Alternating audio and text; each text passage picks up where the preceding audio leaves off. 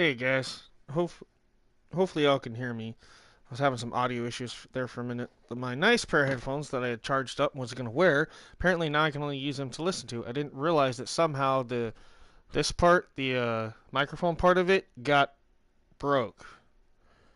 I don't know how. I haven't used those headphones in a long time. I had them put away where they wouldn't get messed with, but yeah, apparently I just happened to look at them and yeah, so that's not cool. Really sucks too. $100 pair of headphones and microphone's busted. So anyway, this is Thrillzone tonight. That is what we're doing. So I'm gonna get the first match going here real quick. That way I can start sending out links. So, all right.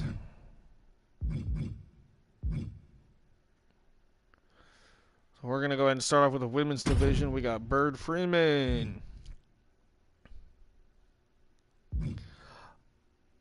I can't remember, Adrian, if you. I always get confused about that. I can't remember if you have a character here. We used to have Angela Brooks here, but we moved her to a different roster, I think. Let me look, dude. Let me at least get this going real quick. Yeah, let me take a look, Adrian. Let me get this match started real quick, though.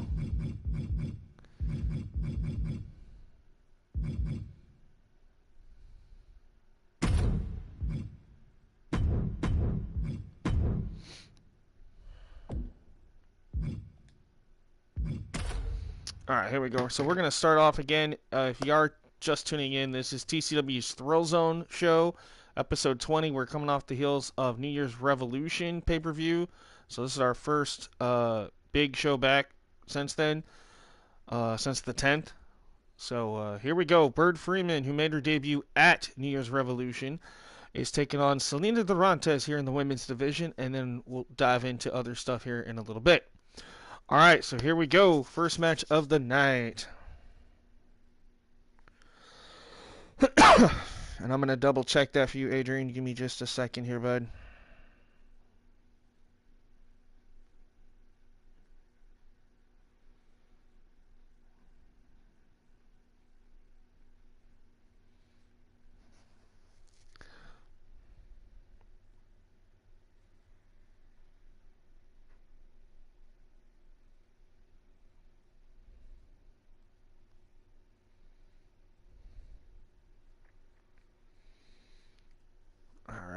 So thank you guys. Don't forget to like, share, or subscribe. Hey JR, welcome in. I think Adrian's been posting for me, so thank you, Adrian. I appreciate that. All right, we're kicking things off again with the women's division. Bird Freeman, the hippie style girl. She is brand new. She made her debut in episode 19 at the pay-per-view. And Selena Durantes has been here since the beginning of the season. But here we go. We're live in Phoenix. Ladies and gentlemen, from the commune, this is Bird Freeman. Bird Freeman surprising us all at New Year's Revolution, showing up, had a great match that she was involved in there at the pay-per-view, and so she is ready to go. All right, Adrian. Oh, so you posted it to the Discord then? Okay. Thanks.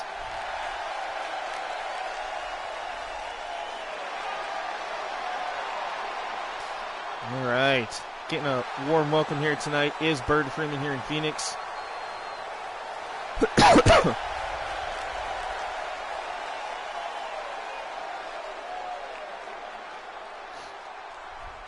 Again, welcome in everybody. Thank you, James, for posting on Discord. I just saw that. That's cool. Thank you. So I'm gonna post it on the Twitter. All right, introducing next. Her opponent, this is Selena Durantes. Thank you, James. I always forget to use your Discord and share that on that platform. Yep, JR, yeah, she's going to look like she's from the 60s. That is right. All right, ladies and gentlemen, Selena Durantes. I like her Twitter handle, Hideous Selena. That's kind of funny. But, all right, here we go. Selena Durantes ready for action. All right, so I'm gonna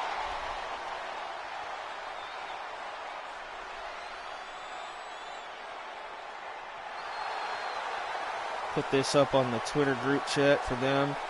I know there's probably going to be a lot of talk about 2K23 tonight. I'm kind of prepared for that because I know you guys are going to want to talk about it. So we will talk about it periodically later. I don't really want to get into that right now because I don't want that to take focus from the show, okay? So we will talk about it, just not right away. Same with Raw 30, okay?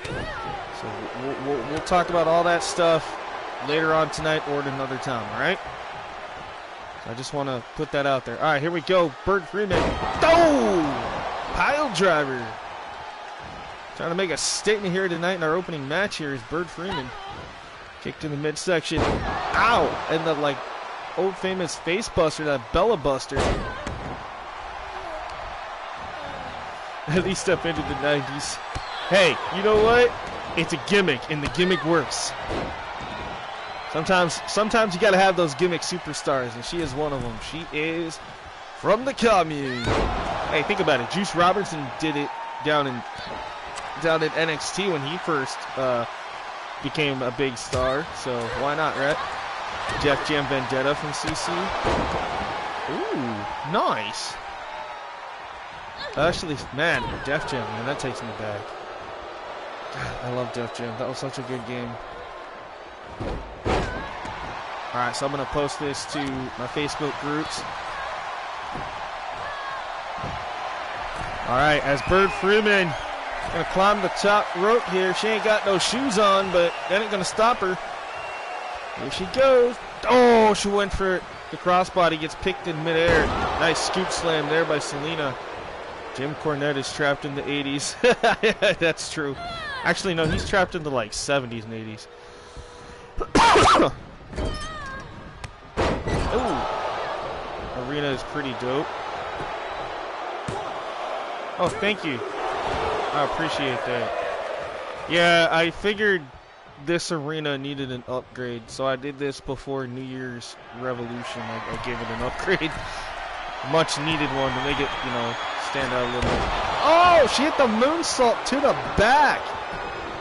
I don't think her intention was to hit her in the back, but you know what? It works. Selena hooks the leg. God, Selena was looking to steal this one here.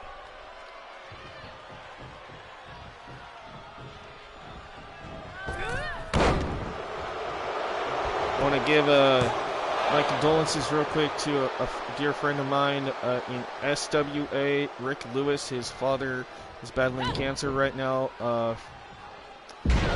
again, and he's not expected to make it out this time. And so he's asked me to keep him in his prayers, and I told him that I would go ahead and announce it on stream that we all wish his family the best, no matter the outcome. So Rick Lewis and SWA, man, my condolences to you and your family on this tough time, and I'm sorry this is happening. So I wanted to put that out there real quick. Right, Adrian? Yeah, that moonsault was pretty cool, wasn't it? Yeah, I like that one. Just like the lead assault. Look at this. Bird Freeman sends Selena in almost into the barricade there. And Bird Freeman looking good. This is only her second match in TCW since since New Year's Revolution. This is her first Thrillzone match officially here. Look at this, Selena though. Ooh, nice combination into the standing drop kick. Takes her down. Welcome in, folks. I am Spike Tonic, aka Thriller. We are live here on TCW. We're the Thrillzone. Ooh, went for the kick. Nobody home. We're kicking things off tonight with our women's division. We have a lot of cool matches lined up. A lot of great superstars ready to show what they can do here. Yeah, that was the lead assault. Yeah. Off the DDT-like maneuver, goes for the cover. 1, 2. Bird Freeman only gets a 2. Selena gets the shoulder up. We got a fight forever chant here in the Thrillzone.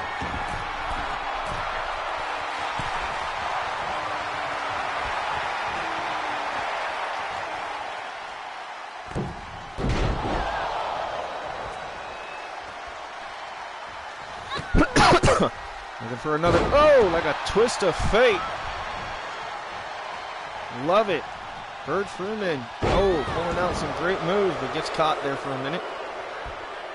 Selena back to her feet.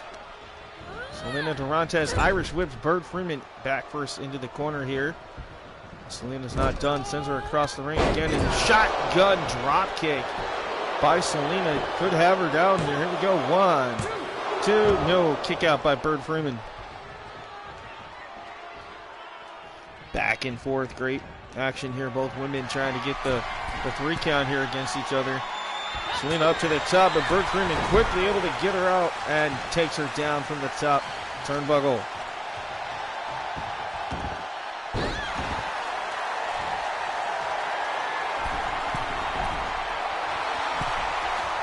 And now it's Freeman up to the top. Oh, I think she was going to try to hit that crossbody in it. Oh, no. Nice tilt-a-whirl head scissor there. Selena Durantes. Oh. Uh-oh. Crowd looking for the 3 amigos.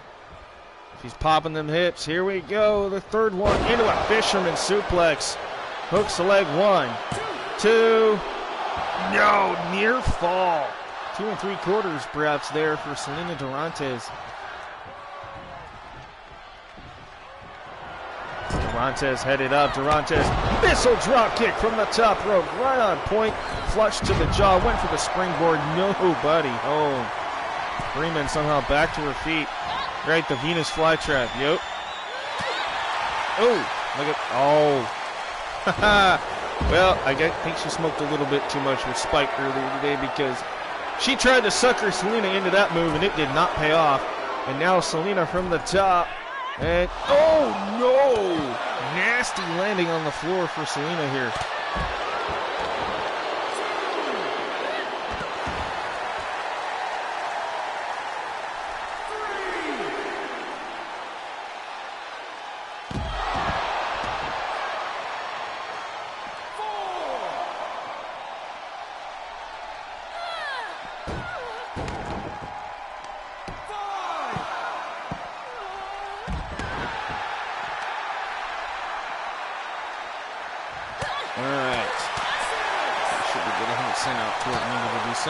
All right, here we go. This is our first match already tonight. And already the show is off to a great start. I mean, this is a great match to start the show tonight. You got the newcomer, Bird Freeman. You got Selena Durantes. And yeah, I know we're at a count of 8 right now. Apparently we're going to get a double count out because our referee is an idiot. Oh, no! No? He counts really fast to 9, and then he, like, hesitates for, like, 30 seconds. I never understood why they do that. But I've noticed that has happened quite a bit. But Selena got lucky there. She could have been counted out, and I think that's what Bird Freeman was going for, but the ref just gave up counting. I guess he can't count past 9 tonight. Bird is keeping it on the outside. They might get counted out if they're not careful, right? Can you guys hear me? I'm not having audio issues, am I? All right, Selena Durantes. Wow. Yeah, I hate countouts too, to be honest. I don't mind it if I am allowing it for a storyline, but no. And in this one, there's no storyline really evolving here. It's just these two. Okay, I just want to make sure, because like I said, I know I had to switch out headsets, so. The ref counted 9 twice, right? Hey, Daryl, welcome in. Big win for Selena tonight, man. Bird Freeman, definitely one to watch here, though. VWE, Sergio's in the house as well. Welcome in, guys. All right, we're going to go to our tag teams division. Picks up the win over Bird. That's right. All right.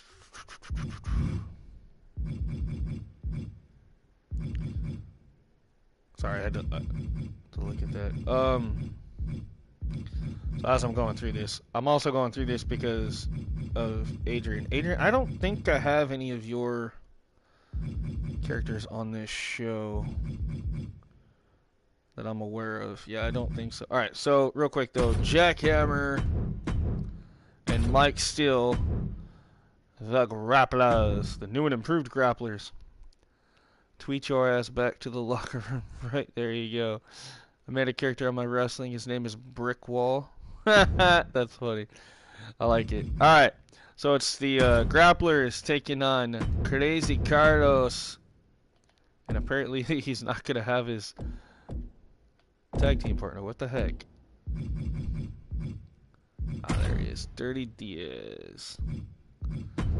Okay. God, I can't wait for the new one, so hopefully I won't have to do this in play mode again this coming year. I'll actually be able to do it in Universe, and I'll be okay. All right, the grapplers taking on El Sindicato. Tag team action here.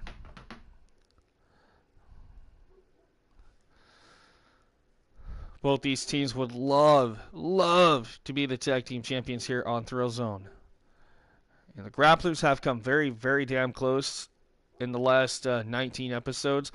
But let's not count out El Sindicato here. They've been rocking and rolling in the tag team division as well. So this is one of those we knew was bound to happen sooner than later. So the grapplers, El Sindicato, first time ever, I believe, tag team action. This should be good. Yes, thank you for asking, Daryl. My weekend was pretty good. I went to church on Sunday. Did other than that, and then I hung out with a couple of family friends on Saturday. That's why I didn't stream Saturday or last night. Just had some stuff going on. Can't wait to recreate custom entrances. Oh, I know. So real quick, while waiting for this to load, I will briefly talk about 2K23 in between matches periodically tonight. So yes, for those of you that might be living under a rock or do not know, 2K23 comes out March 17th is the official release date, but if you pre-order now, as of today, you can start playing it March 14th. And there's 3 editions: Standard Edition, Deluxe Edition, Icon Edition. I plan on probably getting the Icon Edition just so I have all the stuff, Season Pass, blah, all the pre-order stuff, blah, blah, blah. Also, pre-order bonus player is going to be Bad Bunny. So you will, if you pre-order the Deluxe or Icon, you will be able to play as Bad Bunny.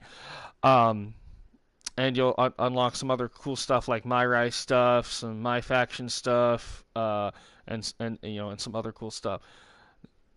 Yeah, the news. I knew it was coming. I figured they were gonna save it for Raw 30. So obviously tonight is Raw 30 as well, so that kind of makes sense that they would do that. Also, Showcase Mode is all about John Cena, 20 years of Cena. He's also the cover star. So each edition of the game, Deluxe, Standard, and Icon, will have a different picture of John Cena on the cover. And again, we'll talk more about this on the next loading screen or during the menu. All right, guys? But let's get back to the show here. Here we go, live in Phoenix, the home of Thrillzone here. We are inside the Thrillzone. Ladies and gentlemen, the following tag team contest is scheduled for one fall. Introducing first, Mike Steele and Jack Hammer. They are the Grapplers. Grapplers donning some new gear and a much more vicious, in-your-face attitude. But don't let that take away from the fact that this is a very dominant tag team here in TCW. They just have not held any gold yet. They have come very, very close. And I think tonight they're going to prove to everybody in that Thrillzone locker room and the Thrillzone universe that, yes, these guys mean business.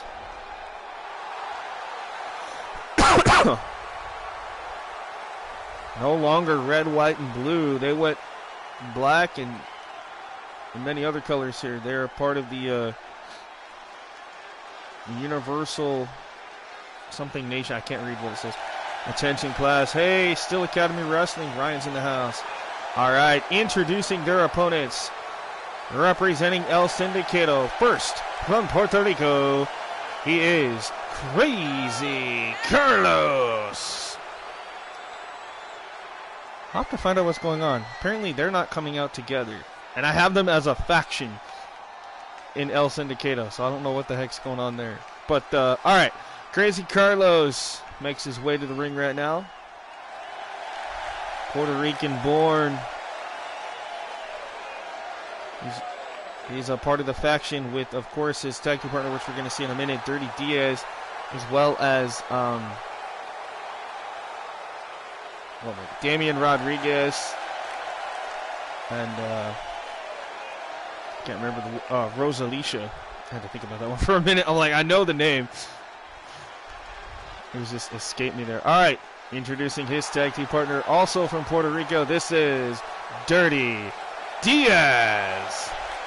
Diaz and Carlos, hell of a tag team here. This is going to be really, really good match, I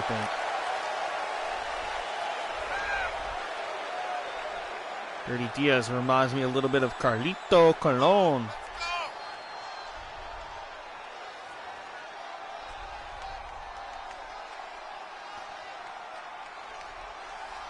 A lot of great stuff planned for tonight.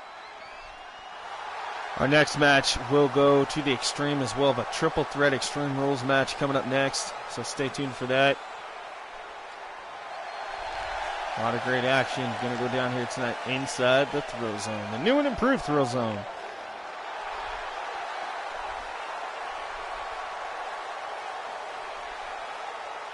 Again, don't forget to drop a thumbs up and leave a like. Subscribe if you haven't to the channel. This is Thriller23 Oil Productions and TCW Wrestling. I am Thriller, aka Spike. And here we go. Carlos out of the gate. Massive power bomb.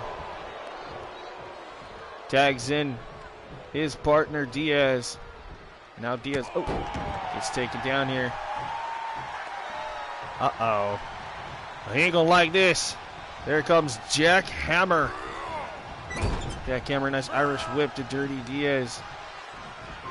Diaz, trapped in the rope, shot to the left knee there. See him limping out of the corner, and Hammer's now got him up on his shoulders. Diaz gonna go for ride. Face first, snake eyes in the turnbuckle. Oh, went for the stomp in the corner. Nice save there by Diaz. One power bomb, then tags out, right? Hey, he's saving himself. He's like, hey, I'm going to do this big move, get the crowd rolling, and I'm going to go stand outside for a minute. Here, you take over. Sometimes that happens. Yeah, Diaz in trouble now. Oh, nice save. Kick to the gut, then another one. Oh, face first goes Jack Hammer. And Jack Hammer and Mike Steele, the grapplers. Again, no longer donning red, white, and blue, the American flag colors. They have went to into like almost like a nation of dominations situation. I'm really digging it. Oh, drops the elbows here. Diaz. Oh, suckered us all in on that one. I thought he was going to go for another elbow instead. Stomp to the face and now rake to the eyes. Diaz looking for that springboard. Well, was going for a springboard. Apparently that didn't work. He landed right on his face. He's going to send Hammer over the top to the outside. And then I don't know what the crowd is perhaps chanting. I don't know. Maybe Diaz is thinking that they're chanting something. He's all sitting there plugging his ears like, shut up, shut up. I'm like, I don't even hear the crowd saying anything. Eddie Mayo, you got to want for his arrest. Had to get the... this crowd epic here.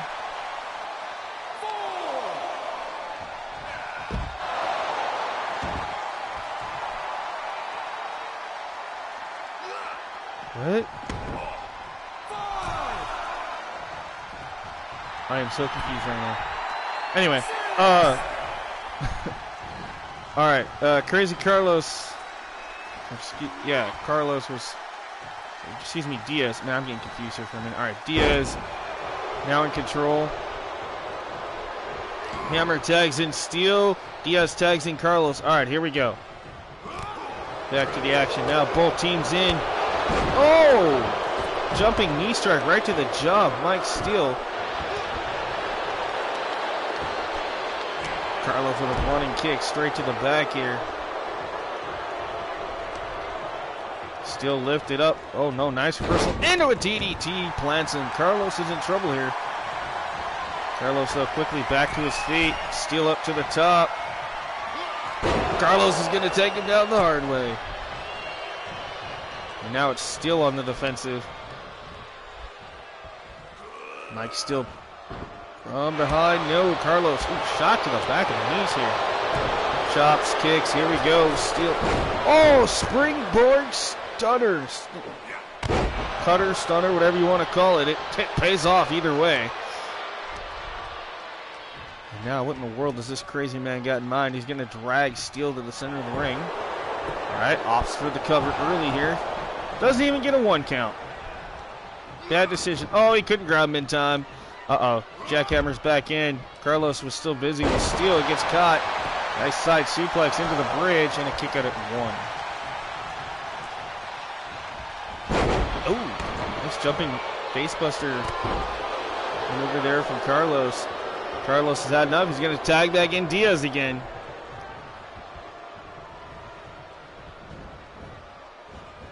Check on them. I like his broke his neck. Wait, what?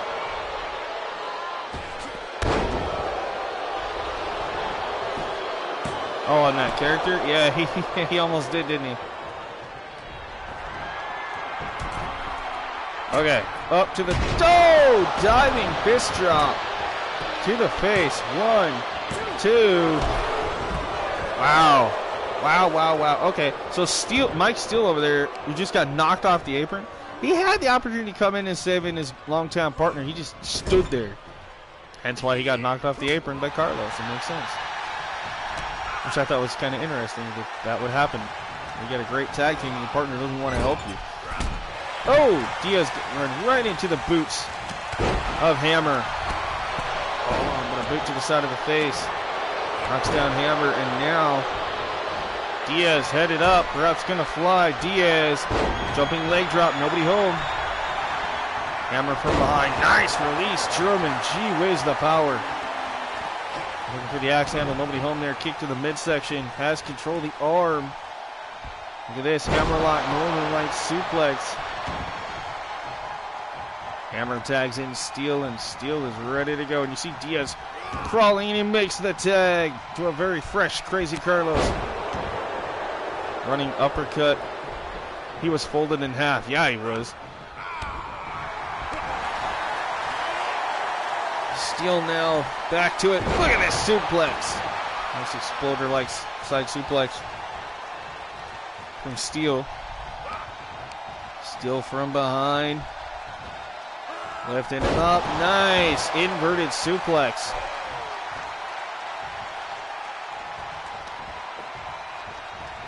Got control. Oh. Nice. Oh, and a rake in the eyes again. Come on, ref. Trying to temporarily blind his opponent as he tosses Steel into the corner now. Face first off the turnbuckle. Carlos, oh, nice insecurity-like kick, running up the ropes there for a minute. Speaking of ropes, he's headed back up. Carlos, big time frog splash into the cover, hooks leg, 2, and a near fall. I love this chant here in Phoenix. Tag team wrestling chants begin here in the arena with these two great tag teams here tonight. Nice shot there. Steel looking for the pump handle. Oh, nice. Into almost like a modified angle slam into the cover now. 1, 2, and a near fall for the grapplers. Grapplers, El Sindicato. Hell of a tag team match right now. Steel tags and Hammer again. Hammer again got that taped up right shoulder. So must obviously be having some issues tonight with that shoulder, but that is not going to stop the powerhouse. Quote MTV Celebrity Deathmatch. The ref was Judge Mills Lane. I'll allow it. I know, right? I used to love that show. That is one show that they need to bring back. I get it. It might be a little hard to do now with all this woe it's me crap, but I really think that Celebrity Deathmatch was one of the all-time great shows. Daddy's heart doctor put on him? Oh, I'm sorry to hear that, man. Damn. Carlos. No! Into the neck breaker. Nicely done, man. What impact on that maneuver. 1, 2. Broken up there by Hammer. I have the game. I have the PlayStation 2 game, Celebrity Deathmatch. I really wish they would bring it back and add more celebrities to it, but that was such a good game. Anna Nicole Smith, Jerry Springer, Carrot Top, like that had some really good characters in it. But yeah, I actually still have that game. I have Jackass, the video game too, that came out on PlayStation 2. That freaking game is hilarious. Throw yourself down the side of the hill or the side of a cliff and try to hit all the rocks and cactuses, and then at the end of it there's like a ramp and you have to get your character to perfectly launch yourself off the ramp and into like a giant lake. And you get points for as many injuries as you can and broken bones. It's freaking hilarious. Jackass, the video game. Can't even believe that they were so popular. That was a thing, but yeah. Anyway, Carlos back in. Jackhammer's down. Carlos taking a little bit too much time. I don't think he realized. Steel was oh, now he does. Big forearm. Rocked him, and now look at this. Wait a minute. Whoa! All hell's starting to break loose here. Steel was trying for that springboard forearm. It's not even legal in this match. Oh yeah, PlayStation 2 had Beavis and Butthead. Oh yeah, I think I remember hearing about that. That was back in the time when like every cartoon show or whatever had a video game. I swear it was crazy. Nice axe handle smash. Takes him out, and now Hammer tags in Steel again, and here we go again.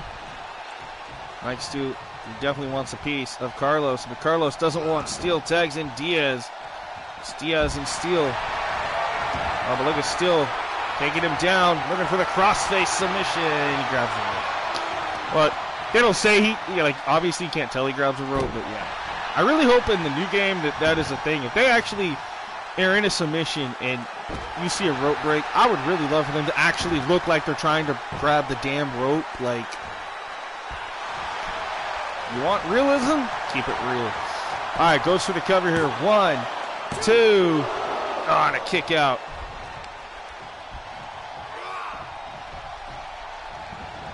Steel from behind. Oh, good Lord. Stacks him up with that German suplex.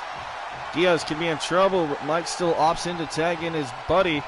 Jackhammer back in. Look at this. Fisherman suplex again, and Diaz is rocked right now.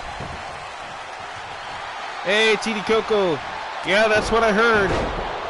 I would talk about it, but unfortunately, I have not watched it because I don't have a way to watch it till later when it's on Hulu. But so, no big spoilers. I mean, I do know some, but again, I don't really want to talk about Raw 30. I will, however, talk about 2K23, but we're going to do that during the next loading screen. And look at this. Diaz trying to steal it here, too. Referee is definitely blind tonight. Like, how could you not tell that Diaz had his feet on the ropes? Shot there. No, he caught him. Diaz says, you can't see me. Oh! Yo, ref, check his taped hands there. I think there might be some brass knuckles in under there because that was a nasty shot to the jaw. That busted Hammer wide open. And that jawbreaker is not going to help matters none. Ref is blind. Yes, he is. Nice. Twisting neck breaker there.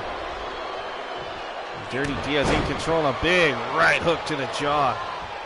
Tag backs in. All right, Carlos backing off the tag. I appreciate that, Ryan. Thank you, buddy. And rock splash into the cover. This could be a huge win for El Sindicato, too.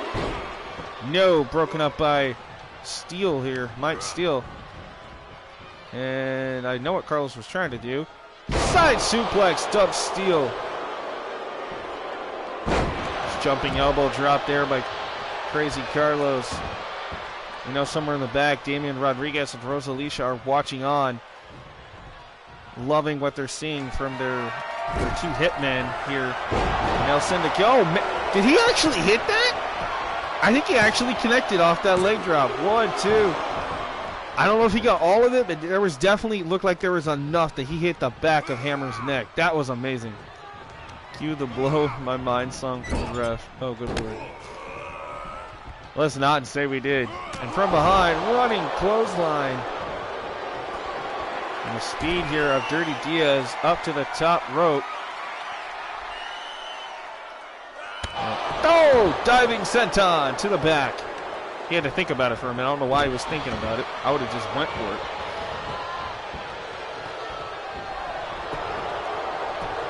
Goes into the cover, hooks the leg. 1, 2, and he got it. Diaz and Carlos, El Sindicato knock off the grapplers. Whew, what a tag team match. I was definitely back and forth there for a while. But they had a smart strategy going into this. Dispose of one of their opponents, and they did that. Steel was tossed to the outside, and they took advantage. Pretty much double teaming Jackhammer, and I think once Jackhammer got busted open, I think that was pretty much spelled the end of this match.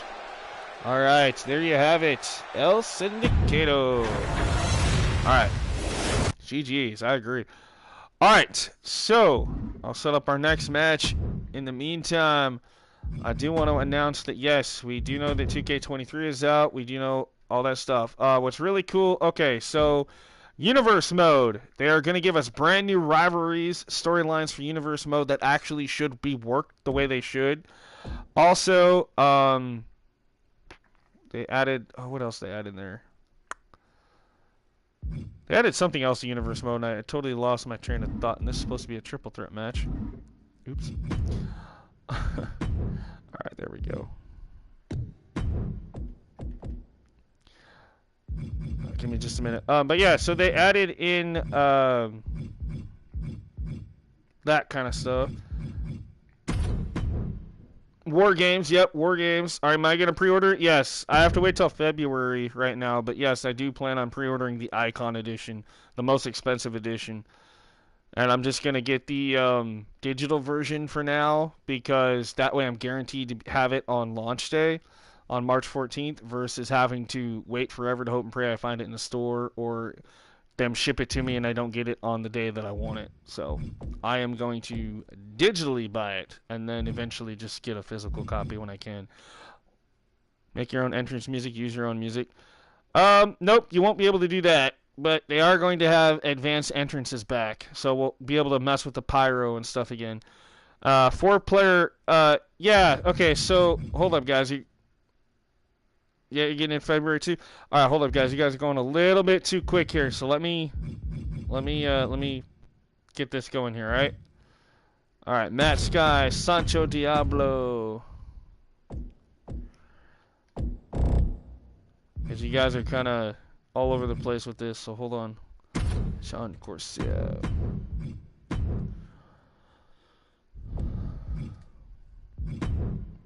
So yes, War Games is going to be a thing. It'll be a match. It'll be, you can play 3-on-3 or 4-on-4. But the General Manager mode is getting a major overhaul this year. You're going to have even more managers to choose from. More brands, apparently, that you can use. It's no longer going to be a year and then you quit and start over. They're actually going to expand it, so hopefully it goes more than 1 year in General Manager mode.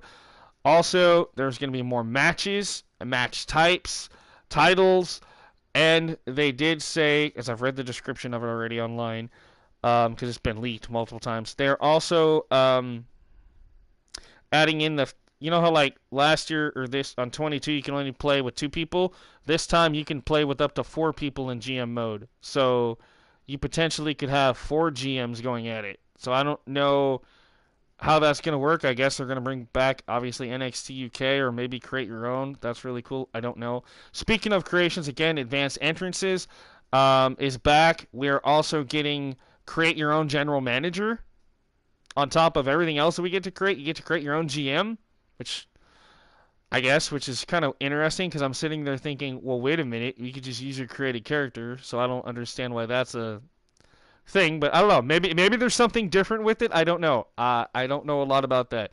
My Rise will have an even longer story for the men and women than they did already, with unique twists and turns, and your decisions will definitely matter.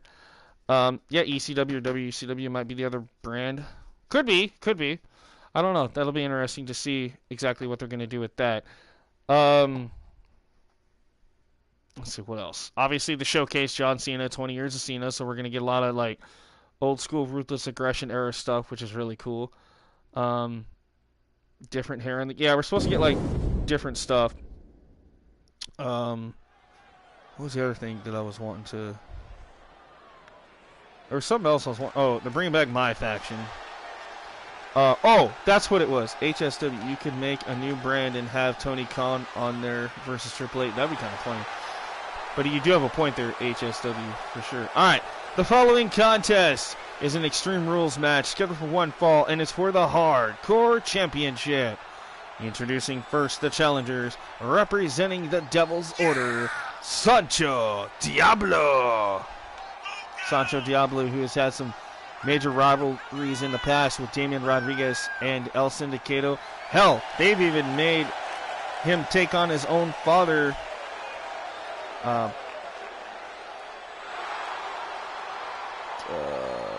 Good Lord, I totally forgot his name.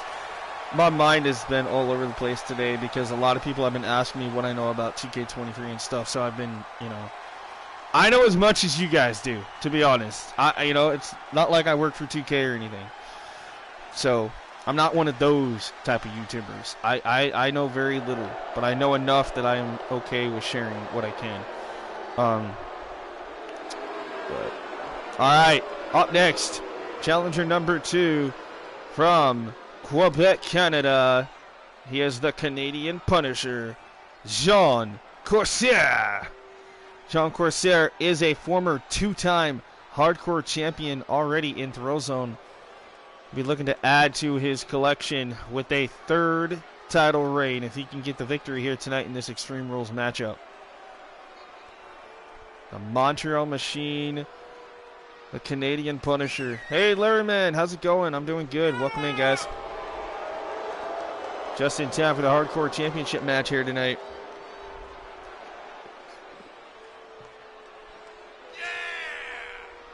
Shout out to Dr. Hooks Malone for hooking us up with some great characters this year.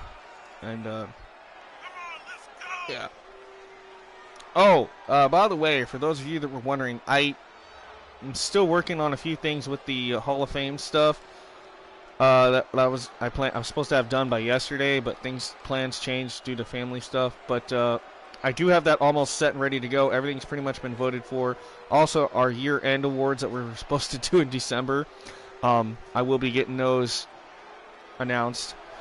So I can tell you the ones that have been finalized.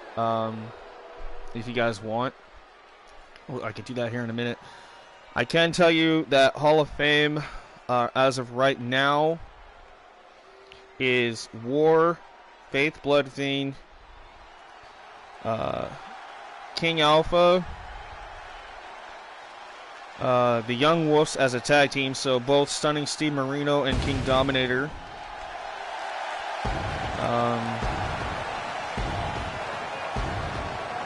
My mind is drawing a blank, but there was a couple others I was going to announce.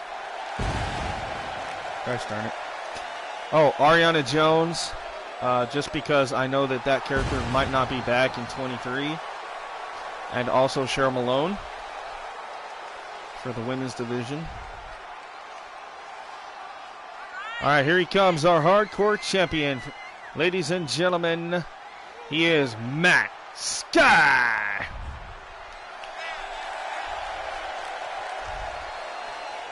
Matt Sky had a huge title defense at New Year's Revolution where he retained the title. Tonight, he's set and ready to do it again.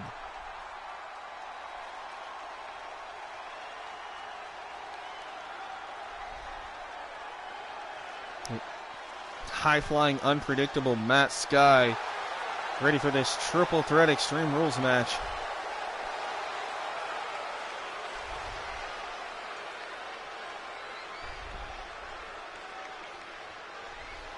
Oh, that's what I was wanting to say about 2K that I kept forgetting. So you guys know how like this year in MyRise, when you created a character, you couldn't use them in any other mode. That is changing. You're now going to be able to import your created characters into MyRise. I'm not exactly 100% sure about export, but if you can import any character, I think that will be really cool. So that's going to be cool for me personally as a creator and YouTuber, because I plan on creating some stuff and using it in My Rise, and then once we finish My Rise, we'll use those people in TCW. So be on the lookout for that. That's going to be really cool. I wanted to do that this year in the game, but then that means I'd have to create the characters twice. And it's just like, dang it, I didn't want to do that. So, all right, here we go. John Corsair starting things off. Going right after Sancho, but Sancho chopping away here. Nice sling blade from Sancho Diablo.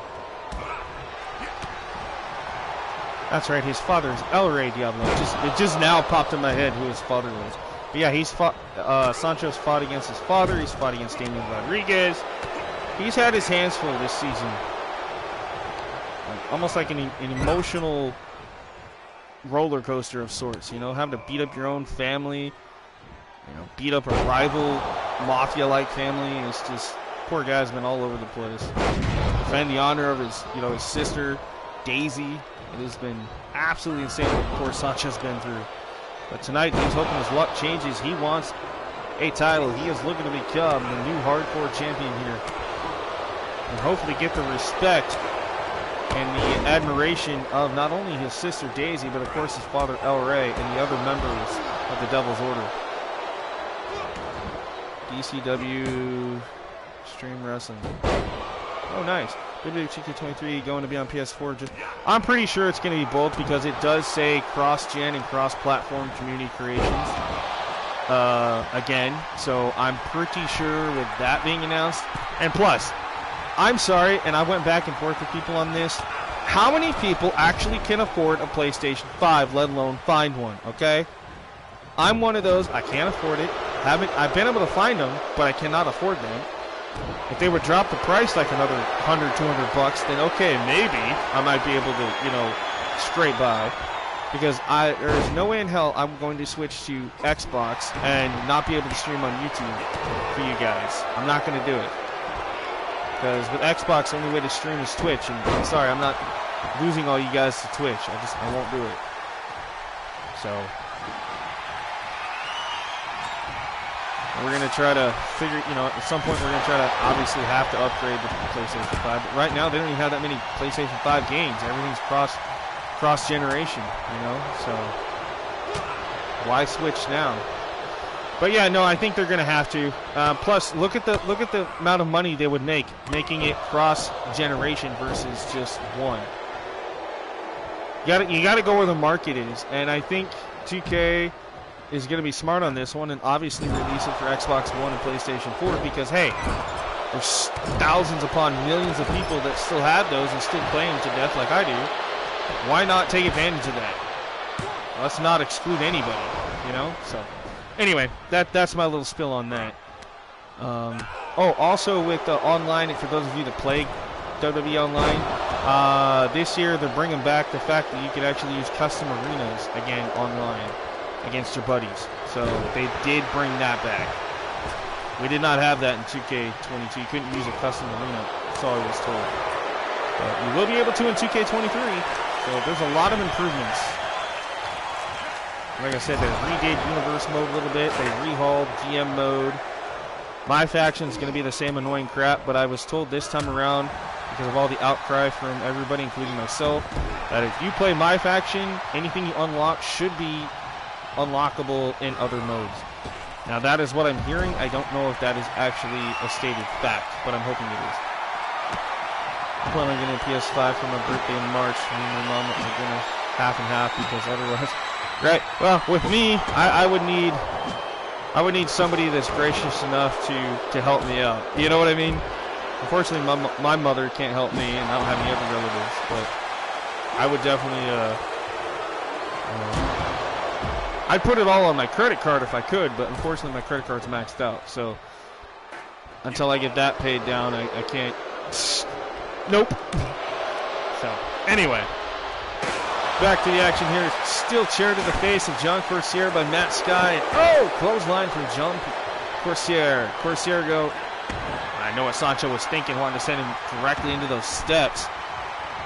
We've got chairs, baseball bats, sledgehammers. And now Sancho, gets rocked.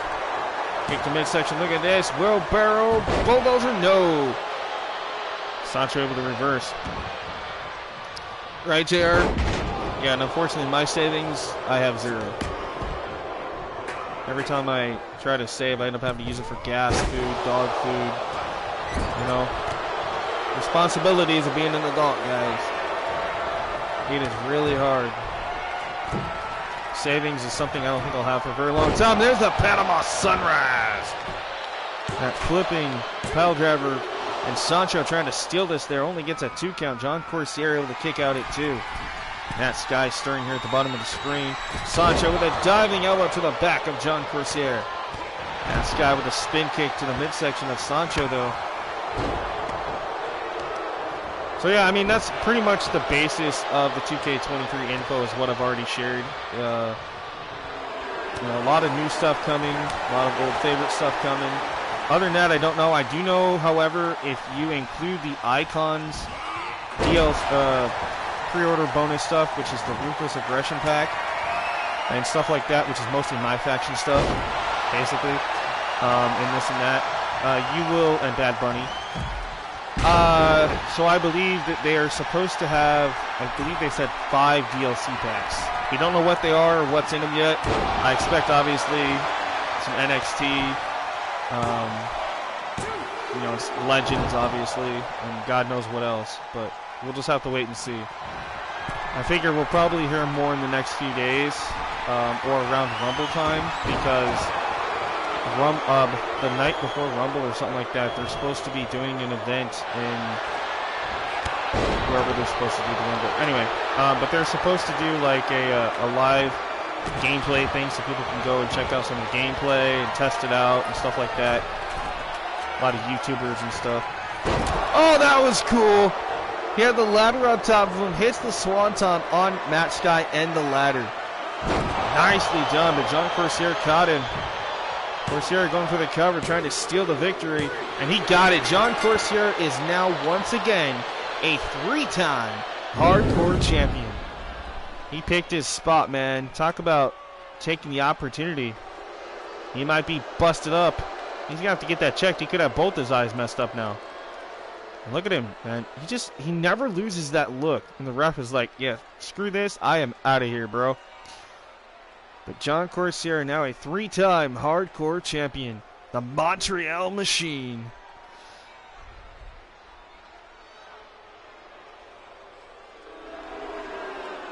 Man, listen to the crowd, man. They do not like John Corsier here in Phoenix. Yeah, it wasn't a bad match. That swanton, though, on top, from the top rope to the ladder on top of Matt Scott, I thought that was pretty cool. And I like that John Corsier just comes in, boom, hits that sit-out maneuver and just steals the victory right underneath Sancho. I thought that was pretty cool. All right, we're going to head back to women's division action here for a minute.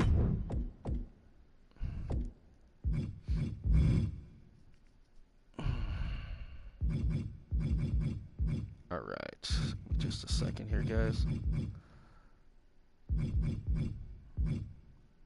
So Dallas Sop.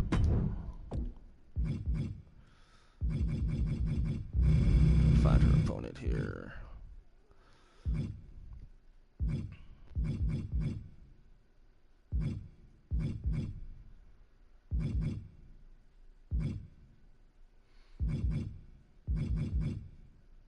Melanin, there we go. I don't remember where she was. All right, Melanin Monroe. You say that too fast, almost like Marilyn Monroe, but... All right, Dallas Sap, Melanin Monroe, one-on-one here on Thrillzone. We'll have like multiple attires, like WWE2K Battlegrounds. It did because nearly every single wrestler had like 2 to 3 attires.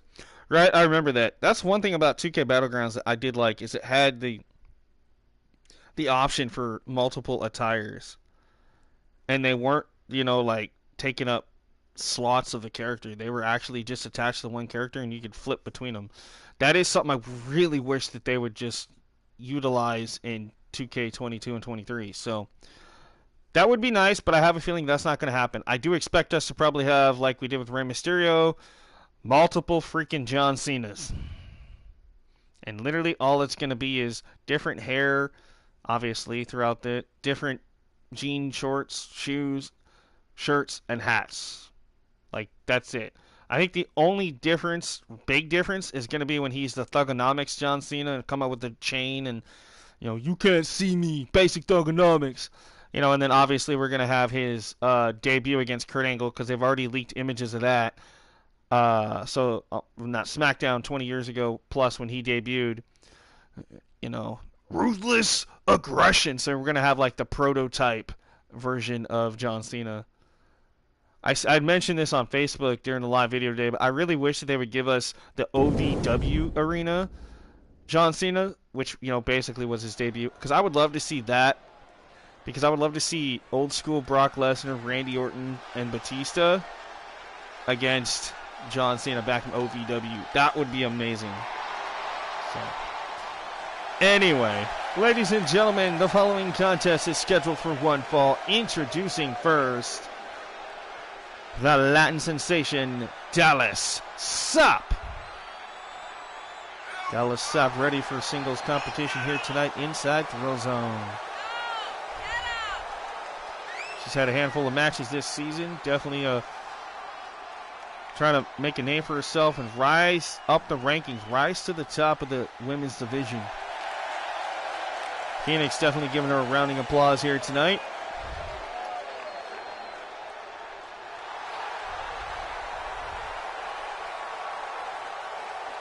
Right? The OVW stuff would be great. And we could have a War Games match with just Cena. I know it's bad enough we could have an Elimination Chamber match and a Money in the Bank match with all the freaking Rey Mysterios they gave us this year. Crazy. Al Snow is over OVW. Not sure if him and WWE are on good terms. Yeah, I'm not sure. Well, OVW actually ended up becoming, at one time, didn't it become? No, that was FCW. So FCW is what NXT is now. All right, ladies and gentlemen, introducing her opponent. This is Melanin Monroe. Melanin Monroe getting a nice reception here in Phoenix as well. So this is good. I think the fans are going to be kind of split down the middle between these two tonight.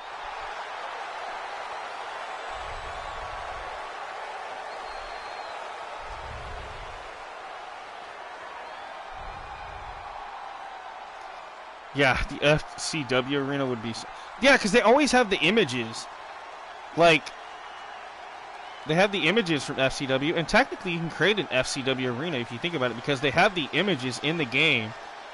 And if you use the old custom, I think it's like warehouse arena with the weird lights, that technically is the FCW arena. If you did it right, you could definitely pull it off. I've seen people do it on Community Creations. But to actually just have one that we don't have to create ourselves would be, I agree, actually would be pretty cool. I mean, I know we're getting like WCW Nitro Arena back, which means we're also getting Hollywood Hogan, so we're probably getting all the NWO stuff. Hey, ELW, welcome in. All right, Dallas Sap taking on Melanin Monroe here, one-on-one. Monroe with that kick. Monroe, springboard. Oh, high cross body from the second rope. Hooks the leg on Dallas. No, kick out. Monroe wanted to end this thing early, but I'm sorry, you're going to have to do much more damage to Dallas Sap than that. You're not just going to come in, do one or two moves, and walk away. It doesn't work that way. Dallas has her up, but look at Monroe. Will land on her feet from behind. Big German-like suplex there by Monroe. Definitely make the FCW arena now, right? Yeah, like I said, I know there's some on Community Creations, but if you use the warehouse and you use a certain kind of, use the ring, you got the logos, you can make your own Florida Championship Wrestling Arena, which is the old school NXT. All right, Daryl, have a good night, buddy. Thank you for popping in. I'm going to relax here and call the action here with you guys. Look at this, grabbing the arm here, just wrenching back on it. I'm still upset. I went to use my nice $100 headphones, my wireless ones. I can hear the game and stuff from them, but as soon as I went to pull down the microphone so I could speak tonight before the show started, I noticed that somehow something must have got set on top of my headphones or something, or they must have fell off of something, because the actual microphone itself is busted at one point of it, so that really sucks. I've only used that headset maybe like 5 or 6 times, and it's like, damn it. But, oh well. These ones work just as good, so.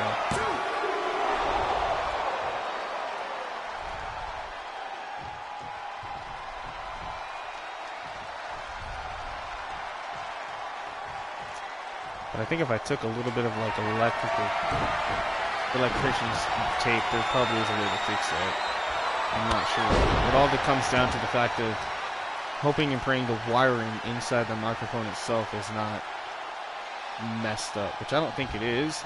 It's just the hard shell casing around the wire part where the microphone's at, so I don't know. If not, I'll just use those for when I'm not streaming and I just want to put the headphones on and, you know, dive into the game. Because they're noise canceling headphones, so I actually feel like I'm in the game. Alright, Melanin Monroe right now looking to size up Dallas. Oh, what a right hook! Monroe, gee whiz. 1, 2. Wow! Oh, it went by a lot quicker than I thought it was going to go, guys.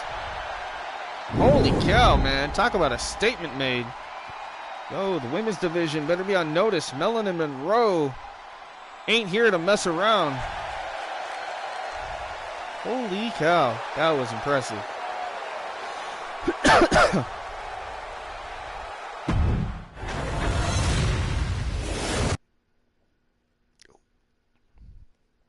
Yeah, was not expecting that to go that fast.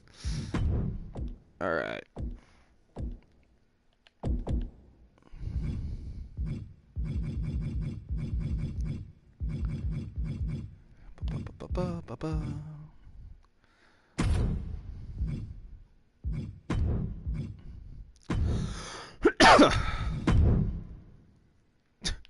I love how he doesn't even come out with the other dragons. Okay. I can fix that. I don't know why this thing is doing this to me. Okay. So there we go. Dragon Boy.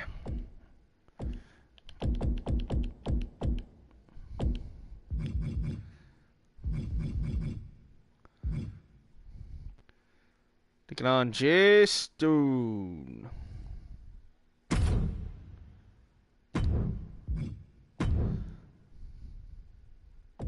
I remember who gave me Jay Stone. Oh, that's right, Sergio. I did like think about it. I'm like, wait a minute, when did I get Jay Stone? All right, Dragon Boy and Jay Stone play SOCOM. It was basically Call of Duty before Call. I remember hearing about it. I think I might have played that. I used to play like I know I played Operation. Well, there was like Operation Desert Storm. I remember playing that, and then there was like Operation Vietnam. Like, before Call of Duty was a thing. I do remember playing those. Those were really fun.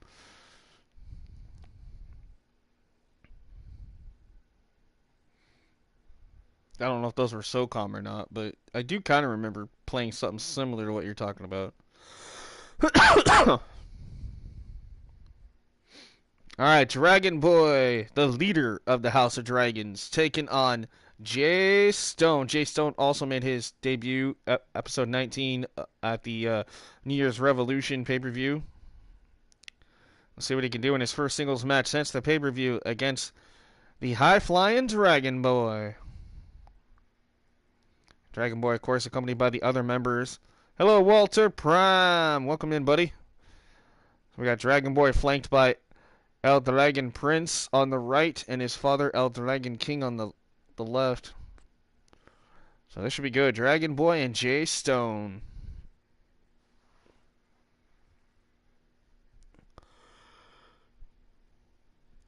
Yep. Yeah, we were just talking a lot about 2K23 a little bit ago. I was talking about all the new stuff coming, all the features, each mode breakdown, all that cool stuff. Yep, I'm definitely excited for it. I will be pre-ordering it come February. Sergio, I got your message. Thank you, buddy.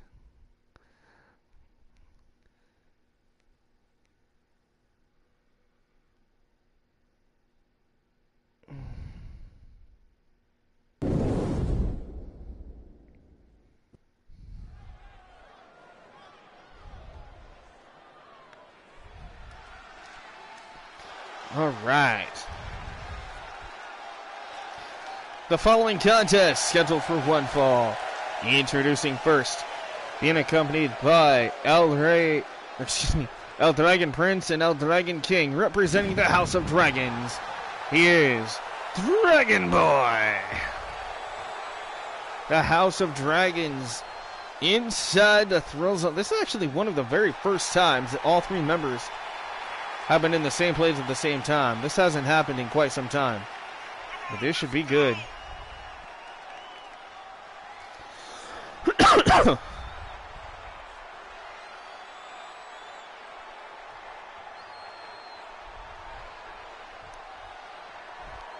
Sergio saying, let's go. That's right. Jay Stone will be in action here in just a moment against this man. Dragon Boy paying homage to the original Dragon, Ricky Steamboat, here with this entrance. Love it. Ricky the Dragon Steamboat. See if Jay Stone can become the Dragon Slayer. Ooh, that'd actually be kind of cool if he could. I kind of like the thinking behind that. I never actually put that together when I put these two in a match. I was like, okay, let's try this. But you got a good point. If he can knock off Dragon Boy, he could become the new self-proclaimed Dragon Slayer. All right, ladies and gentlemen, his opponent, Jay Stone.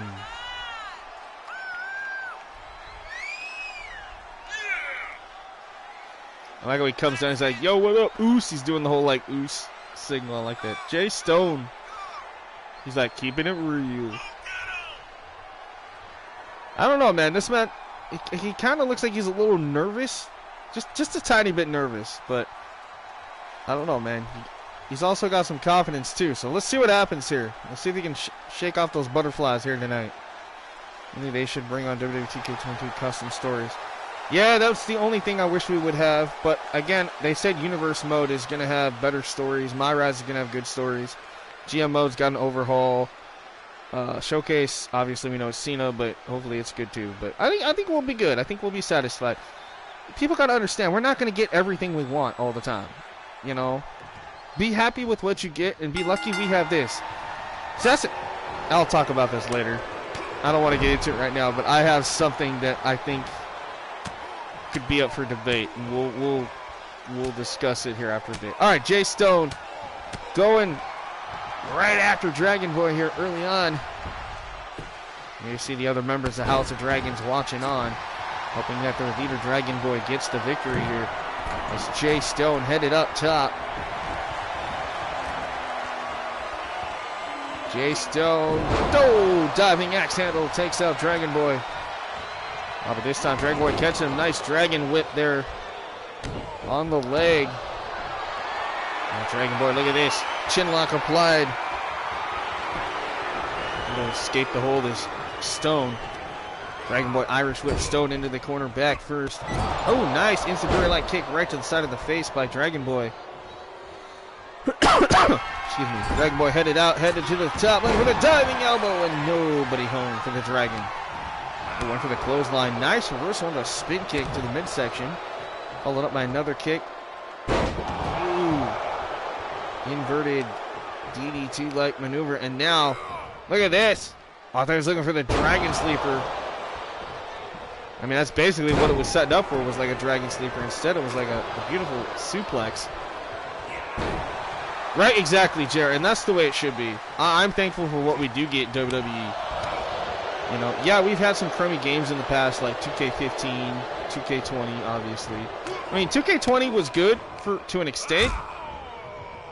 I'm not going to lie, it did have some really cool stuff in it, but obviously with all the glitches and crashes and this and that, it wasn't, you know, it ended up being a flop. But yeah. I'm thankful that we get the rosters that we do, we get the modes that we do, because think about it, guys. I grew up playing WrestleMania, the arcade game, which had like, what, 12 characters tops, and the graphics were like, eh. You know, like, and you only were able to do one-on-one matches. Like, you weren't able to do anything else. It was like playing the original Mortal Kombat. You used one-on-one against the computer or a friend, and that was literally it. So that being said, I am thankful for what I get. And these kids nowadays, and teenagers even, that have no idea probably what the hell I just talked about with Super Nintendo and stuff like that. Like, y'all are too spoiled. Y'all, I'm sorry, it's just drives me nuts. For me, being a hardcore wrestling fan, been playing games for over 30 years now, like, I am happy with the improvements that 2K is trying to do, because you imagine if we would have had that quality of stuff back in the early 90s? Dude, like, games back then would have been amazing. You know, and then we shift like 10 years later to 2000, whatever. We ended up having WrestleMania 2000, No Mercy. And then, you know, a couple years after that, you had Here Comes the Pain and stuff. You know what? We took that stuff for granted back then, because nowadays we wish we could go back to that stuff. But how many people actually would want to go back to those video games? That's the thing that irks me.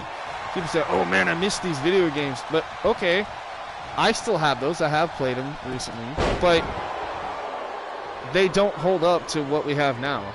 You know, yeah, they're nostalgia, they're fun, but you know, back then we thought that was the shit. You know, look at these kids now; they're just now playing 2K games.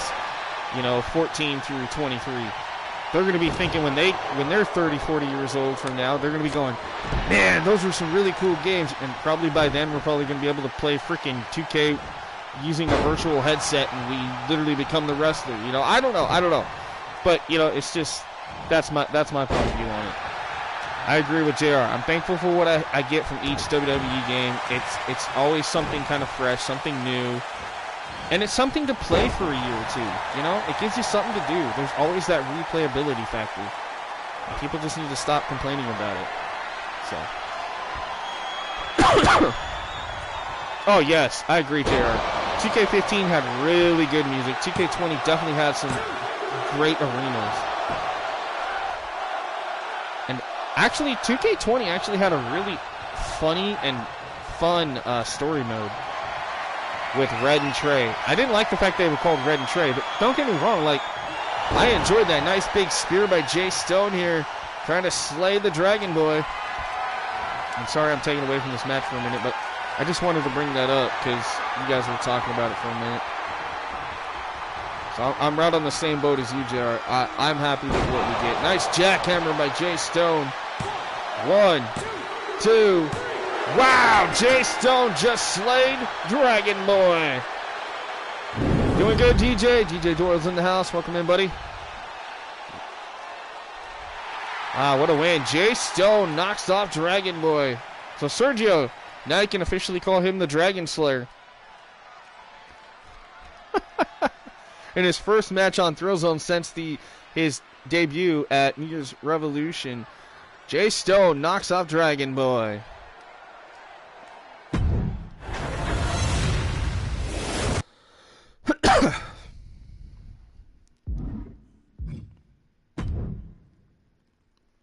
All right. Tornado tag. Okay.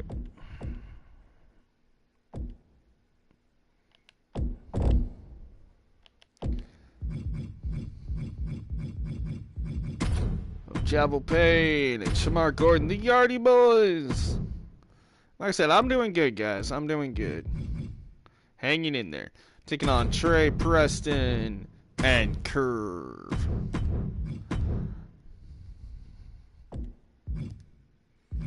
Alright, here we go. It's the Yardy Boys.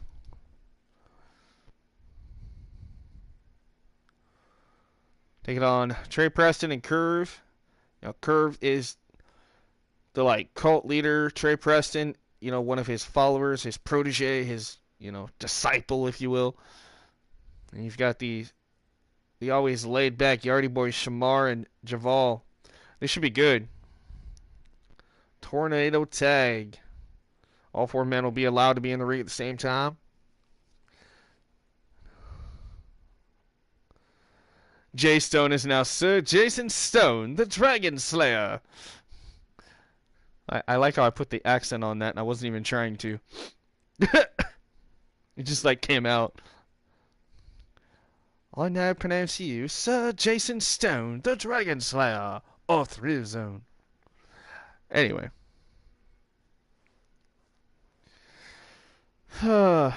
So, yeah, and then, you know, like, people are wanting to know, like, more stuff about 2K22. People asking me, oh, do you know who's in the game? I'm like, no, I don't know any more info than you do. I do know, obviously, Brock Lesnar, John Cena, Kurt Angle, Rhea Ripley. Oh, Judgment Day obviously is going to be in there because I did see the screenshot of Judgment Day and Rhea Ripley. Looks amazing with that gear. And Bianca actually has gear that doesn't make her look ugly. I was actually surprised. It actually made her look really good. I do, however, want to point out that her hair still looks like it's messed up. I don't know why they cannot get Bianca's braid to look like actual hair. It still looks all twisted up. Hopefully, again, that's just a prototype image, and hopefully by the time the game comes out, it actually looks decent. But I think her hair is one of the hardest things that they can do because being so long and the fact that you can control it around and stuff, I'll admit that's probably got to be really hard for them to get correct. But I really hope that they try to get that the way it's supposed to. So I don't know. I now challenge you to turn him into a knight on CAWS Masters. Oh, dude, I don't even have to do it on CAWS Masters. I could literally just go into him anytime I want and just add knight stuff to him. That would be... I wouldn't even have to do it on CAWS Masters. Hey, Travis, welcome in, buddy. Travis Major's in the house. Does Isabella Sanchez have a match? Yes, she will later, here in a little bit, actually. She's actually going to be a part of our next women's division match after this. All right, ladies and gentlemen, the following tag team contest is scheduled for 1-4 and is a tornado tag team match. Introducing first, the team of Javal Payne and Shamar Gordon from Jamaica. They are the Yardie Boys. Then do it. Yeah, like I said, I could totally make Jay Stone a knight. Helmet, everything. I'm pretty sure I can totally do that. How you been, Travis? Hopefully you're hanging in there, buddy. Yeah, I'm doing good. I'm doing good, guys. I feel good. Well, granted, yeah, at the beginning of the stream, I was a little bummed out because I broke my headset. My really nice ones, but that's okay. It happens. It's just material things. I always have a backup. That's why I use these ones more than I do the other ones anyway. So, but my other ones are still, like, I can still use them to listen to the game. I just can't, unless I can somehow fix the microphone part of it, I won't be able to use those to record stuff anymore. But that's okay. She has a number one contender match tonight, right? Yes, she does. Isabella Sanchez, number one contender match. That'll be next. Yep, it's a triple threat number one contender match because there's her and two others that are gunning for the world title.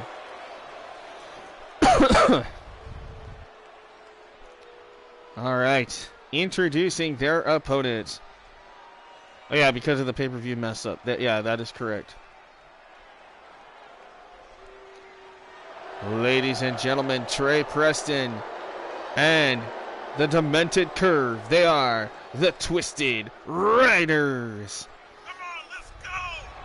This cult-like tag team led by Curve, the former three-time hardcore champion, and of course his protege, Trey Preston, a former hardcore champion as well. These guys would love to hold some tag team gold here in Thrillzone. Look at that, just eerie stare, man. They don't take their eyes off their opponents. And the eyes say it all, man. These guys, I don't know, they're just something obviously twisted about them. Hence the name Twisted Riders. Look at Trey looking around, Curve looking, staring down his opponents. But Trey almost looking out in this audience like who could be their next member, you know?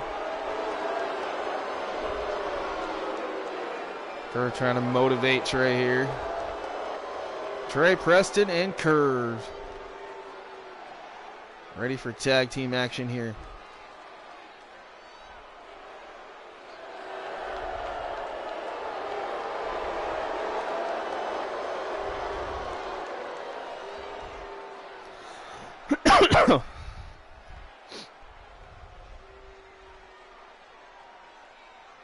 All right, here we go. Tornado tag team match. Let's get it on. All right, here we go. Shamar Gordon goes right after Curve. Look at this. Oh, nice. Famous sir by Shamar. Went for the standing shooting star. Nobody home.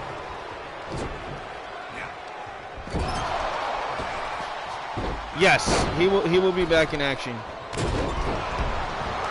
Yeah, the only reason why he was taken out for a couple episodes, including the pay-per-view, is because I didn't have anything for him at the pay-per-view to do right away.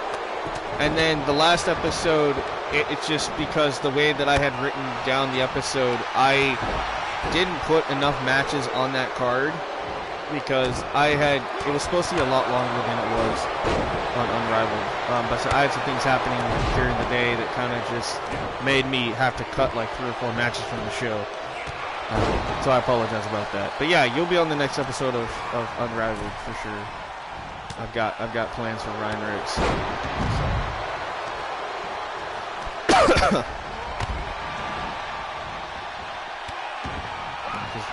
Ryan Rex will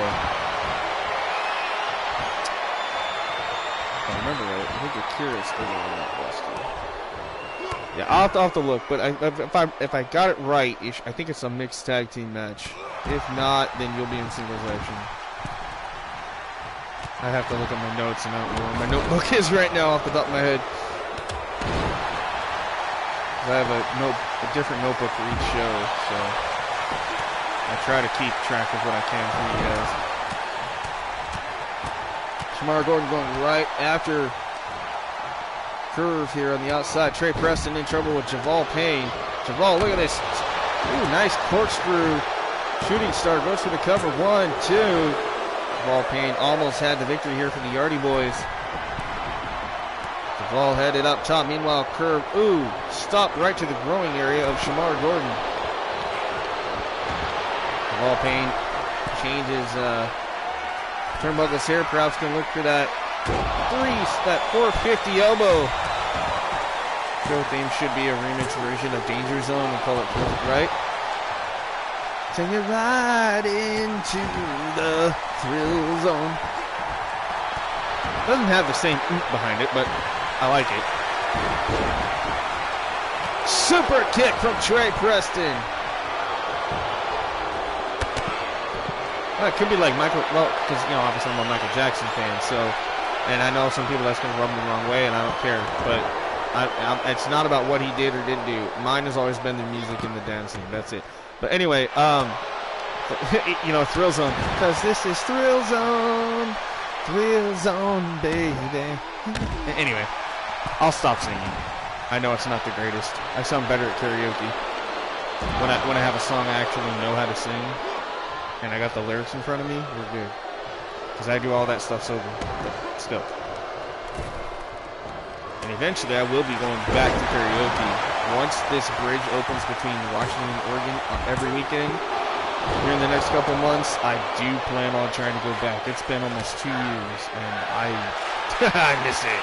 Right, the Black Sheep Society is coming. Yeah, that's another reason why I've kept you off of action, too, is I've been trying to get that the way I want it to look. Trying to figure out who I want to be a part of that and whatnot. So that'll be interesting. Because I want to kind of build that storyline. I don't want to just do it and half-ass it. I actually kind of want to build that up. Javal Payne here.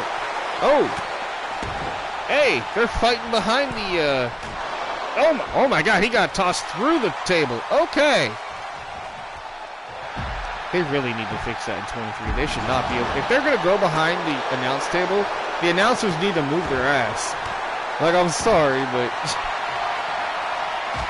And I really wish that... Okay, they have the ring bell. I want to be able to go back there and pick up the ring bell. Like, why has that not been a thing since, like, what, I think 2K14 was the last time we were able to use a ring bell as a weapon? It's dumb. It's like it's right there. Why can't we use it? But anyway.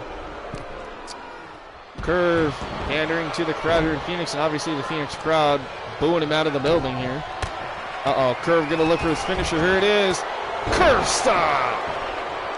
Trey Preston's got Shamar Gordon isolated here on the outside. Let's see if Curve can get the victory. At least they're not glitched in the table. Right, that's true. Nice 2 count there. Wow, I can't believe Javal Payne actually kicked out of the curve stomp. The Curve in the corner, ready to strike. What has he got in mind for Javal? Oh, that spinning, that twisted boot right to the jaw. Trey Preston still working on Shamar Gordon on the outside. And there's another curve stop. This has got to be over. The Twisted Riders can get it here. 1, 2, and wow, he kicked out again? Damn, talk about resiliency. He kicked out not once, but twice to the curve stomp. That is amazing. That has not happened to Curve in some time. The last person that was able to do that was John Plaisir. That was during a hardcore title match. Javal Payne, kick to the midsection. Hooks the arm, Javal Payne. Oh! Nice package suplex. Payne into the cover. 1, 2. 2 count. I'm laughing at Shamar Gordon and Trey Preston there on the outside, just still fighting there by the announce table. I'm hoping they're not glitched out, but I have a feeling they are. But wow! He made him tap. I thought he was just punching him. No, he had a submission locked in. Javal Payne taps out Curve.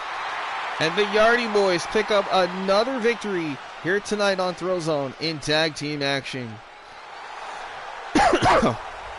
Alright, some of these matches going by pretty quick tonight. That's not a bad thing. Another big win for the Yardie Boys. Tag champs better be on notice here, man. Wow.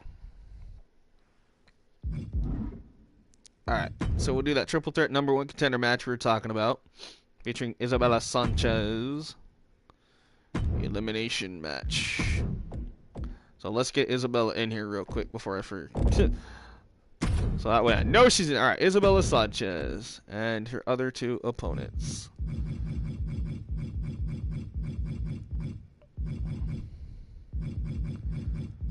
Come on, where is everybody?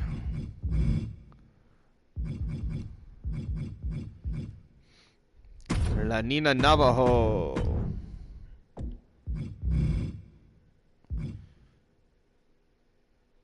I think I need to fix Amanda Black if I remember right, but we'll see what happens here. Should be okay. I had to delete somebody the other day, and when I did, some of Amanda's images disappeared, but I think I fixed it, so it might not look the way she used to, but it close enough. Because I tried to re-download it, and it wouldn't let me, but that's okay. Alright, Isabella Sanchez, Lanina Navajo, and Amanda Black. Amanda Black, Hall of Famer. Lanina Navajo, member of the Nation. And of course, Isabella Sanchez, who was supposed to have a number 1 contenders match at New Year's Revolution. Now getting that opportunity tonight instead. So here we go. Triple threat elimination style matchup. Which one of these 3 will step up and challenge for the World Heavyweight Women's Championship? Well, the women's world. It's not really heavyweight because every woman can challenge for it technically. So.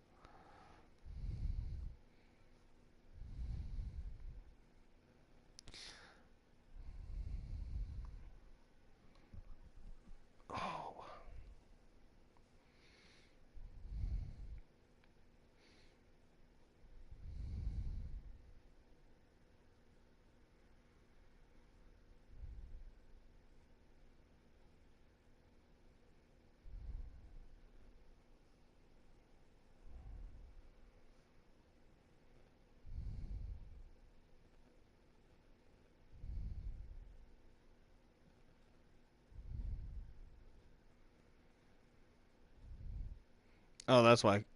Alright, so I see what happened. Adrian, you put up the stream in the current champions list on Discord. That's okay. I will, since I already fixed it, I will just go ahead and take that off of there. I was wondering, I'm like, wait a minute.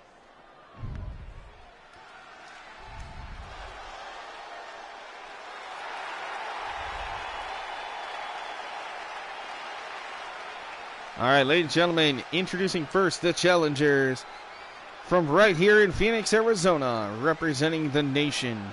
This is La Nina Navajo. La Nina Navajo here in her hometown of Phoenix here tonight, ready to rock this crowd with in-ring action. Our women's world champion, Jackie Ace, will be in action later tonight. But right now we know she's in the back watching this match very closely to see which one of these three women is going to be her next opponent and #1 contender for the women's world championship.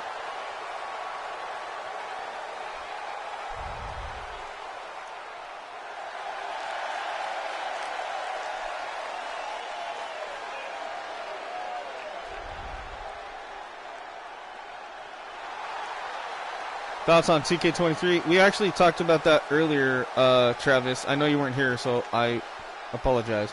But yeah, I talked about a lot of it at the beginning of the show, and I also posted on Facebook in a live video in the group chat, or the group page for Thriller 23 Productions. So definitely, if you get a chance to check out any of those, Travis, you will see my honest thoughts. I think we're going to be good with what we're getting. All right, ladies and gentlemen, introducing Isabella Sanchez. Doing a little shake in there. All right.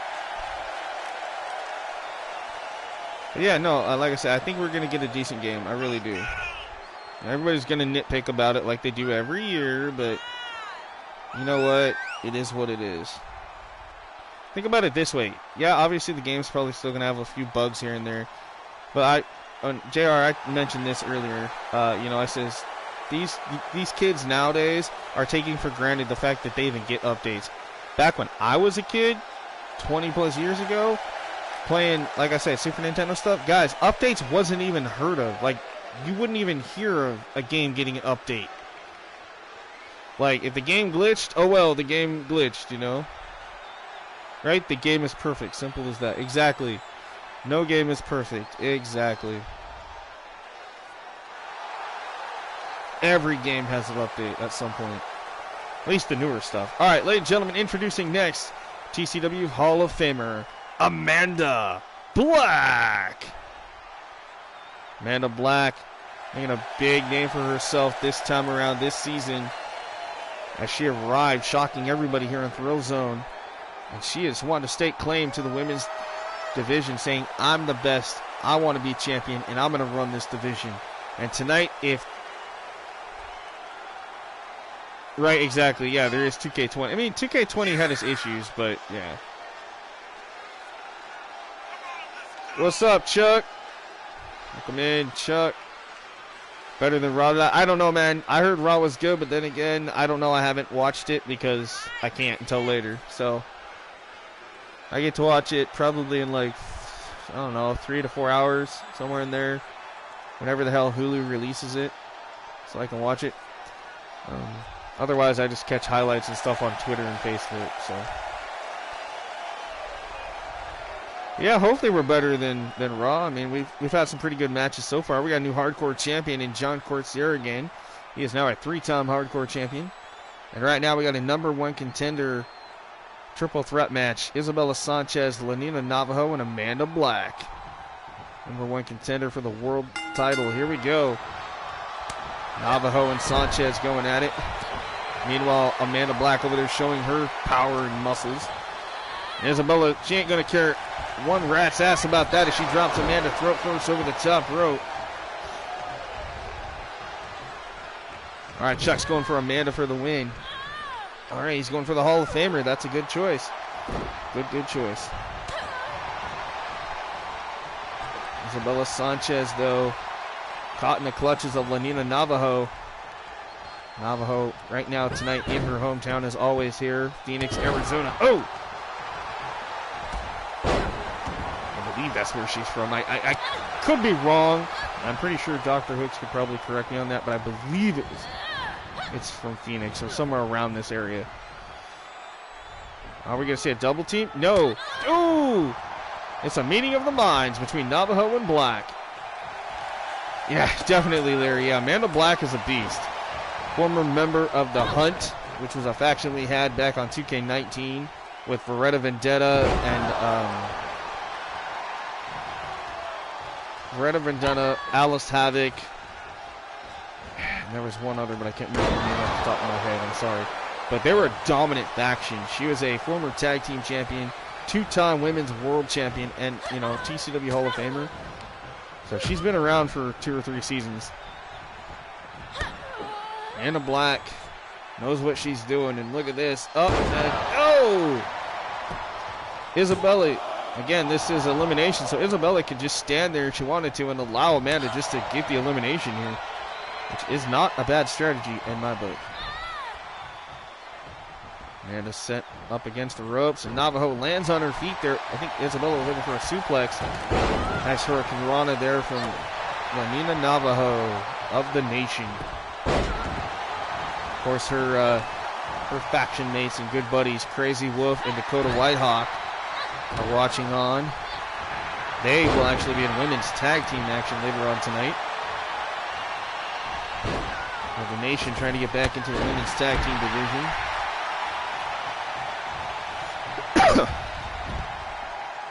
Whoa! Lands on her feet. Amanda Black to the outside now. Nina Navajo. Basement dropkick to the side of the face. Isabella Sanchez in trouble. Leg scissors applied, but Isabella able to roll out of it. Sanchez, man, look at this. Look at this strength. With one arm, lifts up Lanina Navajo. Turns her attention back to Black. Looking for perhaps for the Alabama Slam. And a beautiful sit-out spinebuster to Navajo. Wow, Isabella Sanchez on a roll right now. Again, Amanda Black taunting the crowd here, which is something we normally don't see out of Amanda Black. So I'm kind of curious to see why she keeps doing that, but I guess it is what it is. Isabella Sanchez going to drag Amanda away from the ropes. Turns around and gets swatted and kicked by Lanina Navajo. And, oh, that's cool. What the hell was that? You said we'd call it three-way dance, right? Yeah, triple threat, three-way dance. That's basically what this is, elimination style here. I like that. I never thought about that. Yeah, the three-way dance. Into the corner now goes Isabella. And Sanchez, oh, this is not where she wants to be. Tied up in the corner, eating a barrage of knee strikes. And Nina Navajo doing a little chant there for a minute. And look at the strength of Navajo. She's got Amanda up. Man, what a cutter. Navajo takes out Amanda Black, turns her attention to Isabella Sanchez. Ties her up in the Tree of Woe position. And that didn't last long. Isabella now back to her feet, but gets caught. Went for the Hurricane Rana. No. Oh, God, dude. I think she ate like every turnbuckle on the way down. That was nasty. That inverted electric chair drop. That was nasty. Ouch. Nina Navajo in trouble now. Look at this. Dragon Sleeper locked in by Isabella Sanchez on Lanina Navajo. Can Navajo hang in it or will she tap? No. Able to use her knees to the advantage here. Catches Isabella. What in the hell just happened? That was weird. That was a major glitch there for a minute. Lanina Navajo was looking for a springboard. And that was like the weirdest thing I've ever seen. A handicap match because you're more than likely going to be double teamed by someone. Oh yeah, that's true. Ooh! I mean, it would make sense. I mean, elimination style matchup, you would want to double team at least one of the opponents. Look at this. Northern Light suplex connects. Sanchez down on the outside. Lanina Navajo going right after. Nice chop. You hear that smack echo throughout the arena here in Phoenix. Navajo up to the top. Navajo. There it is. Moonsault. Into the cover. 1, 2, and a near fall. Man, Navajo, that would have been a huge upset to knock off Amanda Black from this matchup. And Isabella caught with the Northern Lights as well. And behind the running clothesline maneuver there, takes out Navajo, courtesy of Amanda. Amanda Black, oh, running knee to the back of Sanchez. Isabella Sanchez got to keep her head on the swivel here. You cannot let up. You have to pay attention to your opponents. at all times. And I don't know what kind of weird dance that Navajo was just doing in that corner, but that was weird to see a native girl twerking. Not that I'm against it, just that was not something I planned on seeing tonight, but okay. Nice arm drag leg maneuver by Navajo. Oh! Nice big tackle. Look at this, raining down huge rights to the face of Navajo. There is Amanda Black. And, whoa! Turns that around into a beautiful bulldog. Nice reversal. Uh-oh. Exploder suplex. Amanda Black showing off some of that core strength. Sanchez gonna take her and send her over the top into the outside. Takes a hard fall to the outside, does Amanda Black. Sanchez now headed up to the top. Excuse me, the second rope. Nice leg drop. Didn't get all of it, but enough to do some damage to Lanina Navajo here. Mark, triple threats, no disqualification. If computer was smart, grab a chair and take out both. Exactly.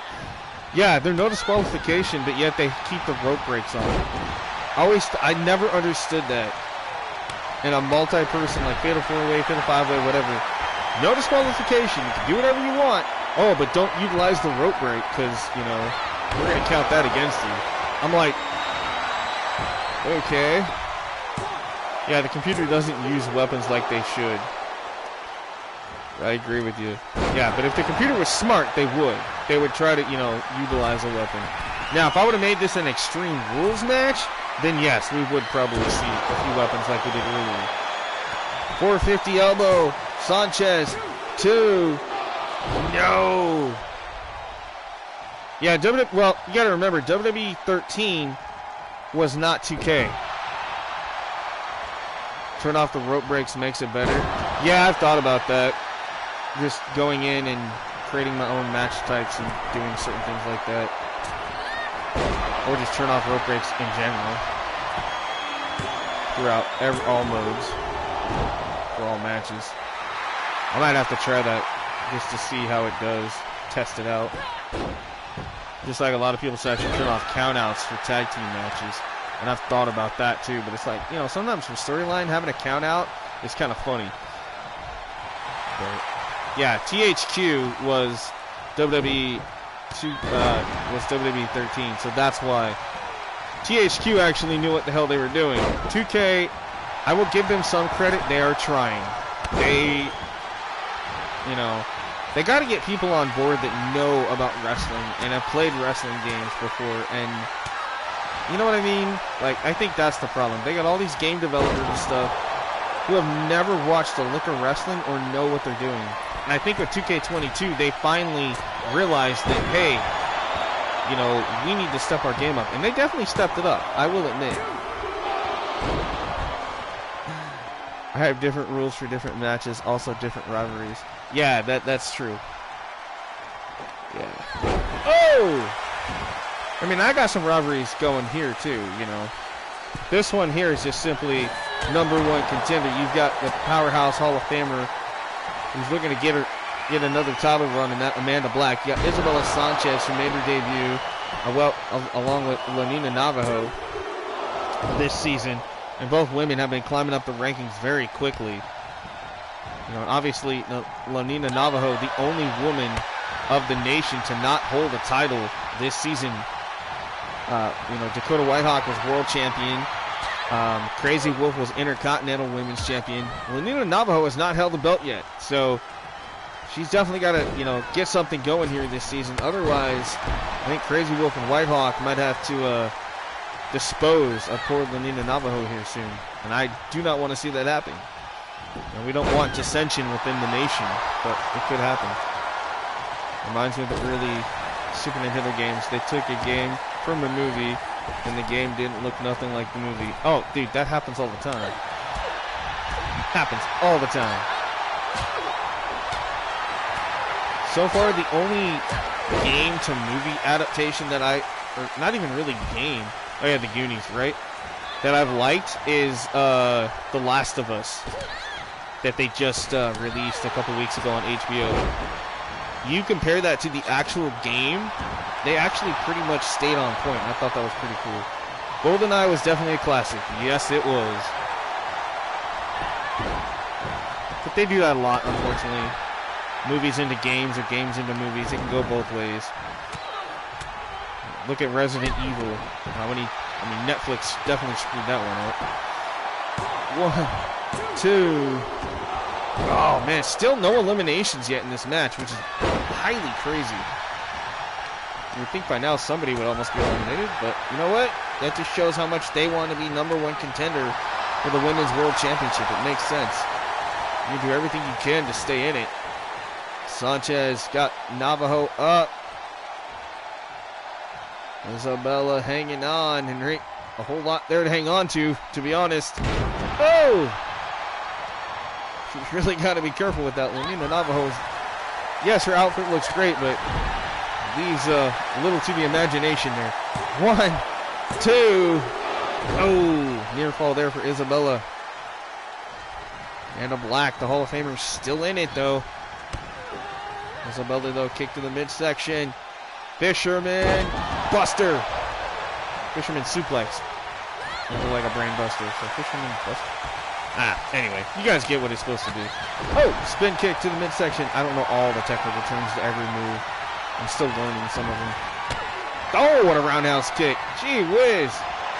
Into a standing Spanish fly. Sanchez looking for the huge elimination. 1, 2. Oh my God, I thought she had it. That was close. Wow. I mean, the referee, he's tweaking out, man. She might get fired for showing too much. No, I think she's okay. Just as long as we don't have any, major wardrobe malfunctions, I think she's okay.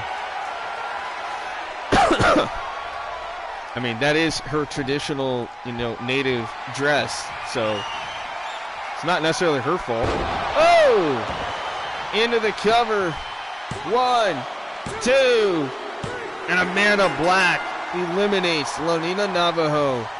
Oh boy, I hate to be her right now. She's going to have to go back and explain herself to Crazy Wolf and Dakota Whitehawk of why she let the nation down. Ooh, that's a conversation I do not want to be a part of. Love to be a fly on the wall in that one, but definitely wouldn't want to be a part of it, if that makes sense. Amanda Black now all over Isabella Sanchez there, stomping on the arm and the wrist. And Amanda, stomach first goes Sanchez into the steel steps. Amanda now back into the ring here. And slides back out. Okay. The AI cracks me up sometimes. Oh, no, not on the floor. Exploder suplex on the floor. Ouch. Stop to the arm again. Amanda Black dominating Isabella right now and just ragdolling her around the arena floor. That's a good question, Travis. I honestly do not know. Hello, Hunter Wilson. Welcome in.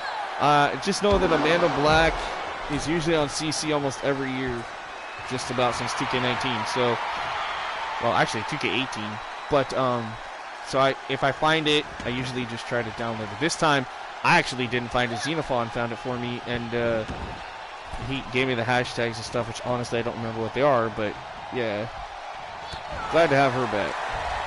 But again, welcome in, Hunter Wilson. Welcome in. It would have been worse if it was a singles match that she could have easily won or lost, right? Oh, not much. We're just hanging out. Having fun tonight on Thrillzone. Sanchez perched up top, looking to fly perhaps. Oh, maybe not. Amanda Black. Nope. Reversal. Isabella. Inverted DDT. Sanchez now up to the top. Looking for that 450 elbow. Oh, good God. That'll break your arm. Ouch. Amanda had it scouted. That's why she's a Hall of Famer, man. Always thinking. Oh, but she didn't think there. Got caught with a drop toe hold. Able to hit Sanchez, though, with an elbow. And just ragdoll Sanchez now. Again, Lonina Navajo eliminated from this triple threat. We're down to the final two. Isabella and Amanda. Oh, and a big kick. Isabella looking for a standing Spanish fly to Amanda Black. Hooks the leg. This could be it. 2. No, Amanda Black kicks out again at 2. Sanchez can't believe it. Isabella wondering what the hell she got to do to keep this powerful woman down here. Look at this. Up on the shoulders. Nice power slam. That's looking for another 450. Let's see. 450. Elbow this time connects across the chest. Hooks the leg. 1, 2, 3. And Isabella Sanchez is the rightful #1 contender. Gordon working on your own colleague. Nice. Well, hopefully I can help you with some of your boredom tonight. We'll see. Welcome in, buddy.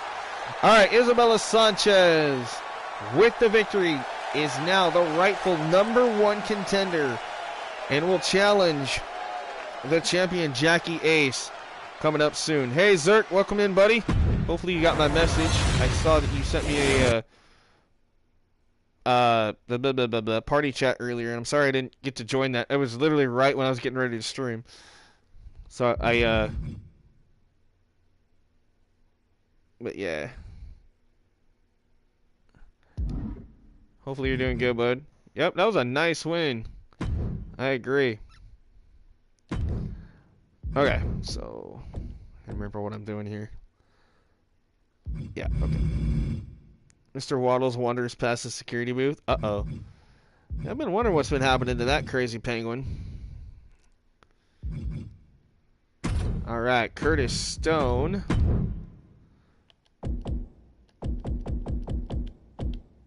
With J Money, Jamal Jones at ringside. We will see J Money in action later, but J Money.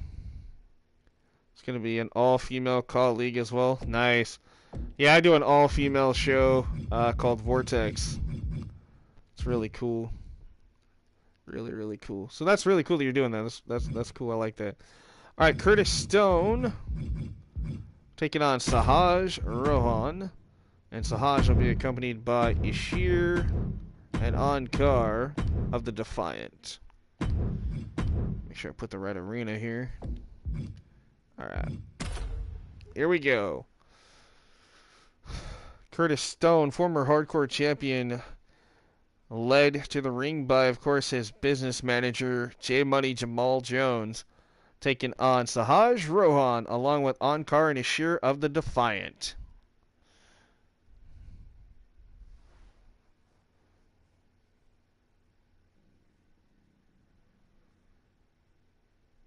Girl power wrestling? Nice. That's not bad. I like it. Alright, Sahaj Rohan is the current European champion. So this is a non-title matchup here, but a win for Curtis Stone could definitely put him in title contention, I'm sure. Or at least potential title contention against Sahaj Rohan. Sahaj winning that title over Kenji Suzuki back at New Year's Revolution in episode 19. Again, if anybody did not watch the pay-per-view from January 10th, New Year's Revolution here for the Thrillzone roster, episode 19, it's up there. You just have to go under videos, and you guys will find it.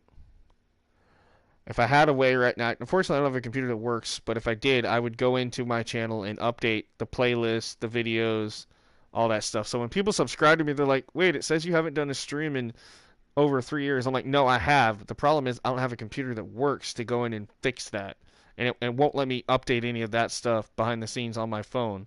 So until I can get access to a computer again, we're stuck with what we are. But again, if people subscribe to me, and you're new, and you want to know what videos are up, unless you turn on notifications or you are subscribed, you're not going to know unless you go into videos and search for like recently recorded or recent live videos or something. And you'll see all the current stuff there. That's why I always put a date on my videos, so that way you guys know that, okay, yeah, no, he's still recording. So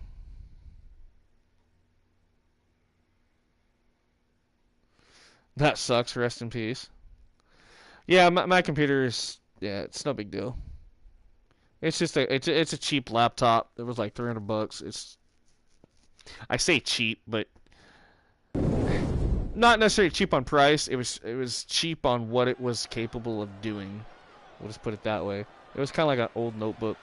Anyway, all right, we are live in Phoenix as always here for Thrillzone, and here we go with our next match. Ladies and gentlemen, introducing first, being accompanied by J Money Jamal Jones. He is the former Army vet. This is Curtis Stone. Welcome in, Joker. Your PC is work only, right? Yeah. Yeah, my computer, I was working on YouTube stuff. I would play like solitaire on it and listen to music. But other than that, I mainly used it for like just keeping track of finances and stuff. And then I was working on like a book that I was writing, like just for the hell of it. I had like 4 chapters into it. Then the computer crashed, so oh well. No big deal. That's like the 3rd time I've tried to write a book just for something to do. But it never fails. Mr. Waddles tases Joker for peeping. Oh, good lord. Again, welcome in, Joker. Alright, Curtis Stone, former hardcore champion, ready for action here. This is going to be good.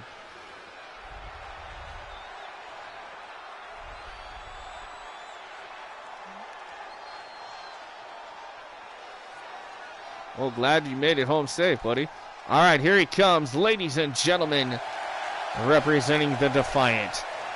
He is the new European champion, Sahaj Rohan. Sahaj Rohan, accompanied by Ankar and Ishir. These Bollywood boys. Look at this, Ankar and Ishir. Ankar on the left, Ishir on the right there if you're looking at it. And of course their new leader, Sahaj Rohan, in the middle there with the European Championship. Set for this one-on-one non-title matchup here.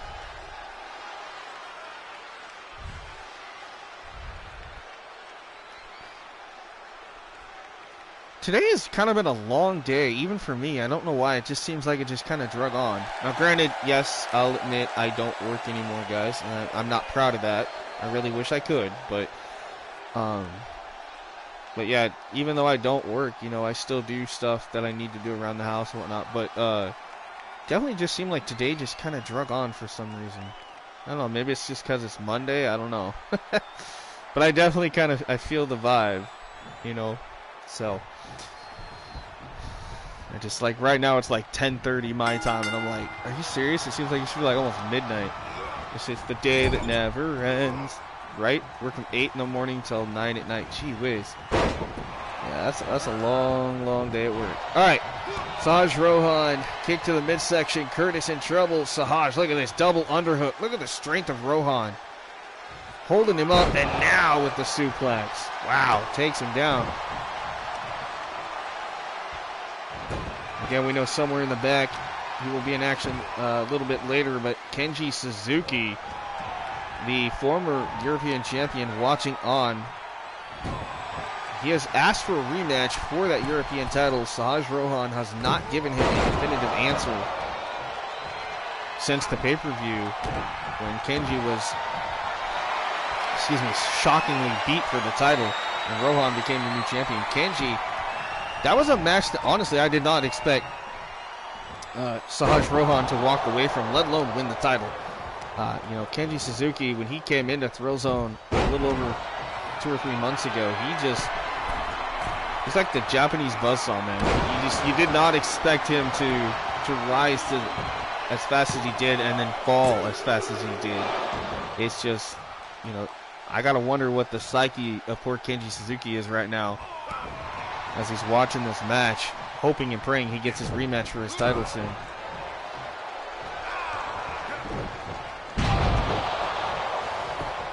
Alright, well, I mean, I'm going to be brutally honest. I'm not interested right now, but I mean, if there is anybody else here that's watching that might be interested, you know, hit up Hunter Wilson.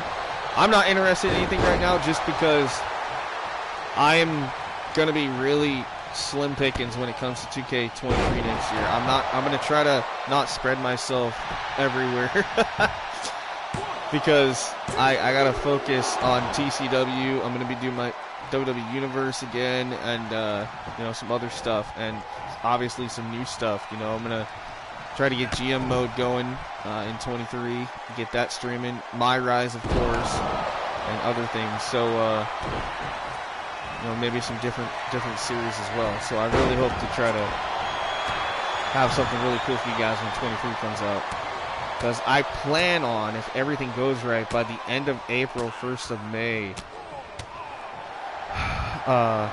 if the game doesn't mess up on us, I'm hoping to be able to switch from 22 to 23 full time. 2K22 servers, I figure probably around, I'm going to say October, November of this year is when they'll probably turn off the servers for 22. That's just my guess. I mean, that would make sense right before, like, Christmas. Did Ryan Rex ever pick my opponent for the next level up? No, he has not. Of course, I haven't had a chance to probably tell him about that. So, DJ, if you're here, so Joker challenged you to choose his opponent for his next match on Level Up. And he chose originally War for you to take on, but War opted to not accept the match, which is totally fine and totally okay. So, Joker, who was it that you said that you wanted him to go against since War didn't want to? I can't remember off the top of my head.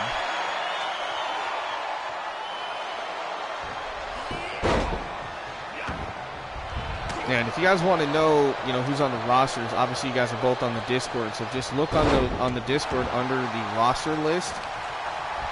Oh, Joker wants, okay, so Joker wants Ryan to take on the Redneck Avenger. Okay, that works. We can totally do that. I'm pretty sure that'd actually be a decent match. And Sahaj Rohan with the win here. As I'm watching on, damn, Sahaj Rohan knocking off the big man Curtis Stone. Wow, that's impressive.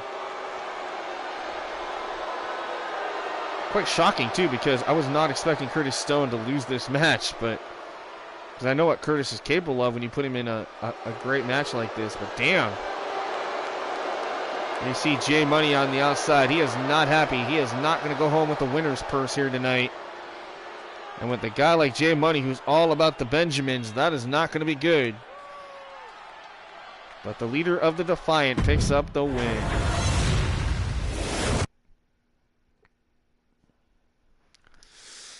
Alright, so we're going to go to women's tag team action here. We have an Extreme Rules match for the women's division. So we're going to see Akane Toyota and Harley Davidson, Fast and Furious, teaming up to take on... Oh, goodness gracious, where are you?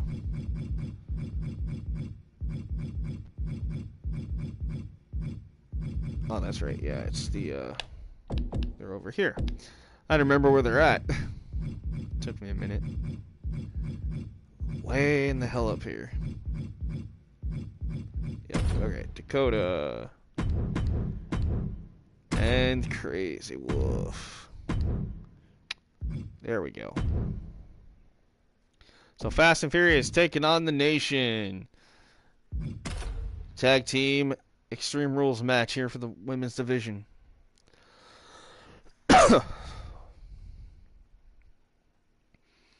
So you already seen their faction mate, Lenina Navajo, earlier tonight in triple threat action. Now we're going to see the other members, Dakota and Crazy Wolf, taking on Fast and Furious, Akane Toyota, and the returning Harley Davidson. Harley had been out of action for some time, allowing Akane Toyota to become a singles competitor for a little bit. Akane Toyota actually is a champion, believe it or not. She is our Women's United Kingdom champion. So basically our Women's European champion. So this is going to be interesting. Tag team matchup here featuring the Women's UK champion. Bet she's real happy to have Harley Davidson back in action, though.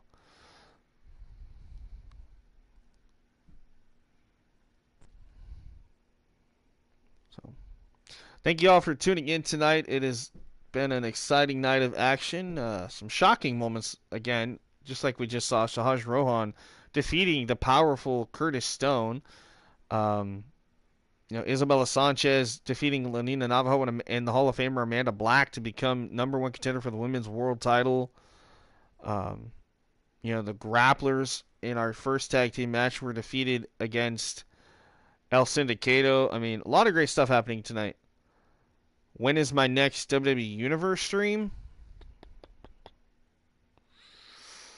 If I don't do it tomorrow, it would be Wednesday. But, we'll see. I think we're going to do... So I haven't done Call Masters in a while either. So if I can get that to work, I might do that tomorrow. Unless I decide to play Callisto Protocol or something. I haven't done that in a while either. Played that game in about 2 or 3 weeks. I'm still at that one part, though, where I'm stuck on that like tunnel thing, and I gotta defeat a bunch of those monster alien things. That's where we left off last time, so if I can get past that, I'd be alright, but I don't know. I don't want to have a whole stream where I'm stuck on that for like an hour. So, I don't know. But yeah, I'll have something hopefully tomorrow, unless something comes up. And then Wednesday, so we might end up with 2 back-to-back nights of WWE Universe tomorrow and Wednesday, but we'll see. Alright, here we go, ladies and gentlemen. The following is a tag team match.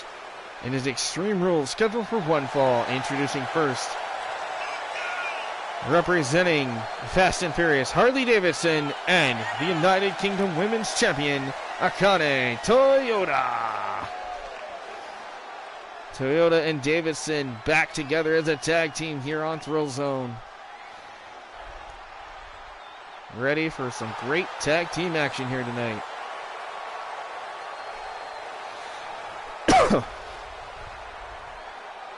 And yeah, actually, I'm glad you brought that up, Travis, because the next Universe stream for WWE Universe, we're actually going to kick off that show with NXT TakeOver 31. So that'll be cool. We'll have NXT TakeOver, and then depending on how long that takes to get through, we'll have an episode of Monday Night Raw as well. All right, ladies and gentlemen, their opponents representing the nation, Crazy Wolf and Dakota Whitehawk.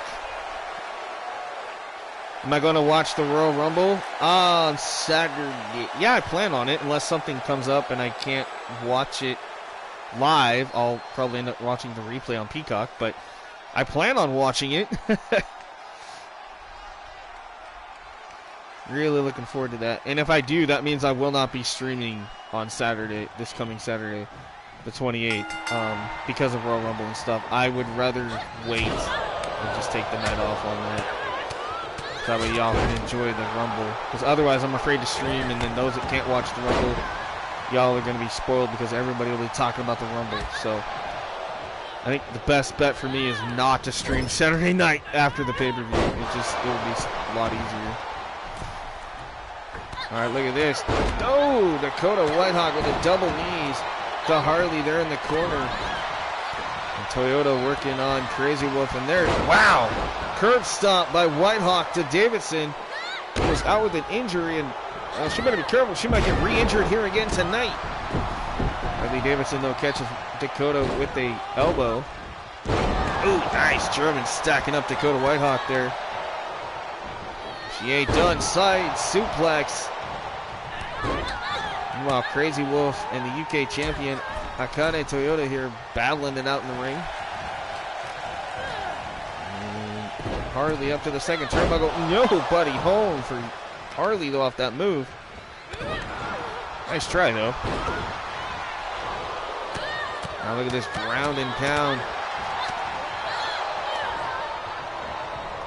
And right after her there with those shots. Oh, Dakota caught. Here it comes, the dreaded move of doom. I call it that because it gets used way more than it should. Oh, double knees to the back. I'm kind of surprised that the temperature's coming out March 17th. Not me. Our last one came out, what, March, April, so right before WrestleMania. So totally makes sense that they would do it around this time. Hype the game up and get everybody, you know.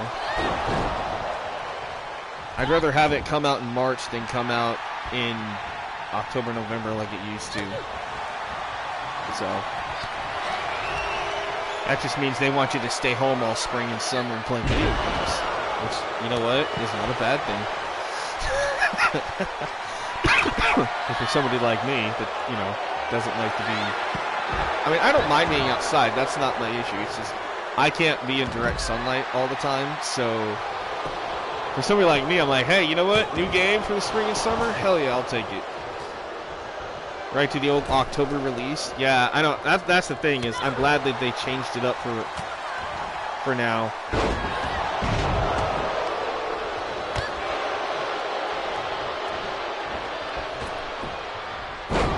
Oh, face first there. Harley rolling to the outside. Oh, baseball back to the skull of Toyota. And now Dakota and Crazy will double team an Akane Toyota here. Dakota Whitehawk, man, just swinging away with that baseball bat. Gee whiz. Into the cover. 1, 2. Wow, the Nation stealing it. Literally stealing the victory here. They were smart. They isolated Harley, got her out of the match, and just went to town, double teaming the UK champion here. And that is a big win for the Nation. Not only as a tag team, but think about it. Crazy Wolf, the former Intercontinental Champion, just pinned the new UK Women's Champion, Akane Toyota here. Right, we're finally getting War Games. Yeah, I'm looking forward to that. I really hope that match works properly, and I really hope that it's not only going to be in the NXT arena, because that would suck. So, hopefully we can use it in other arenas.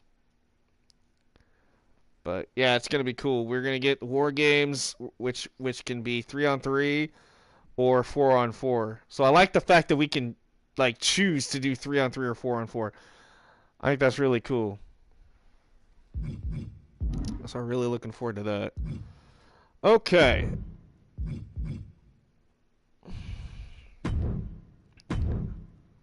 Oops, I'm not playing this, you stupid game. Okay. Not playing these matches tonight. Alright, up next.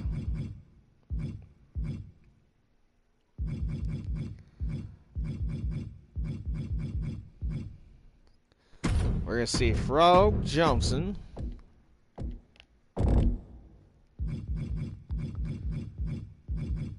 taking on Jaeger.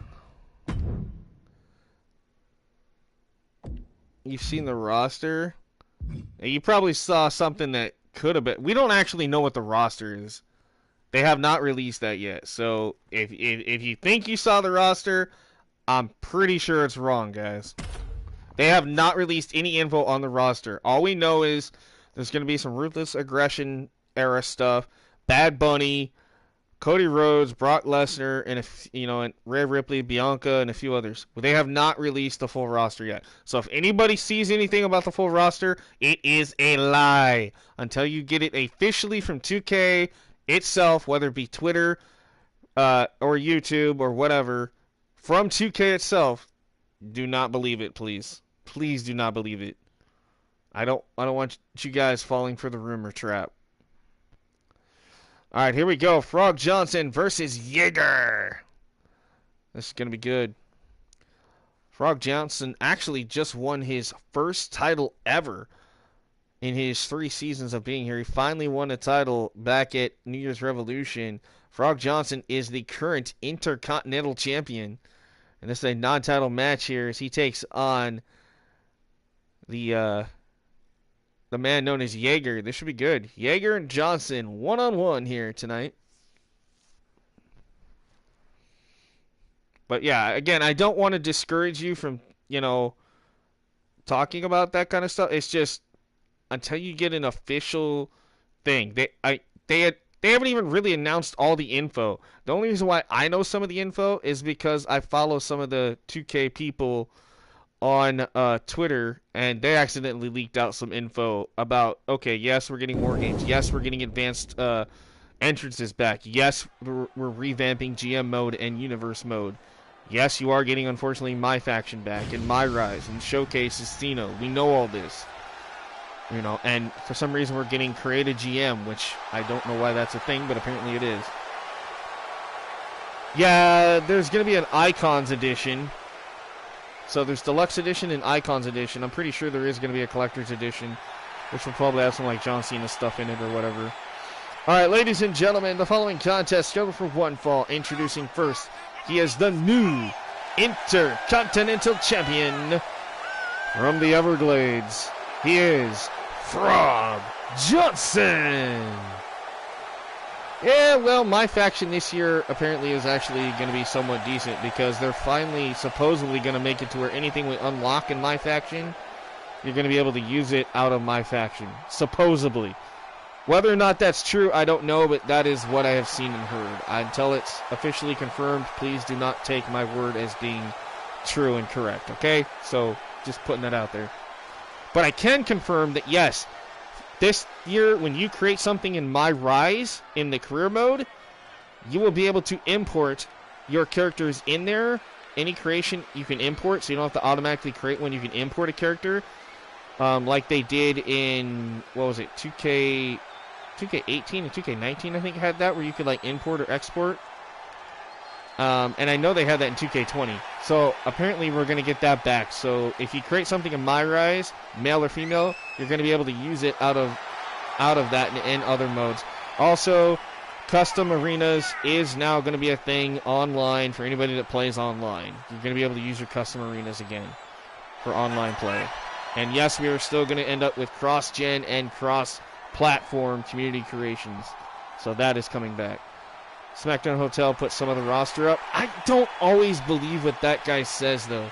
He might put up what he knows from watching like the trailer videos and stuff, but I always don't believe everything that guy says. So just beware on that, okay? I don't want you guys, like I said, I don't want you guys getting sucked into these people that, oh, I know the roster, or, oh, I know, because it's not always 100% true. You know. All right, here we go. Jaeger. Oh, goes right after him there. Nice belly-to-belly toss to Frog Johnson. Jaeger headed up top. Jaeger driving knee to the chest of Frog Johnson. Again, this is a non-title matchup here. The Intercontinental Champion, Frog Johnson. Ooh, in his first match since winning the title at New Year's Revolution back on January 10th. Jaeger going after him, stomping on the arm here. And I'm sorry that since the 10th it has been this long for us to get an episode of Thrillzone out. It's just a lot of crazy stuff's been happening, guys. I've been trying to get the episodes out more and more, but some days I just, unfortunately, life happens and I can't stream. So, but I am trying to keep up with it. I think just about every brand of TCW now has over 20 episodes. This was the only one that didn't, but as of tonight, we're at episode 20, so there you go. I was really hoping by now to have more than 20 episodes of each brand, but again, things happen, and you gotta do what you gotta do. I was hoping by this time to have like 30 or 40 episodes of each show, but it is what it is. And we will continue this until I feel I'm confident enough to switch as much as I can over to 23. So we will continue to do this on 22 for probably till the end of May, I'm assuming. Will probably be a good cutoff. So we're going to keep trying to do as many episodes as we can here. And also, I have to reiterate this. Not every superstar in TCW this season will be coming back. That's always due to creators, what they decide to create, whether or not they even get the game. And, you know, some of these characters, you know, only made one game. They're not going to be in every game. So I'm not guaranteed to have all you guys' favorite characters that you see here. I expect to have at least half of them, but 90% of them probably we won't see in 23. Or if we do, we won't see them right away. So, but that's okay because I don't delete anything. So anything here on 2K22 will not be deleted once the new game comes out. So that way, if we want to go back and play some of these great characters and matches and stuff, I will be able to do that. I did that with 19. I did 2K18. No, 18. Yeah, I've got some of my 2K18 stuff still. So I have a little bit from 20, but we didn't really do TCW and 2K20. I couldn't. It was too, too broken. And then before that, before 2K18, all my stuff was on Xbox One and 360 and stuff. So I still have all that stuff too. I really wish I could stream that stuff for you guys on my Xbox so you guys could see some of that old stuff, but unless I create a Twitch account, that's not going to happen.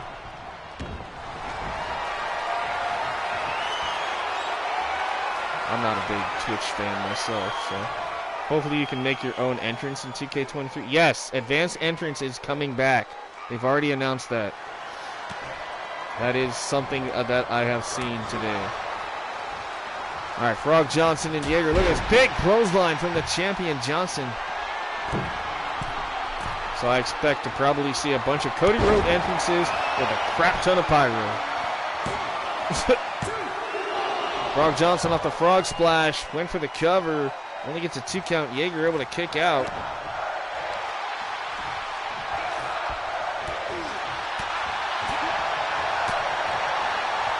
Hey, somebody by the name of Deactivated subscribed to my channel. Well, thank you. I appreciate that.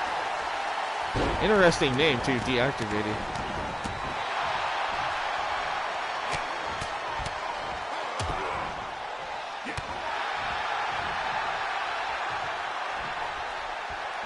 I'll try to pull up what I know is coming, and then we'll talk about him in a minute. Frog Johnson though, ooh, another near fall.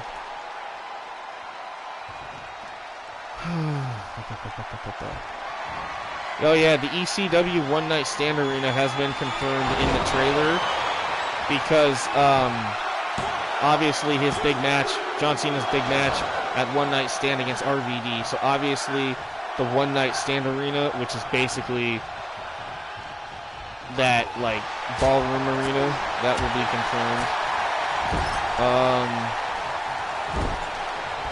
Let's see here.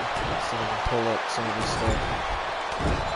So I have this stuff pulled up. We'll talk about it after this match. And this is literally from WWE2K. If you were to look up everything, so this is Amazon.com Australia.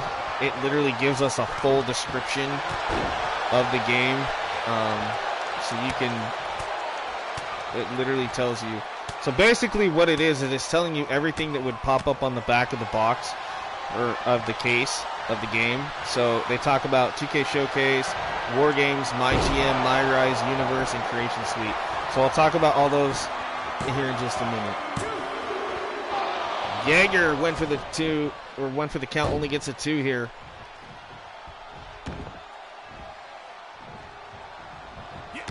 Kick to the midsection again. Jaeger looking for perhaps a spinning sit out. Power bomb. Champion's in trouble. This will be a big win for Jaeger. 1, 2, and he got it. Jaeger pins the Intercontinental Champion. Oh, future title match on the horizon for the man known as Jaeger here.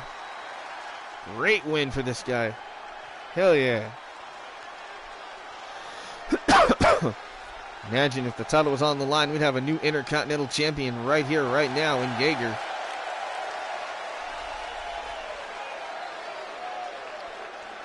Hey, Brian Hernsberger, what's up?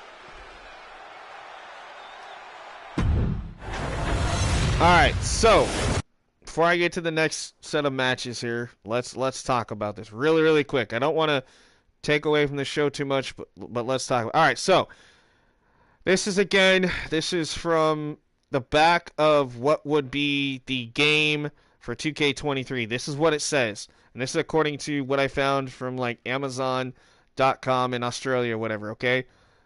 Did I check out Mike Wasson? No, I have not had time yet, but I will, so just give me some time on that one. Anyway, it says 2K Showcase starring John Cena. All right, this is literally what it says, word for word. Conquering John Cena in the ring is an accolade few superstars can claim. In an unprecedented twist on the 2K Showcase, players will step inside the boots of several of Cena's toughest competitors with one goal in mind: defeat the man who will never give up. So in this one, you're not playing as John Cena in Showcase, you are playing as his opponents. So that's a cool twist on Showcase. I did not even read that part until now. Spanning his 20-year WWE career and narrated by John Cena himself, this interactive sports entertainment documentary uses 2K's unique slingshot technology for a seamless transition from gameplay to live action footage to bring pivotal moments in each match to life. Now that's the Showcase. So that's cool. We're actually playing as his opponents, not him like we were when we were doing the Rey Mysterio one, and you always played as Rey Mysterio. So that's really cool. Next point, War Games. The fan favorite, chaotic, and action-packed War Games match makes its debut in WWE 2K23 and delivers heart-pounding 3 versus 3 and 4 versus 4 single-player or multiplayer mayhem inside 2 side-by-side rings surrounded by a double steel cage. That is confirmed. My GM, now featuring more general managers to choose from than ever before. Or play as a player's own custom GM creation, as well as additional show options, multiple seasons, so it's going to last more than one season, expanded match cards, and more match types for up to 4 players.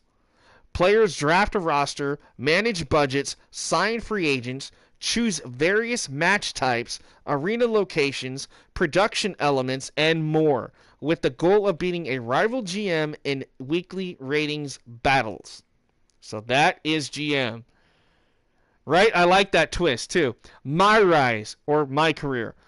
Aspiring superstars, both male and female, will walk through the curtains for their WWE debut in My Rise and shape their career with the decisions made along the way. In other words, every decision you make will have an equal reaction to what you do, featuring distinct men's and women's division storylines that are separate from each other, and the ability to finally import your custom created superstars into My Rise.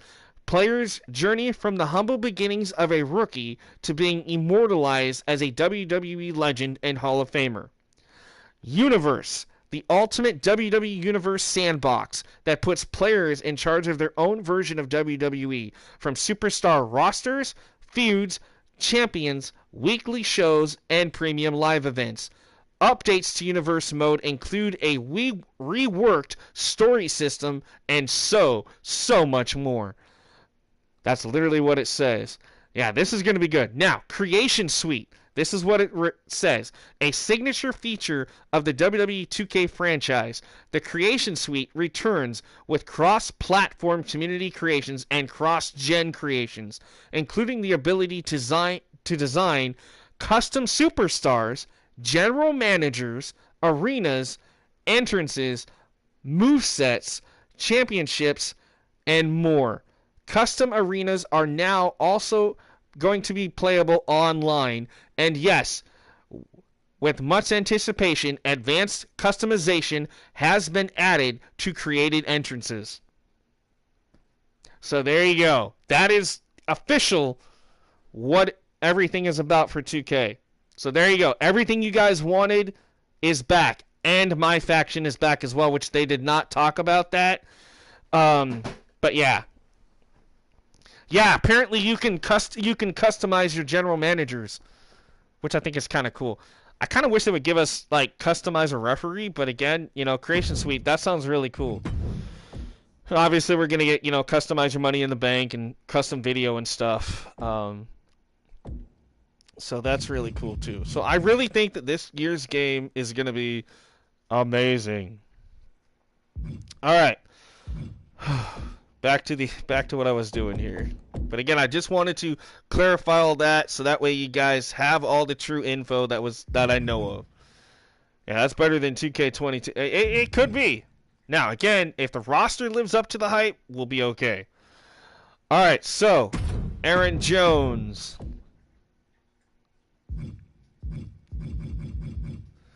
Taking on Terran Phoenix. Yeah, hopefully they get women referees. I mean, if they were smart, they would. If AEW can put in what's her name, Aubrey Edwards or whatever her name is, you know that WWE is gonna have to do the same thing. Now, obviously, we're not gonna get intergender matches, but hey, you know, I'll take the mixed tag team matches. Take the next best thing. I'm not gonna complain about that. I really don't like it when men can take on the women anyway. That's just a personal preference of mine. I really, you know, I'm against domestic violence as it is. So the fact that, you know, AEW is going to allow the men and women to fight each other, I think is kind of BS.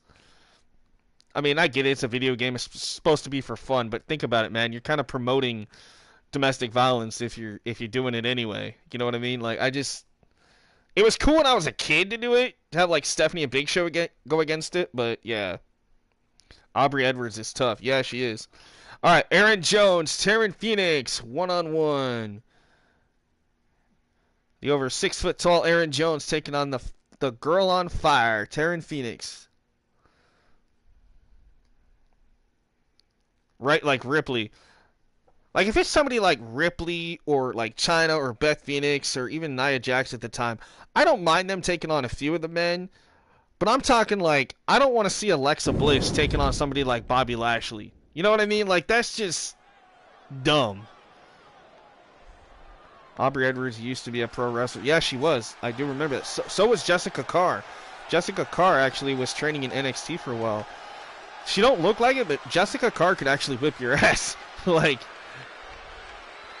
well, yes, Sergio, yes, I get what you mean. Domestic violence and wrestling are not the same. But at the same point, I'm just saying, think about it from a parent's perspective. Would you really want your kid playing a video game that encourages you to play as a man beating up a woman? You see what I'm saying? That's where I get why WWE doesn't let us do intergender matches, but at least allows us to do mixed gender matches, which is totally cool. Like I said, as a kid, I didn't care because obviously, you know, I didn't really know about the other stuff. But, you know, so I didn't mind playing as Big Show beating up Stephanie McMahon or Sable or something. But now it's like, okay, obviously that's kind of frowned upon, and I get why. Because I used to bitch and complain that we should have that too, but, you know, as I did some more investigating of why WWE doesn't do intergender matches as much, it kind of makes sense. Yep, she was also a video game developer. Yep, Aubrey Edwards, yep. But yeah, so like I said, I know that they're different, obviously, but, you know, it's still. All right, Aaron Jones ready for action here.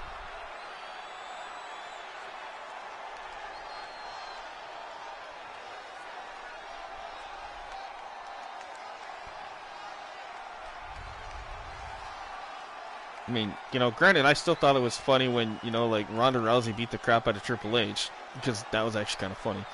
But Ronda Rousey could legit kick his ass. So, I mean, there's a big difference there.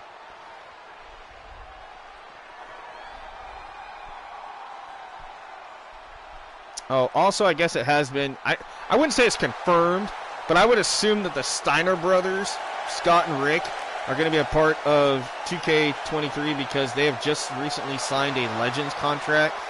And 9 times out of 10, if you sign a Legends contract, that usually means you're going to be in the video game. So I figure they're probably going to be DLC, which would make sense because obviously Rick's son, Braun Breaker, is going to be in the game. So that would make sense. But that has been announced today, too, that the Steiner brothers have signed a Legends contract in WWE. So, or flip the narrative, it's a game that shows people as equals and not one superior to the other. Right, yeah, like, I mean, if they did that, that would be totally fine. But, you know, some parent, and again, I'm not saying it's a bad thing. I don't mind intergender matches if it's done correctly. You know what I mean? Right, and his son is there. Sanjay Dutt in his pencil. Well, it's broken now. Oh, gee whiz. But yeah, Sergio, no, like, I wasn't saying the intergender matches are always bad. Oh my god, look at the size difference here. Aaron Jones towering over Taryn Phoenix, but that is not going to stop Taryn from trying to get the victory. Yes, I want Cora Jade. I want Cora Jade to be in 2K23. Like, I really... If I don't get Toxic Attraction and Cora Jade, I'm going to cry. Because I want Cora Jade. I'm pretty sure we're probably going to get Nikita Lyons and Zoe Stark. I wonder if they'll give us Tiffany Stratton. That'd be kind of interesting. But I hope to get a lot of NXT people, like Brooks and Jensen and Fallon Henley, Andre. Like, they really got to step up the game when it comes to the NXT talent. Like, I'm sorry, there's so many good talents down at NXT. I don't expect everybody that I want to be in it, but definitely some of the top names. You know, Carmelo Hayes and Trick Williams. We might not get Trick, but at least give us Carmelo. Because he was ousted from the last game. Every girl is Christy, who can mess up a brother. Right? Exactly. Cora and her DDT finisher is tough. Yeah. I'm pretty sure we're probably going to get Roxanne Perez will probably end up being DLC.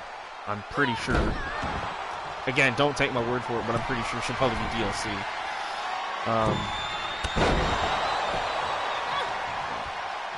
Right, Schism. I hope they get Schism, which I don't know about that, because if so, I have a feeling we'll probably get Joe Gacy, Rip Fowler, and the other dude, but they probably won't give us Ava Rain right away. I expect her to probably be like an add-on DLC thing. They've done that to us before, give us like 3 members of a faction, and then the other one is DLC. It's like, damn it. But, you know, it happens. I really hope to get Ivy Nile and the Diamond Mine. The Creed brothers. I really want to play as Ivy Nile. I don't know. I'm really big on the women's roster, but that's just... Oh my god! Okay, that's an upset. Damn, off the Phoenix Splash, Taryn Phoenix. Wow. Yeah, Cody Rhodes is going to be in there. Yeah, he'll be a part of the actual game itself, I'm sure. He's been there long enough. Holy cow. The one that I am concerned about, and I don't know if he's going to be actually in the game or if he's going to be a part of DLC. It would be dumb for him to be DLC, but at the same time, I could see him being DLC and people having to spend money to get him, and that is Bray Wyatt. That is one that, it's just, I don't know. I honestly see him being DLC, which is really dumb, but I see that happening. Yeah, Cody Rhodes is in the game. That has been confirmed. Sergio says Phoenix is awesome. Yeah, Phoenix did good. Aaron Jones, though, man, who normally dominates her matches, actually, I was taken back by that performance that Phoenix kicked her ass like that. That was surprising. So sorry, Travis. I was not expecting that tonight.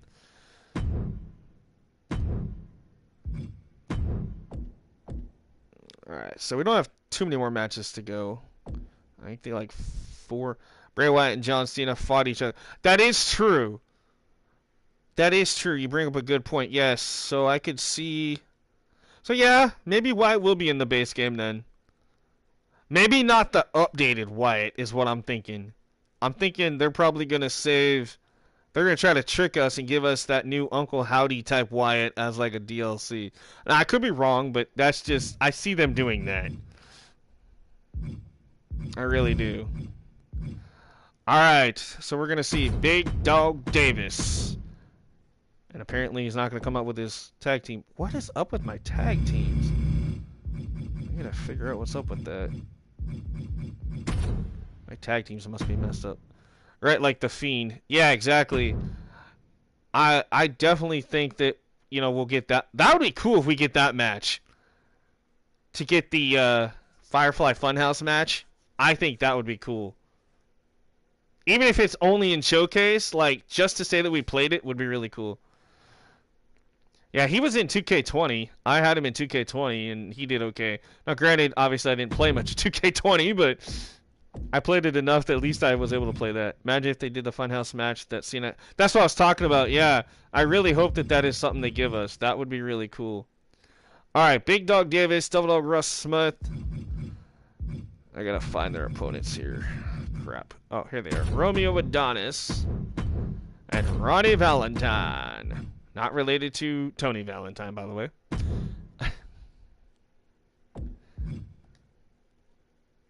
I had to arrive to White Castle. Oh, dude, White Castle sounds good. Oh! Well, I'll talk about that in a minute. Speaking of White Castle, I just found something out that White Castle made that I did not know they made. pizza pockets. I actually found them today in the store and I bought them. So they're little White Castle pizza pockets, and inside is hamburger, cheese, and onion. And the bun is like the wrap. I'm like, dude, no way. I had to drive to White Castle. White Castle's amazing. I wish that's something we had around here. Because I usually get the little sliders you can buy in the store, and I love them. And then I didn't realize until I went to another store that White Castle sells slider chicken sandwiches. Like, what? And they got, oh god, the workout Bray Wyatt. Oh my god, that'd be hilarious.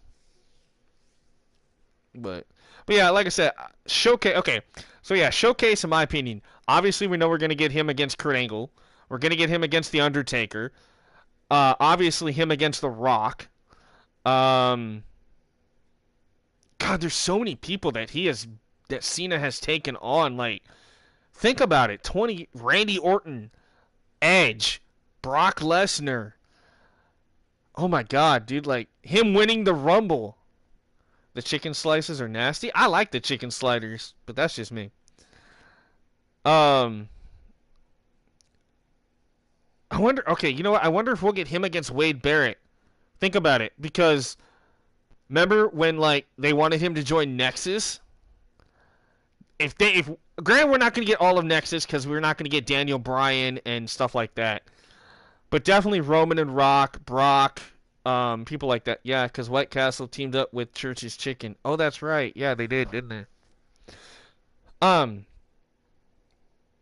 Yeah, that John Cena showcase I think is going to be really cool. I wonder if we're going to get the match with him and Nikki Bella against the Miz and Maurice at Mania. If that happens, that would confirm the Bella twins obviously being in, which I think they should be because they were supposed to be in 2K22. Obviously, their stuff is there, so they could have been in. So. And I think it's going to be dumb that like some of the people that Triple H has brought back, if they're not in the game, it's going to be hilarious because, yeah, I want the Bellas back too. See, these guys are supposed to be coming out as a team. What the hell? I got to find out what's up with my tag teams. I wonder if my game accidentally messed up my tag teams again. Because I noticed all my tag teams, more or less, here tonight have all been coming out separate, and I don't know why. And that has happened to me a few times, but... All right, here comes Devil Dog Russ Smith of the Dog Pound. Former tag team champion here.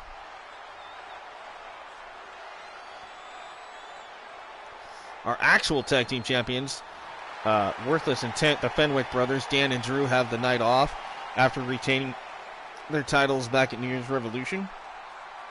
So they will return on the next episode of Thrillzone. But right now we got all these amazing tag teams jockeying for position here. We already saw the Twisted Riders earlier tonight losing to the Yardy Boys. And now we got Big Dog Davis ready for action. You will get the Bella Twins in the Royal Rumble match, right? I can't wait to see who's in DLC pack. I have a feeling Bronson Reed is going to be in one of them because he was supposed to be in 22 and he ended up not being in 22, but his stuff is there. And then he just came back a few months ago. I expect him to probably be added in later on as DLC. You know, like they did. I really hope they put Zelina Vega in, which I'm pretty sure she will be. But they really screwed up 22 by not putting her in as DLC because she really should have been. Logan Paul is going to be the first time I will play. Oh, wow. Oh, it's the first you will play. Yeah, Logan Paul is going to be in the game. Bad Bunny's going to be in there. I hope we don't get Machine Gun Kelly again now that we got Bad Bunny. I hope that they get rid of Machine Gun Kelly. But I'm pretty sure his stuff will be there. All right, ladies and gentlemen, introducing their opponents. They are Ronnie Valentine and Romeo Adonis. The High Rollers. Of course, their leader, Ace Gold, will be in action towards our main event. Ace Gold will take on the former world champion Darius of the Dog Pound. So this rivalry actually expands more than just tonight's tag team match right here. We're actually going to see both leaders of their factions, both Darius and Ace Gold, go toe-to-toe in our main event. I love the Bella. Same WWE. Nikki Bella is my favorite. I like Nikki. And then got IDF. Brian, I think I missed something before you said that.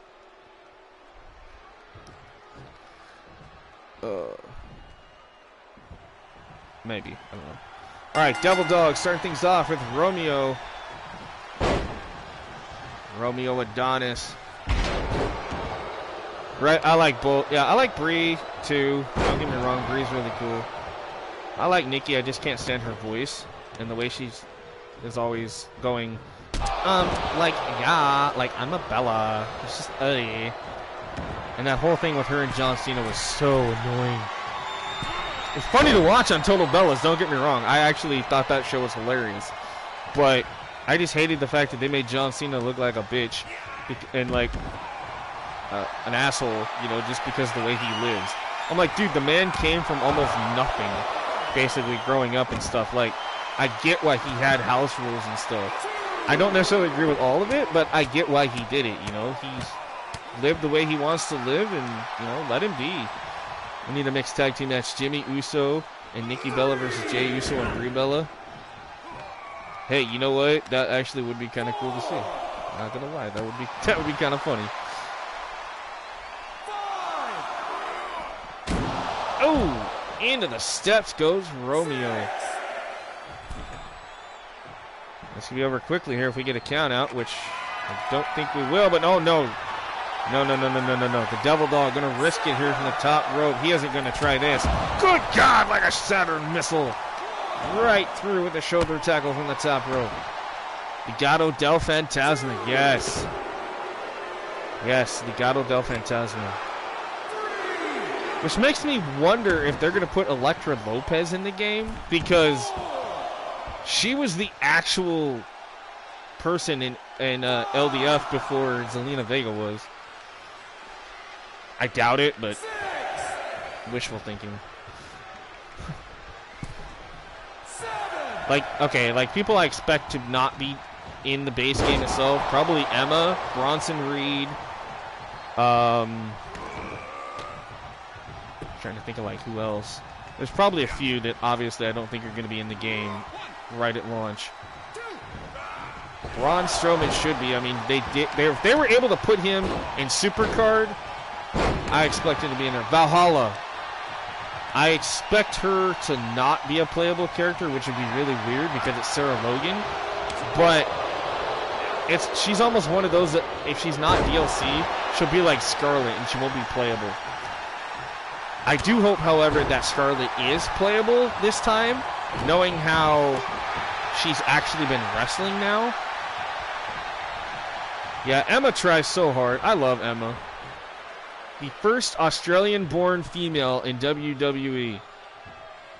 And she has not held the title. I think that is so sad.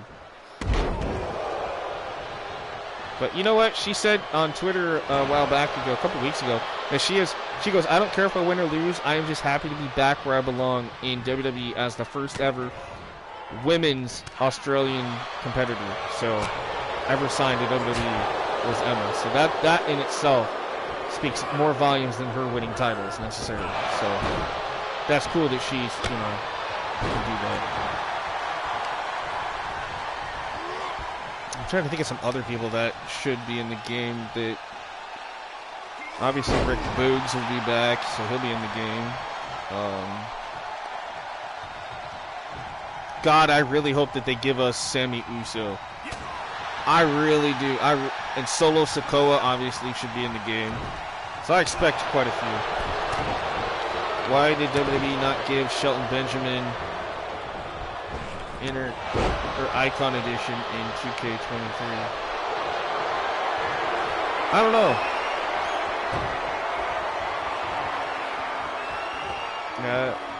Obviously he's going to be in the game, but Zelina Vega is like a bull, right?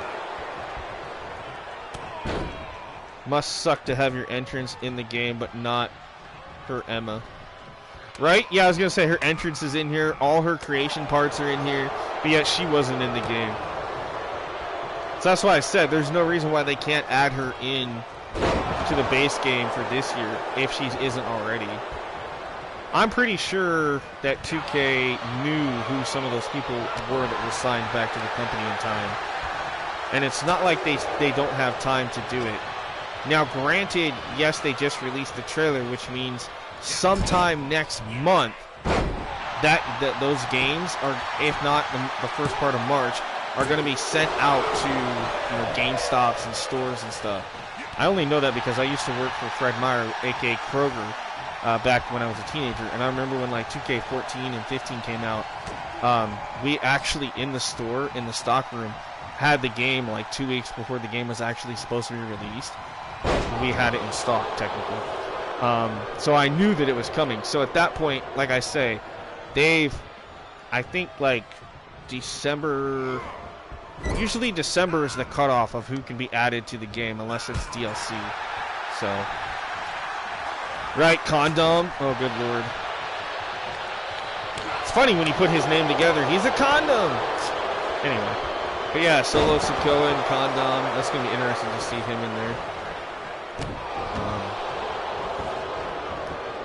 Shotzi with her tank. Tegan Knox, I expect either to be in the game itself, if not DLC again, which, again, that would be kind of stupid for somebody that's already in 2K22. I say anybody that is in 22 that's not in 23, yeah, that's going to be really stupid. Yeah, I expect Ezekiel to be up in 2K23 as like an alternate version of Elias, kind of like Finn Balor and the Demon. I think that would make sense. I don't like Dom at all. I don't like Dom either, really. I mean, I like the storyline because it's hilarious, but I don't really care for him either. Never really have.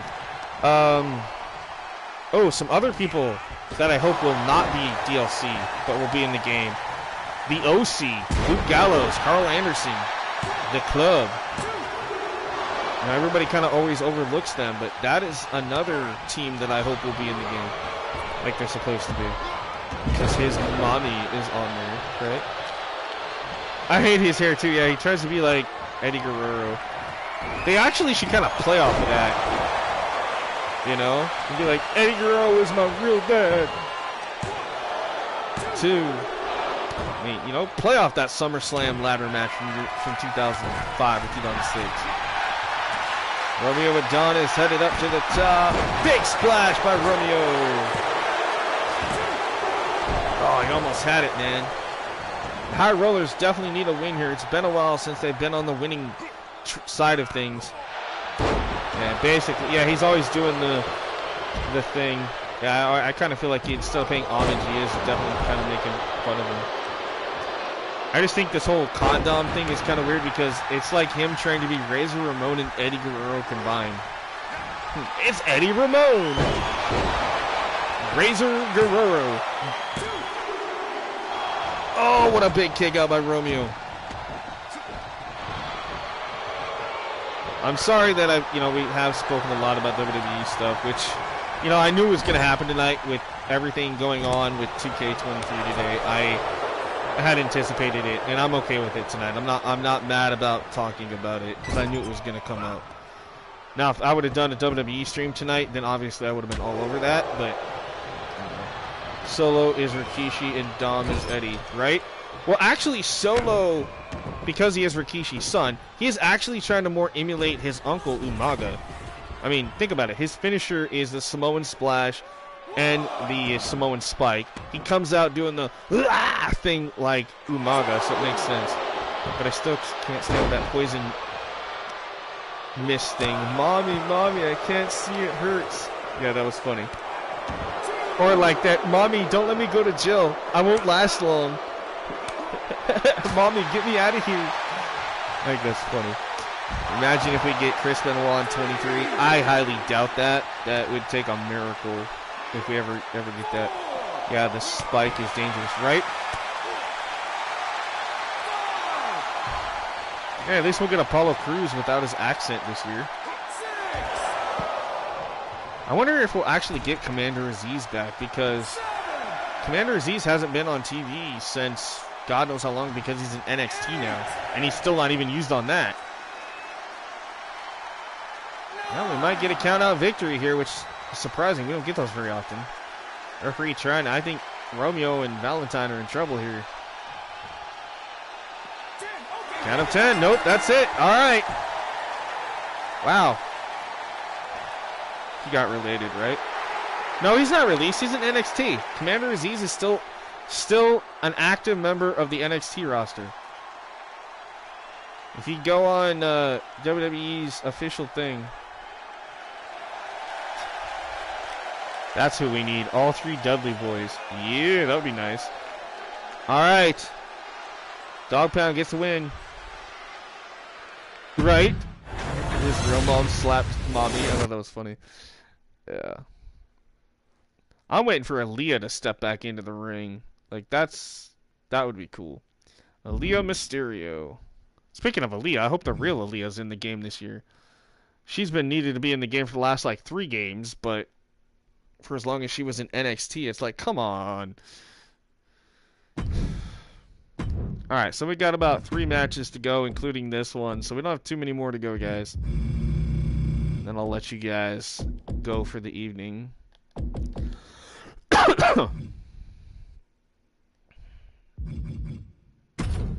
So, Frankie Morris.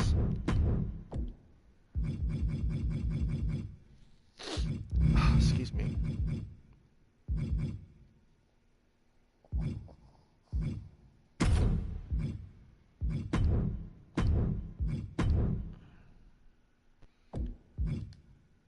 Alright, Frankie Morris taking on Rosalicia. Rosalicia, member of El Sindicato, who I was talking about earlier tonight. Back in one-on-one action tonight, taking on newcomer Frankie Morris. When Dom's, yeah, like I said, I thought that was funny. But yeah, so I expect a pretty decent-sized roster. Now for Legends, that could go all over the place, to be honest. We know that we're going to get NWO, because think about it, every time a DLC pack is in a previous game, the next game they're automatically in the game. So I expect all of NWO to be there. He got released. I don't see him on WWE's page. That's because I don't think he goes by Commander Aziz now. I think he goes by something else. He's not on WWE. He'd be on the NXT roster. I'll find out. Hold on. Right? It'd be nice if we get Lita back, but I don't think we will. I don't think she has renewed her contract. Because she's also, I noticed, hasn't been on the start of the show during that WWE Then Now Forever thing. I don't see her up there anyway. Yeah, updated Trish would be nice. I expect us to get Stacy Keibler again. Okay, hold on. I'm gonna try to find out that thing about Commander Aziz. Because he used to be called Dabba-Kato too, so they might put him back as Dabba-Kato. Alright, the following contest is scheduled for one fall. Introducing first, ladies and gentlemen, Frankie Morris. Alright, let's see. WWE roster. There we go. Okay, so list of WWE personnel. Here we go. Developmental roster.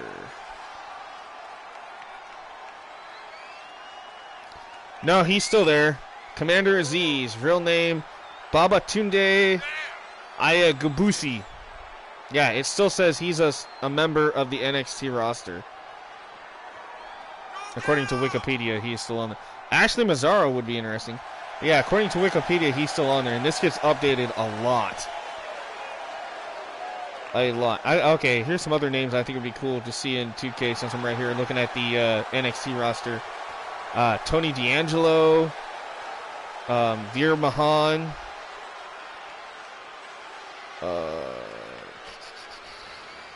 obviously Gallus, I say Creed Brothers, Joe Gacy, JD McDonough, which obviously we know is Jordan Devlin, Ilya Dragunov, Grayson Waller, I expect to probably be in there.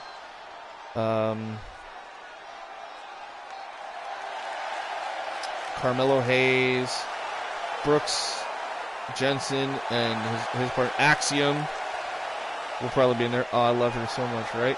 Same. So yeah, I expect Axiom to be in there because technically that's a kid.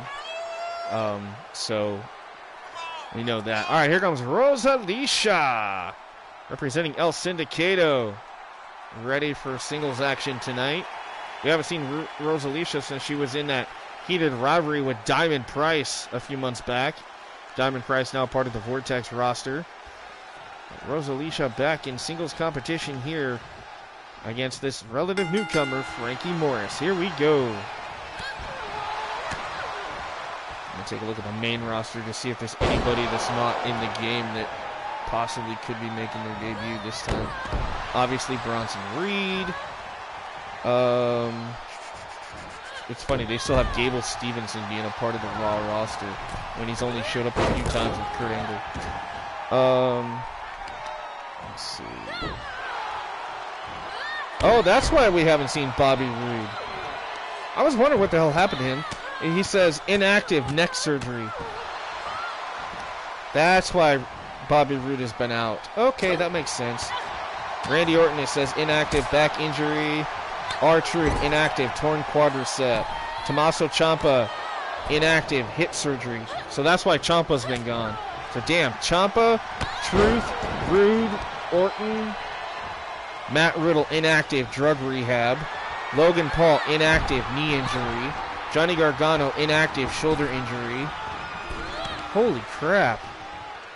AJ Styles, inactive broken ankle. William Regal is in NXT, right? Yep.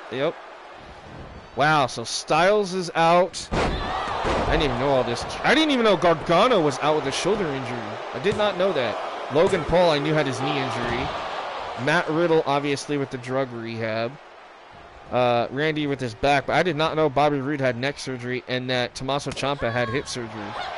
Damn. Oh yeah, his son, Charles Dempsey. Yeah. Okay, so for the women's division, I can see AJ Styles returning at the Royal Rumble match. Maybe, but I doubt it. If he's broken an ankle, I don't expect it to heal in 2 months. My mom had a broken ankle, like she literally shattered her ankle. And she had to have screws put in it. Now, granted, I don't think he did. I think he's just going to have it realigned and stuff, but that's still going to take a few months. I don't expect him to come back that fast. Carmella. Okay, so the reason why Carmella is out, it says inactive due to concussion. And then also, it doesn't say it because they're not going to announce it, but she also had a miscarriage with Corey Graves' baby. So she was pregnant for a little bit during that off time, and that was like her second or third issue with that. He pretzel his opponents, right? Yeah, exactly. Dewdrop, inactive, mental health issues. So Dewdrop is out just to having a mental breakdown. Wow, I did not know that. I knew she was having issues with her work visa, but I did not know it says mental health issues. Wow, that is sad. Really, really sad. Wow. Okay. That's on the Raw side of things. So for SmackDown, Nikki Cross is still snapped, right? Frankie Morris went for the cover. Rosalicia had control of the rope there, breaking that up. It says Big E obviously out with a broken neck. This on SmackDown. I'm trying to see. Oh yeah, we'll get Ludwig Kaiser instead of Marcel Barthel. So that's why Marcel doesn't go by his name, because Marcel Barthel is actually his real name, and WWE doesn't want them using their real names all the time. Rick Boogs out with a torn quadricep. I expect him to be at the Rumble though. Shanky is another one I expect to be in the game. That would be kind of cool. I like how it actually has Uncle Howdy as an active part of the SmackDown roster, and under real name it says unknown. But we all know that that's Bo Dallas. Oh yeah, they're gonna have Dijak. He'll be, because we had Dijak, Dominic Dijakovic, and T-Bar. I'm pretty sure we're gonna get Dijak, dude. I'm pretty sure that, because remember, he was competing on like main event and stuff as Dijak, so I expect him to do that. All right, Aaliyah out with a shoulder injury. B-Fab I expect Hit Row to be in the game. Emma, Lacey, Liv, Naomi, Natalia out due to a nose surgery again. Right? I like Dijak's entrance because they can't trademark the name if it's the real name. Yeah, at least not anymore. They can't. Shotzi is out due to a hand injury. Wow, I didn't even know that was her real name. Wow, Shotzi's real name, Ashley Urbanski. I knew her. Wow. Retro Big Show most likely in game. Possibility, but I doubt it. Because AEW, I don't know. That one's kind of up in the air. Same with like people are saying Daniel Bryan a part of Showcase. I don't think so. I don't know. I think it's going to be weird though. In the 2011 John Cena, they're probably just going to skip that whole year because that's where he had the big feud with CM Punk. Yeah, Gable Stevenson. Yeah, he's still a part of the Raw roster apparently. If Iggy returns at the Rumble match, everybody will go crazy. Right? That's what we're hoping for, but I don't know. I hope we get Maxine Dupree as a valet for the Maximum. Good Lord, yes, the Maximum Male models, Massey and Mansoir. That's going to be interesting to have them in there instead of Mason and Mansour. Trying to see if there's anybody in NXT that's injured right now.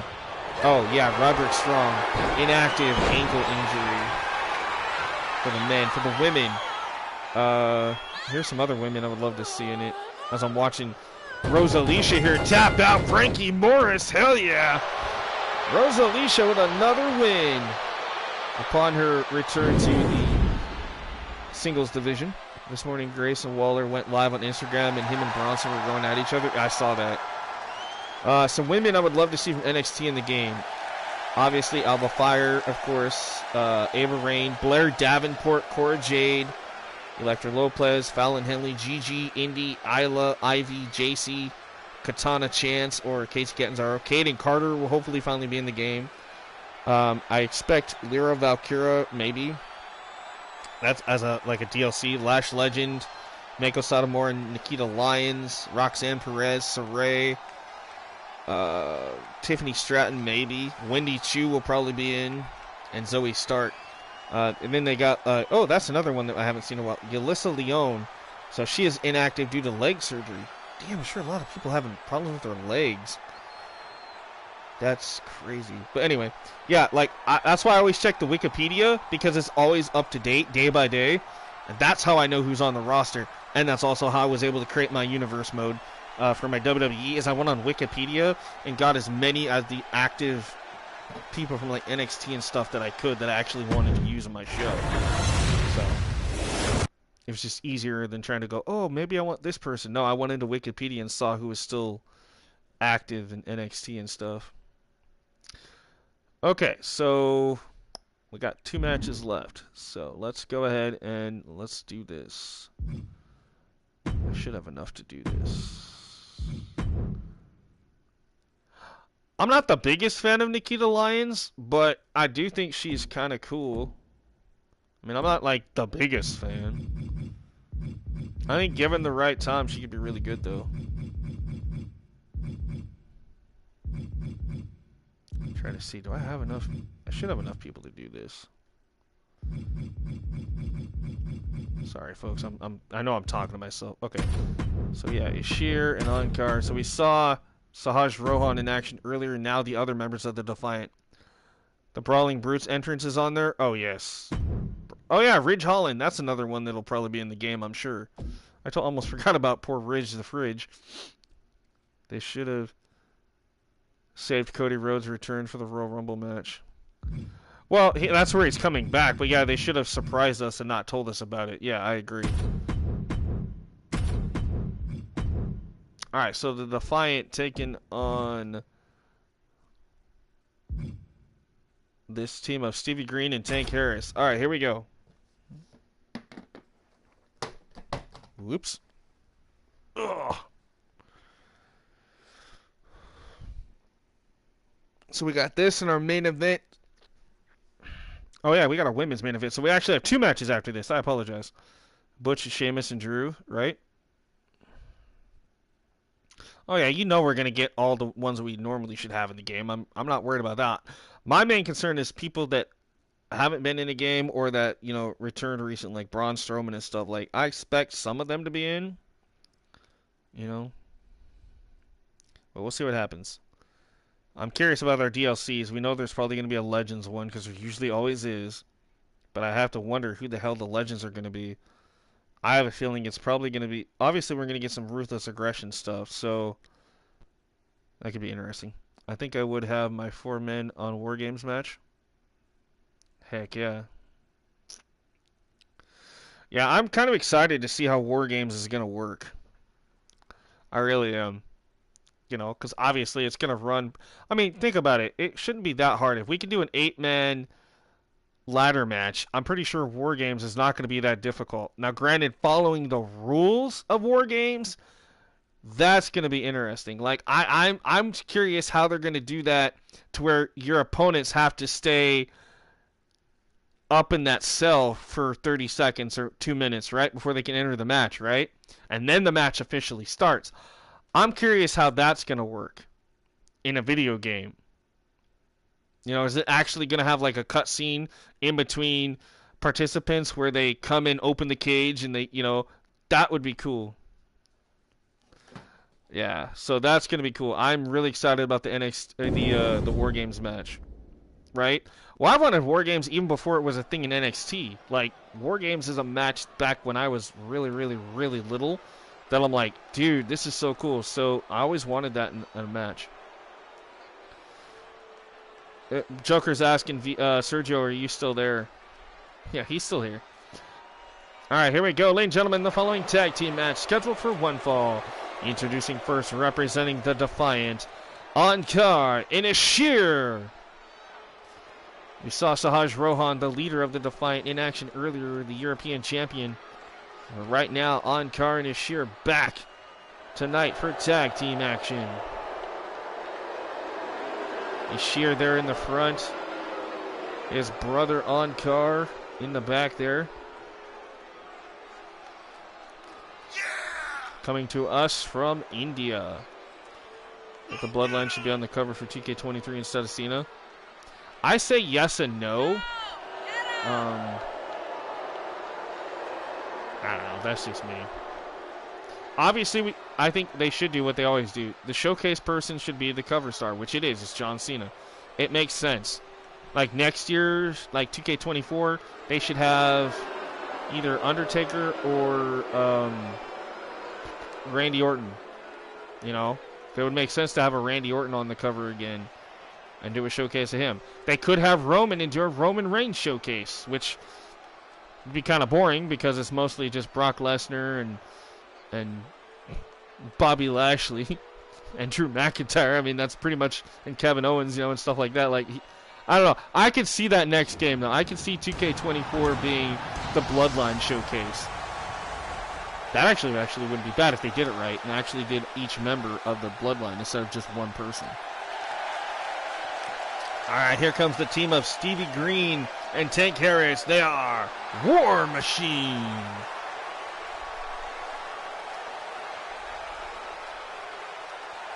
Roman had him and Becky on 2K20, right? Yeah. I would say yes, but like Spike said, the showcase person should be the cover, but I still say the Bloodline should have been. Yeah. It's like everybody's like, oh, we want Cody Rhodes on the cover. Okay, first, Cody Rhodes has had what? 3 matches since he's been back? I'm sorry, it's Cody Rhodes, I get it, but he doesn't deserve the cover of a video game just yet. I'm sorry if that rubs people the wrong way, but what has he done? It's not his fault he got injured, but still. You gotta, okay, here's the thing. When they pick cover stars, okay, you got to think of it from a marketing perspective. Who's the big draw? Cody Rhodes, who not everybody knows who he is, or John Cena, who everybody knows who John Cena is? Think about that. At the time, who was the big, who's the big draws right now? Everybody knows who John Cena is based on his movies and everything else, right? Same with The Rock when he was on the cover a few times. You know, Randy Orton at the time was real big. Everybody knew who Randy Orton was. Seth Rollins, AJ Styles. It makes sense. Rey Mysterio. You know, the reason why the cover stars are the way they are. He just throws all the covers.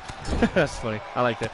But, you know, it's just they put the person on the cover that is going to draw the most attention from kids to adults to teenagers to whatever.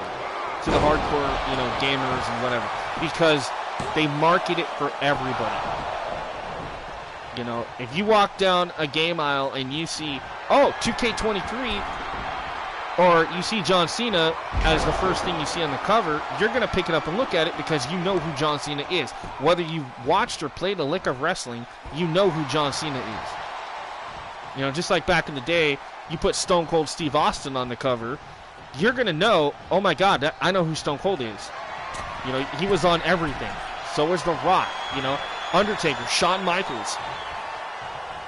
I get why they put Cena on the cover. It makes sense. From a marketing perspective, it makes sense. That's why they did it in 2K15 when they went to the new generation of consoles and Xbox One and stuff. Everybody bought the game because, one, John Cena was on the cover. We all knew who John Cena was. Cody Rhodes beat Seth freaking Rollins. Yep, The Undertaker should have been on 2K23. Now, I agree, yes, Undertaker should, you know, have his own cover or showcase. But here's the thing. Again, John Cena, Undertaker. Again, Undertaker hasn't been in any movies. He's been in one that was like way back in the 90s. It was during the Ministry of Darkness thing, and it was on Sci-Fi Channel. I remember that. It was like Poltergeist or something. But, again, Undertaker, John Cena, who's everywhere. You see the difference there? I agree with you, Joker. Don't get me wrong. That would be cool. But I see why they did it the way they did it. I like old Seth Rollins, not this new one who keeps wearing Becky's rejected attires. Yeah, I don't really care for the new Seth Rollins either. He's very annoying. His attires look like he just got in Becky's, you know, closet and goes, I'm going to wear this today. But I do like his theme music. I like the fact that we can sing to it. That's kind of cool. Kind of like Nakamura. Yeah, but here's the thing. If you asked any random stranger, who is Shelton Benjamin? They're not going to know. If you ask some random stranger who is John Cena, they're going to know who John Cena is. You see the difference there? That's what I'm trying to relate here with you guys is I could walk into a room of people have never watched wrestling a day in their life but have watched movies, right? And go, hey, do you know who John Cena is? Oh, yeah. Bumblebee. Oh, the Marine. Cockblockers. Ferdinand. Oh, yeah, we know who John Cena is. You go into a room and you ask him who's Shelton Benjamin, they're going to go, who the hell are you talking about? You see why certain people make the cover and certain people don't? Roman Reigns, another one. When he was on the cover with Becky, we knew who Becky was because she was the top woman at the time, and she had just done like Marine 6, so she was in that, you know, so she was making a name for herself. Plus, she was the main event of Mania, so people knew who she was. Roman Reigns, he was in Fast and Furious or Hobbs and Shaw or whatever, you know, and he was making waves. Everybody knew who he was. Same with if you put Brock Lesnar on the cover like they did with 2K17, okay? Everybody knew from UFC to WWE to whatever, you knew who Brock Lesnar was and is. Like I say, I don't want to keep hitting the nail on the coffin on that one, but you guys kind of get where I'm saying. You're going to put the person that is marketable on the cover. It makes sense, right? Everybody knows who Rey Mysterio is. Everybody knows who Rey Mysterio is. Even if you don't watch luchador-type wrestling as a kid or whatever, you know who Rey Mysterio is. You've heard the name. I know John Cena, he's that you can't see me guy. Exactly. See, that's another thing, you know? He's so damn popular, he became his own meme. Which I think is funny because they actually played upon that in the new 2K22 trailer. Where he's sitting on the couch and Triple H and Austin Theory walk by and say, hey, John. And he goes, hey. And then he looks and he goes, wait. You can see me? You know, like, it's freaking hilarious. I love it. Absolutely love how they did that. But, Okay, Tank, Stevie, come on, guys. Figure it out. What are you guys going to do here? All right, you're going to go for a cover? Okay. So, yeah, this is going to be one of those streams I have a feeling that people are, you know, going to get annoyed with me, probably the fact that I talked more about the new video game and stuff than I did the show. And I apologize about that. That was not my intentions tonight, but I knew with 2K23 stuff coming out today that this stream was going to get a little off track.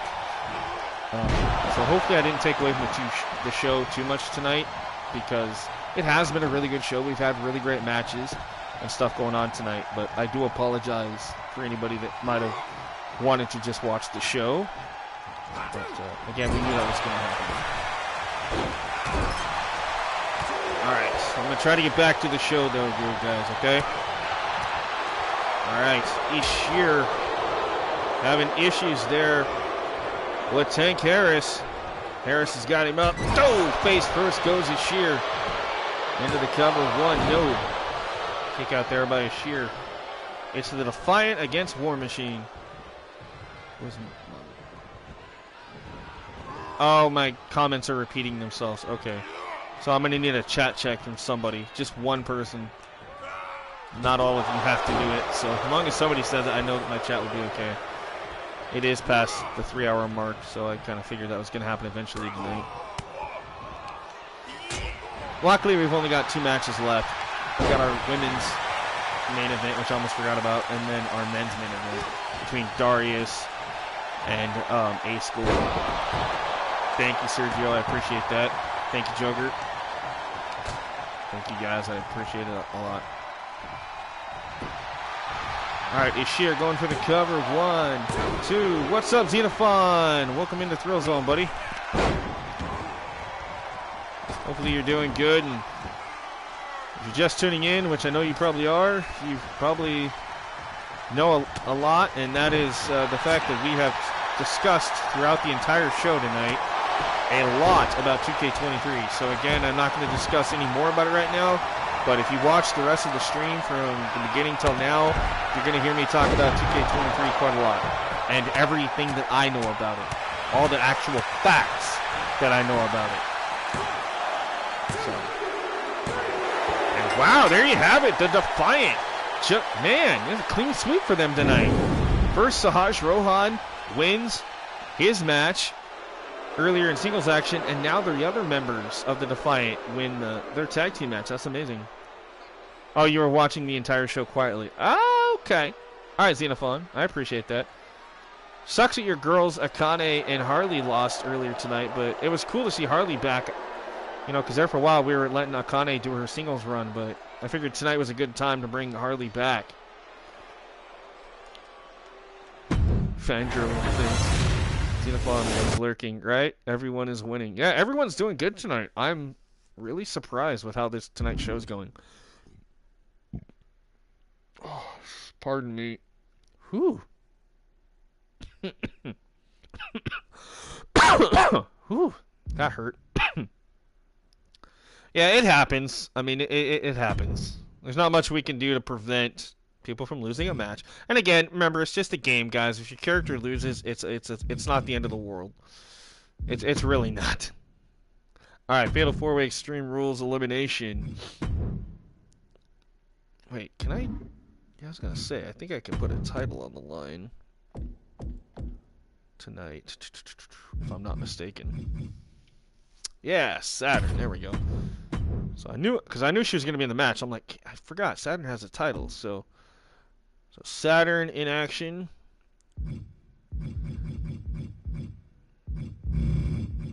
Against Zhao Li Ying.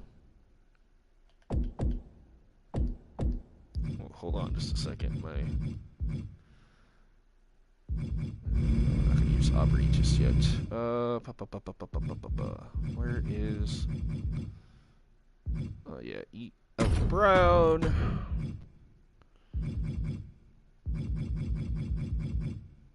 And just to say this, I am done creating stuff for 2K22 while I am going to take a break and charge my batteries for 23. Hey, that's okay. I am not taking anything new. No new updates, no new nothing for 22. I want you guys to do what you're doing, and I'm going to do the same thing. I will obviously keep doing Comm Masters for a little bit, possibly, but otherwise, I'm not doing any updates or anything to TCW. So what you guys gave me and what I currently have on all the rosters, that's it. We're not doing anything else. A plus is on level up, buddy.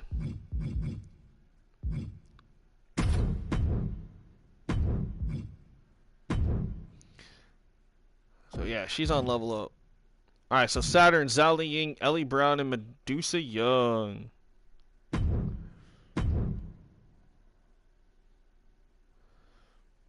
All right, women's intercontinental title match. Here we go. Also, I follow Macho T, so yeah, I got information from him. Yeah, I follow him. I follow Chris Danger or Chris Danker, Dankops. Um, Smack Talks. Fuck, dude. There's so many creators. Brandon does everything. Which is funny because that's also my name. But so Brandon does everything, and many other 2K content creators. So that work with 2K usually. Luge, the girl Luge. So I already knew a lot of information before you guys did because of them, but yeah. I'm not 100% sure that I will return all of my characters that are in TCW. Some of them, yes, and possibly some new ones for. Dude, that's totally fine, man. I do not expect somebody like you or Hooks or whoever to bring in every damn creation next year. Just bring in the ones that you think will benefit or the ones that we've used the most. You know what I mean? Like ones that you know have been champion, stuff like that. And the movement, that is Cameron Bash. Oh yeah, the movement, yeah. Yeah, there's a lot of people. But yeah, I'm the same way. I'm going to create as much as I can next. It got Ron Buster, right? All right, so we got Medusa Young, Zhao Li Ying, the former two-time Intercontinental Champion, Ellie Brown from England, and of course the new champion, Saturn. Yeah, Ashley and Emily Woods, definitely, yes. I would love to have them, Nancy Elliott and Rhea Williams would be nice. Ivy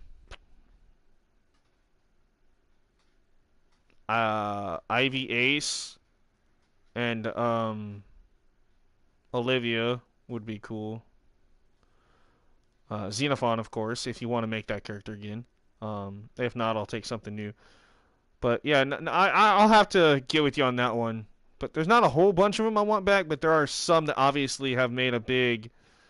Oh, Ashley, Emily, and Amaya, because we'll actually want to be able to put all three girls on the same show finally. So that would be tremendous. Mr. Xenophon returning for we can still be a tag team. Yeah, hopefully. A lot of my stuff will be returning. Might take some time, though, to recreate. Yeah, exactly. And I'm not rushing into 2K23 with TCW right away. We're probably going to be running... Because I don't know when everybody's going to get the game and how things are going to work and this and that. So I'm thinking like probably end of May would be the deadline to maybe even try to even start TCW. In the meantime, obviously, I'm going to try to build arenas, titles, my creations, and stuff like that, and try to see what I can do there. But, in the meantime, I'm just going to take down names of creators and certain creations that, once they're done, I'll be like, okay, I want this one, right? You won't be getting the game on March 17th. Yeah, see, I'm pre-ordering it next month in February. So I will actually have the game March 14th. So 3 days before it's actually supposed to be out. Your three major girls are coming back. Christy, Sam, and Becca, unless you want someone specific. And of course, Tony. Yeah, I would like to have Wyatt and Tony back. Definitely Christy, Sam, Becca. Angelina Douglas would be nice. Oh, there was another one. What was her name? Trisha Cage. I'd like to have Trisha back. Yeah, I mean, there's quite a few that you guys have that I would like back. Like I said, yeah, Sarabi. Definitely want Sarabi back, for sure. Unfortunately, I do hear, and I can't confirm this, but as far as I've been hearing rumors, that we're not going to, unfortunately, get Ariana Jones back with that particular character. I do hope, however, that person, that she does create something else that we could use, because that would be really cool. Thank you. Thank you, Sergio. You might rent it. Yeah, see, I'm just going to buy it. All right, here comes Medusa Young. Medusa made her debut at New Year's Revolution. A little late in the season, which, you know, it's okay. It happens. Medusa Young ready for her first match on an episode of Thrillzone tonight. And it's for the Intercontinental Women's Championship. She had such a great debut at New Year's Revolution that management has decided to see what she can do. Let's see. Can she make the best of this championship situation here?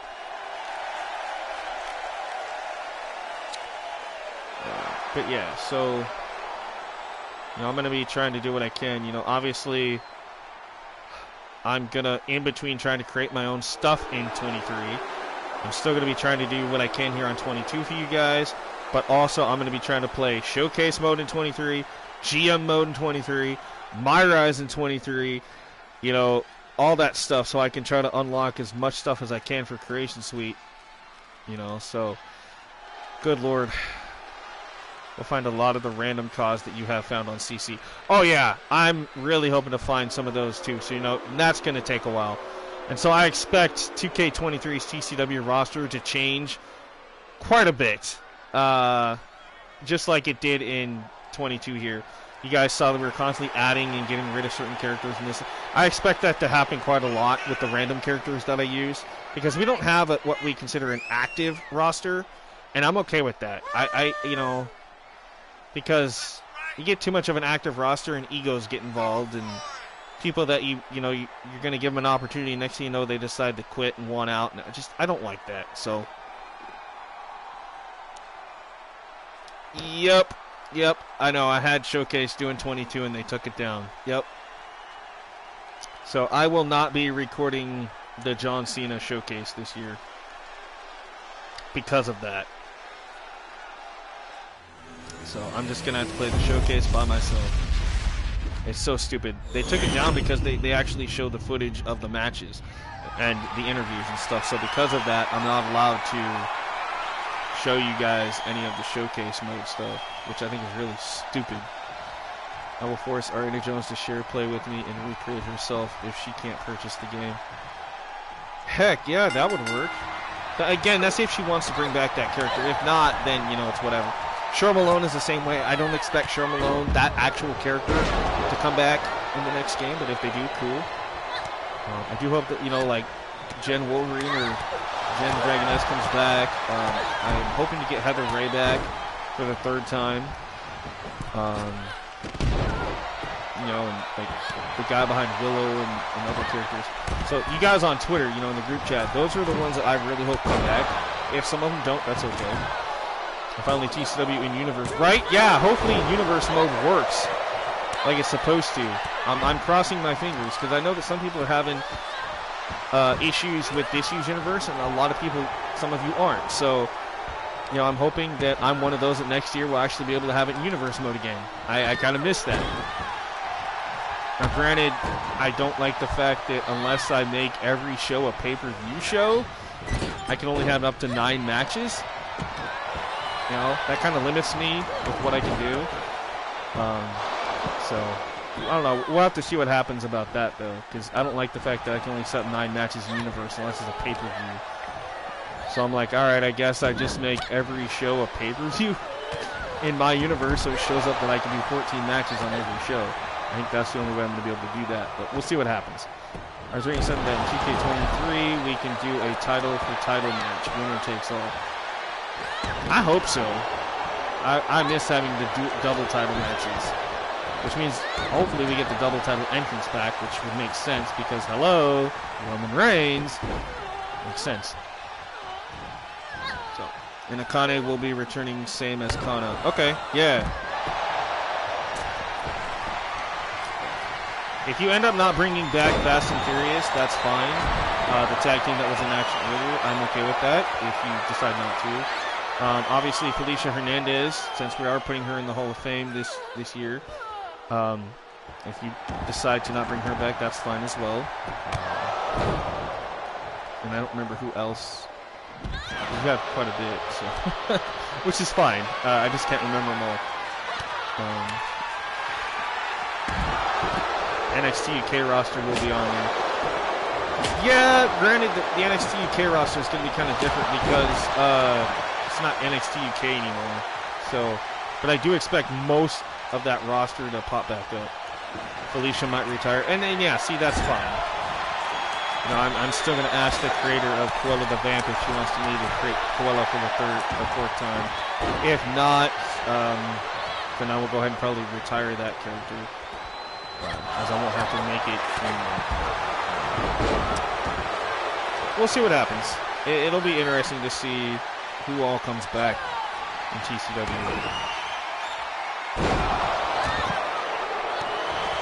For Anna Silva, the character, I don't know. I say, since we're going to put Anna Silva in the Hall of Fame along with Felicia, just out of respect for what she did. I know she was only here this season, but out of respect for her, knowing how she passed away earlier this year, I think that we will go ahead and let Anna retire, the character. So, I hope they fix the face texture alignment. Oh my god, yes, I know. I am right there with you, dude. Because that was a total pain in the ass this year. But yeah, I think Anna Silva can go ahead and retire, and I'm okay with that. You know, I think Matt Parker has told me that if he is able to get the game or does decide to get the game, I'm not 100% sure because I can't speak necessarily the truth on this, but if I remember right, he has told me something about Caleb Shaw would be retiring, so there would be no Caleb Shaw. He'd be just mainly focused on newer characters, which I think is really cool, and I'm okay with that. So, I will say that TCW, if I get enough characters, which I'm pretty sure I will as time goes on, we will have the 4 shows like we normally do. But to start off in 23, we are going to have Unrivaled, which is our main show basically. Yep, Judgment Day will be on there. Yep. Hopefully we and for the love of God, fix the hairstyles. Yes, I agree with that. And they need to add in more tattoo designs and stuff. And fix that damn logo limit thing. Like that thing. Anyway. Ellie Brown here going to town on Medusa Young with that steel chair. Meanwhile, we got Saturn and... Excuse me, that's not Ellie Brown. That is Zhao Li Ying over there. I do apologize about that. Ellie Brown and Saturn working over on the left side of the screen. Medusa in trouble. Zhao Li. This is a falls count anywhere Extreme Rules elimination for the Women's Intercontinental Championship. Again, I don't want to take too much away from this. Give me back the Becky Lynch here that they took away. Right? Oh, went for the springboard uppercut. I do believe. Nobody home for Zhao Li. Saturn's got a kendo stick again. Zhao Li looking to become a 3-time Intercontinental Champion tonight. She's in the ring with Medusa Young. Zhao Li. Oh! Twist of fate by Zhao Li Ying. Watch Sasha Banks being 2K20. Yeah, I kind of... Well, I don't know, man. That's a touchy what if. Because technically she was a part of the roster, she was getting paid. I would expect Sasha to be in there, unless they pull like a Daniel Bryan thing and they ask for him not to be in the game. Same with Naomi. You know, because Naomi, I don't know. That's one that, yeah, I just don't know. Zhao Li Ying eliminated there. Wow. Former 2-time Intercontinental Champion eliminated by Ellie Brown. We were talking about that earlier about DLC. I think Bronson Reed will probably be DLC. Emma, Tegan Knox, which I think is going to be stupid if she is DLC because she's in 22. Why not just put her in there? Hopefully Aaliyah will be in the game and not as DLC. But I expect like Nikita. I expect a lot of the NXT. You know what I mean? Like Nikita Lyons, Tiffany Stratton, Wendy Chu. You know, people like that. I expect those kind of people to be DLC besides some legends, and I can't tell you who the legends are because I don't know. But I would say probably Rick and Scott Steiner would probably be a DLC. That would make sense. All right, Brian, not a problem, buddy. I only want Mako Satomura. Mako Satomura would be cool, yes. Thank you, Brian. I appreciate it. Yeah, we've only got one more match after this, so no worries, buddy. Eddie Guerrero. I'm pretty sure Eddie's going to be in there as, you know, part of the game like he was. Because he was part of Showcase this year. Expecting to be in there the next game. Hopefully to God, we only get one Rey Mysterio. I really don't want 8 or 9 Rey Mysterios again. Because that was just, good lord. And I hope that we only get like a couple Undertakers and not like 6 of them for no reason. So, you know, I don't know. If bad enough, we're probably going to get like 10 different John Cenas, which again, sucks. I'm getting sleepy since it's 2 o'clock. Yeah, no, man. I totally understand. It's after midnight for me. So, luckily, I've only got one more match left after this, so you good. Our main event is just one-on-one. It's Ace Gold versus Darius. It's the former World Heavyweight Champion Darius at the Dog Pound taking on the leader of the High Rollers, Ace Gold. That'll be our main event tonight.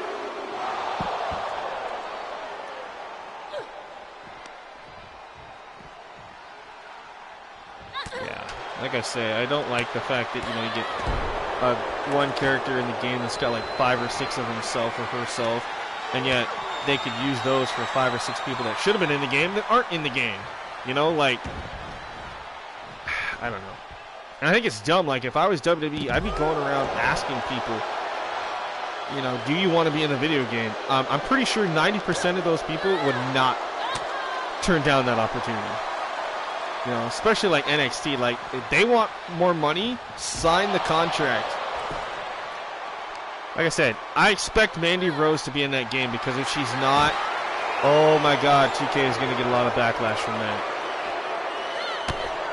I don't expect them to announce that she's in the game like they did with 2K22 having Peyton, Billy, Keith Lee, and all these others that were released. You didn't know about them until the game came out, right? Or towards the beginning of the game. I expect them to do that with people like Mandy Rose. That would make sense. But who knows? They might shock us and announce that she's in it anyway. We're going to have a huge collection of jean shorts, or as I call them, jorts, right? Yeah, we're going to have a lot of jean shorts and Fruity Pebble t-shirts. That's going to be good, but I will head out. All right, Brian, not a problem, buddy. Thank you as always. Advanced entrances was a stupid move to get removed. At least 2K realized what they did, right? Watch Mandy Rose be a DLC. I could see that, but I highly doubt it because if Toxic Attraction is supposed to be a part of the main game, the OnlyFans DLC, I'm not even going to go there. That means you'd have to put Scarlett, Zelina Vega, people like that. Now, depending on how Royal Rumble goes, Saturn, what the hell was that? She literally went for Starship Pain and she got nothing. Springboard, all right, crossbody there to Medusa. I was saying, I expect because of Royal Rumble coming up next weekend, hypothetically, they would still be able to possibly in one of the DLCs or to surprise us like they have done with some of the updates. You know how like this year, so Medusa Young eliminated. We're down to the champion and Ellie Young. Wow, we could have a new Intercontinental Champion tonight here, folks.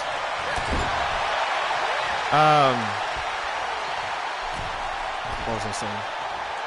Oh, there is a possibility. Now, again, if this happens, it would be cool. I would love to see them try to add in Chelsea Green and Zack Ryder because we know that they're coming to Rumble because Matt Cardona has refiled trademark for his name, Zack Ryder. So that way he owns the rights to it again. So I expect Zack Ryder to show back up at... I just really hope that he would use his real name, but I have a feeling they're going to let him be Zack Ryder again. AEW DLC. Bullshit. I do not want that. They got their own video game whenever the hell it comes out. Shit, they announced that game 3 years ago. I seen a meme today that somebody says it's pretty bad that in 3 years since that was announced that WWE or AEW is going to have a game. We'll talk about that in a minute. Saturn with the win. Saturn retains her title, believe it or not. That's highly impressive. So Saturn retains her title in a fatal 4-way elimination match. Congratulations. Right? Definitely give us a Divas pack. Michelle McCool, Kelly, Victoria, and Candice Michelle. Heck yeah. Let's not forget Mickey James would be cool too. I would love to see a playable Sable. I'm not going to lie. I think it would be cool to see Sable back in a game. Like, Brock Lesnar's wife. That'd be cool. I expect them to put the American Dream Dusty Rhodes back in the game because it would make sense. You're putting Cody Rhodes. I expect Dusty to probably be in there. Obviously not Goldust, but wouldn't it be something if we get Stardust? That would be freaking hilarious if we get Stardust back. Alright, so our last match of the night is No Holds Barred. Sable, Deborah, oh my god, the cat. Yeah, the cat was kind of controversial. I don't expect her to... Deborah, the only way they would do that is if Jeff Jarrett was in the game, which obviously Jeff Jarrett now works in AEW, so I don't know about that one. But Sable, I would definitely love to see Sable back in a game. Just cause, you know? Alright, so I gotta remember what we're doing here. So, Ace Gold taking on Darius, that's right. It's our main event of the evening. Ashley, Lita, Caitlyn, Layla, Kelly. Yeah. Would be nice, but unfortunately, Layla has nothing to do with WWE anymore. You know, she said her in-ring career's done anyway, so I don't expect Layla to do anything. Lita, yes. Ashley would be cool, but I highly doubt that would ever happen. Caitlyn, I doubt it. She was in the Mae Young Classic that one year, and that was about it. That was, you know, she doesn't really want to do anything else. But Kelly, yeah, I could see Kelly being in it. That would be nice. All right, here we go. No Holds Barred main event of the show. Ace Gold, the leader of the High Rollers, and could be looking to become #1 contender soon for the world title against the former world champion Darius. Hey, Eric, what's up, buddy? Glad to see you popping in. You're just in time to watch the main event tonight, man. I appreciate it. So this is good. Main event here of Thrillzone. Ace Gold versus Darius. It's been a hell of a show. We've had a great show. We've had great matches up to this point. I will admit that, yes, I'm sorry that we took away from the show a lot tonight talking about 2K23, but I knew, like I said, I knew that was going to happen. From the beginning of me starting the stream tonight, I was like, all right, who's going to talk either about Raw 30 or 2K23? Like, I knew it was going to come up. And it's fine. Like, I'm not mad about it. I knew that it was going to happen. I get it. You guys are hyped. I'm hyped. You know, let's do it. So we'll see what happens. Playing around with setting up a universe mode. Nice. Ace Gold for the win, says Joker. All right, again, this is our main event tonight, guys. We are live in Phoenix, the home of Thrillzone here on the West Coast.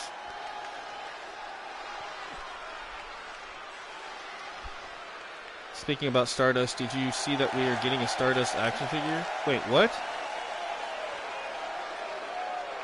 When? I didn't hear anything about that. I know that we had a Stardust action figure at one time, but I totally missed that. Anyway. Alright, the following main event contest scheduled for one fall is No Holds Barred. Introducing first, representing the High Rollers, he is Ace Gold. Yes, Joker, I just did. Alright, so Ace Gold ready for singles action. See, I always forget that there's a little bit of delay with what I see and what you guys see. So, because I get the true live experience, you guys still get like a 10-second delay.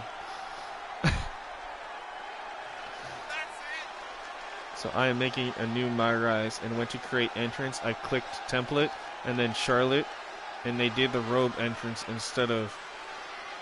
Wait, what? Oh, that's cool.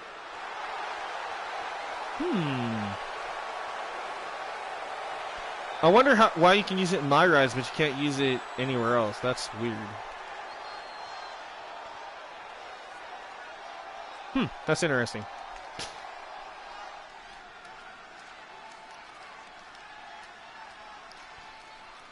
Alright, so Ace Gold ready for action. Right, the flip. Right? Series 103, we get in a Stardust action figure. Are you sure? Because I follow Ringside Collectibles quite religiously. So I'll check into that. Alright, Darius coming down to the ring. The former world champion here and leader of the Dog Pound. He is the self-proclaimed Bulldog. This guy was a great champion. Great champion. Would love to see him as world champion, if not more, again here soon. He was devastatingly beaten by the now two-time world champion Matthias back at New Year's Revolution. Only as template, though, not when making it custom. Yeah, that is weird that they did certain things like that. I don't know why.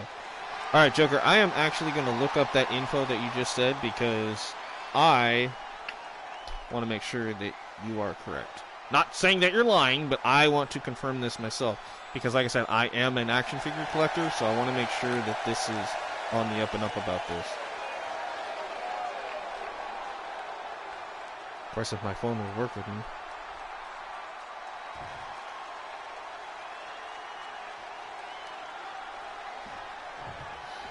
Matt Parker just actually asked me, what 2K22 am I going to get?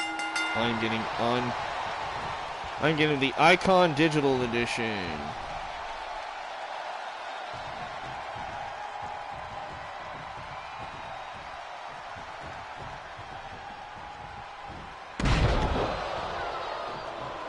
I think I spelled disc wrong, but whatever. Alright, okay, so WWE Series 103 Elites. Well, Elites or Basics. No, they're past that at Basics, so.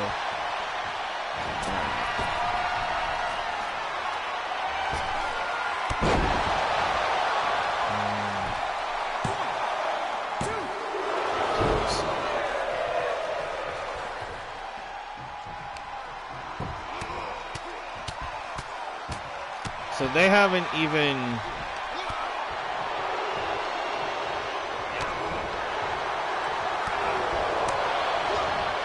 Hold on just a second.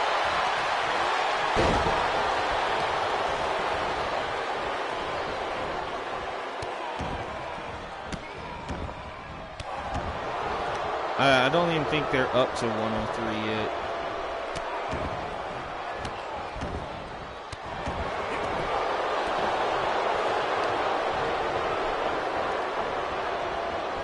Sucks that I won't get to see my guys use much on 2K22 before remaking them again on 23. I thought they really came out well this time. Yeah, no, I get it, man. Like I said, I'm going to try to... Well, I'm going to be using Jace Stone, and I think that was it for now. I think I might try to bring in Ray Dragon at some point, hopefully. If not, yeah, I know that sucks. Alright, hold on. Yeah, I know you did. I'm trying to get to that. But I'm also trying not to take away from this match. Alright, Ace Gold. Oh, kick to the midsection. Uh-oh, Darius in trouble. Looking for that sit-out. Power bomb.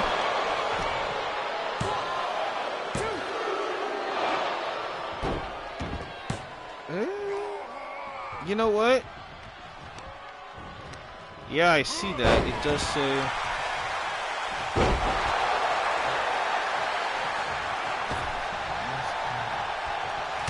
Yeah, but how old is that? That's what I'm...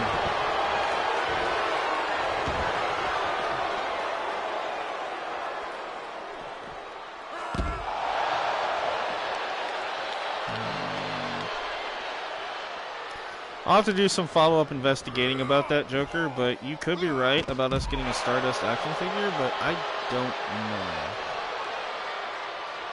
really don't know. I'll have to see about that.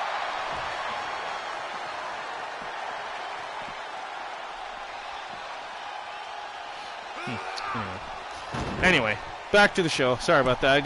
That is kind of interesting that if we do, that would be cool. I'm waiting for the Cody Rhodes Elite figure to come out here soon, so I can get that. I mean, I have all the ones from AEW, so just about. All right, look at this from the top. Oh, DDT from the top turnbuckle there by Darius. Trying to pick apart Ace Gold here. Kick the midsection. No, reversal. Ace Gold now has got Darius up. Darius reverses into a crossbody. Former world champion. Ready to strike here. What has the Bulldog got in mind? Oh, super kick. Now up to the top. Perhaps going to look for that 450 elbow. No. Oh, I love it. The changing angle frog splash. Love it. 1, 2. Oh, a near fall for the former champion Darius. Again, if you're just tuning in, this is our main event of Thrillzone tonight. So thank you guys for watching for nearly 4 hours of stream. But we've had some great women's matches, tag teams, and so much more. It's been a great night of action. We have a new hardcore champion. Wow, there it is, the 450 elbow by the Bulldog. 1, 2, and near fall again for Darius. This close, man, so close. But again, we have a new hardcore champion for the 3rd time in his career, John Corsier, the Montreal Machine, aka the Canadian Punisher, winning his 3rd hardcore title tonight. Still Intercontinental Women's Champion. We saw moments ago Saturn retained her title in a fatal 4-way Extreme Rules elimination. That was really cool to see. So we did see a couple title matches tonight. That was really cool, especially coming off the heels of a big pay-per-view that we had back on January 10th with New Year's Revolution. So that was cool to see some titles on the line tonight. Look at Ace Gold. Oh, sidestep. Oh, clothesline. Darius sends him to the outside. Now the High Roller's in trouble as the Bulldog with a DDT. Remember, no holds barred, no disqualification, no count out in this type of matchup, folks. This is our main event tonight. Darius looking to take out Ace. Ace has been on a roll in singles competition, trying to get himself a #1 contender match. Looks like 2K23 will be cross-platform. It is. It is. Cross-platform community creations. I talked about that earlier. It is. It is cross-platform and cross-generation. So we are still going to be able to play it on like normal.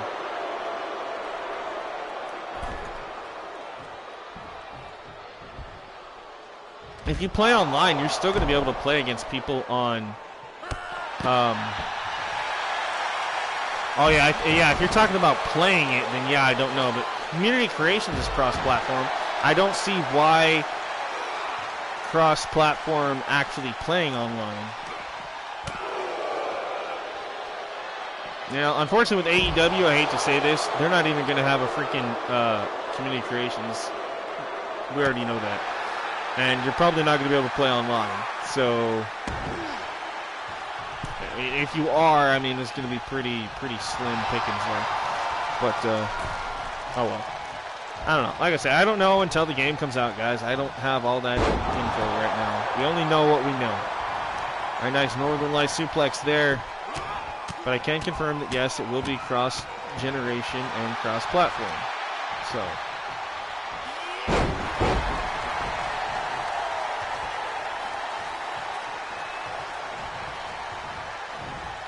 Another Northern Lights there, and man, Ace Gold is busted open in this. Darius could be looking for that 450 elbow. He usually puts his opponents away, and there it is, 450 elbow. The Bulldog looking for a big win here tonight. 1, 2, 3. He got it. Darius with another big win. The former champion back on his winning ways here tonight. Puts Ace Gold down for the 3. All right. That's a big win, folks. Big win. How dare I not have all the answers, right? Ah, there's Matt. Speak of the devil. The man behind Darius says night. That's right. Ace Gold just went to went to sleep. That 450 elbow, man. That tells you, man, don't count out Darius, man. He might be sometimes the littlest man in the fight, but he has the biggest bark and the biggest bite. There you go, Darius with a huge win here tonight in tonight's main event. All right, well, again, that'll do it for tonight's episode of Thrillzone. So thank you guys so much tonight. I appreciate it. Until next time, it has been fun. So yeah, see, we're gonna have all this stuff back in the new game, and then apparently we're gonna have create a GM, which I don't understand that because we have create a superstar, but turn Jay Stone into a knight. Oh yeah. Do you want me to try to see if I can do that now? I could try to do it. If not, I will try to do it before the next stream because it is getting late and I'm. Custom entrances are coming back. Yep. Advanced entrances, actually. But yeah. And I get unable to communicate with the server. Yeah, okay. Yeah, I'm not tired. It's just okay. All right. I guess let's see if I can try to do it here. I guess we'll do that real quick. I'll try to see if I can do that since I'm right here. Shouldn't be hard to turn your character into a knight, hopefully. As long as the game doesn't glitch. If the game starts glitching and freezing, then I'll have to figure that out. But luckily, we're done with the actual show itself, so we're good on that. But I will stay live and do this for you.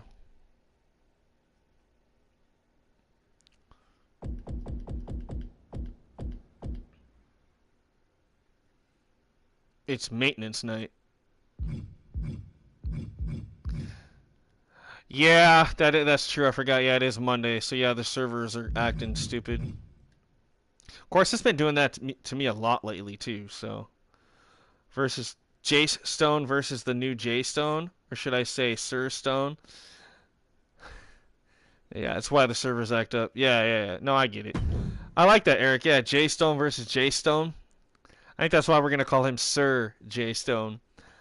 And then you're the headhunter. So you got the headhunter, and then you've got the knight. All right, so this will be easy. We're just gonna, because I want to keep this. So let's copy, paste. It's easier to do it this way. Now I don't mess up the original attire by mistake. You have to headhunters on your show note, right? Yeah, I've got 2 headhunters. I got Jay Stone is back, and I can't remember who the other one is off the top of my head. And I probably should. I feel sorry about that, Matt. I know it's probably one of yours. All right, yep, the Dragon Slayer. Yeah, the Dragon Slayer. There we go. All right. Clothing. All right. You know what? We're going to do this. So we're going to get rid of all of this for now.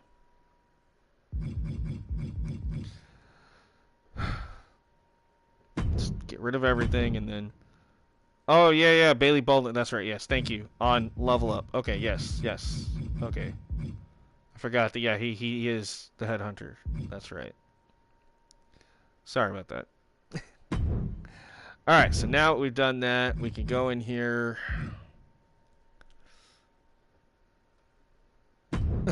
It's okay. Sergio.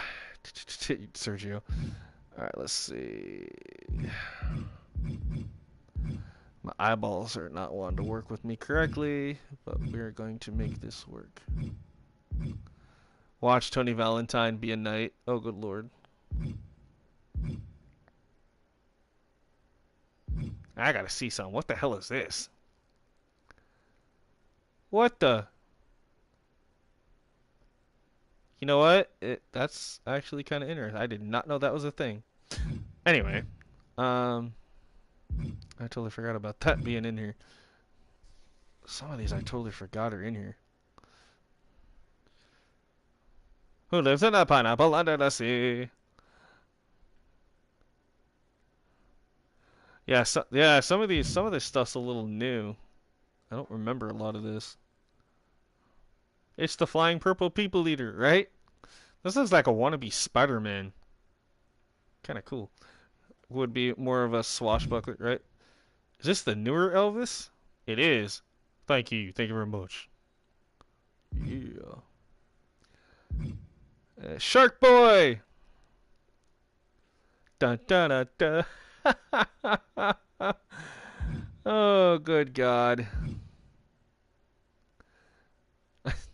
Chicken Man. Dude, I actually got to start using some of these outfits. I totally forgot that. This is cool. I like this. The, like, RVD type. So, see, this is what I'm talking about. The Elvis looked kind of good, right? He could be like a flying Elvis. Look at this. Bronson Reed. Okay? You put this in here, but you couldn't put the man in the video game. WWE makes me mad if they did that. So, like I said, he'll probably be DLC in the next game, which does not surprise me. It's like some of these. Like, the New Day. Now we just need Lava Girl. Then we have Shark Boy and Lava Girl. Oh my God. Yeah. Alright, so obviously I'm not going to use any of the. I was just looking at these. Bring back the Flying Elvises from early TNA. Hell yeah. I think Jimmy Wang Yang was one of those, wasn't he? I think. I can't remember. Alright. Okay, so let's. Trying to focus. I get sidetracked very easily. I thought so. Okay. We're going to favorite that because I might use that. So we're going to favorite that.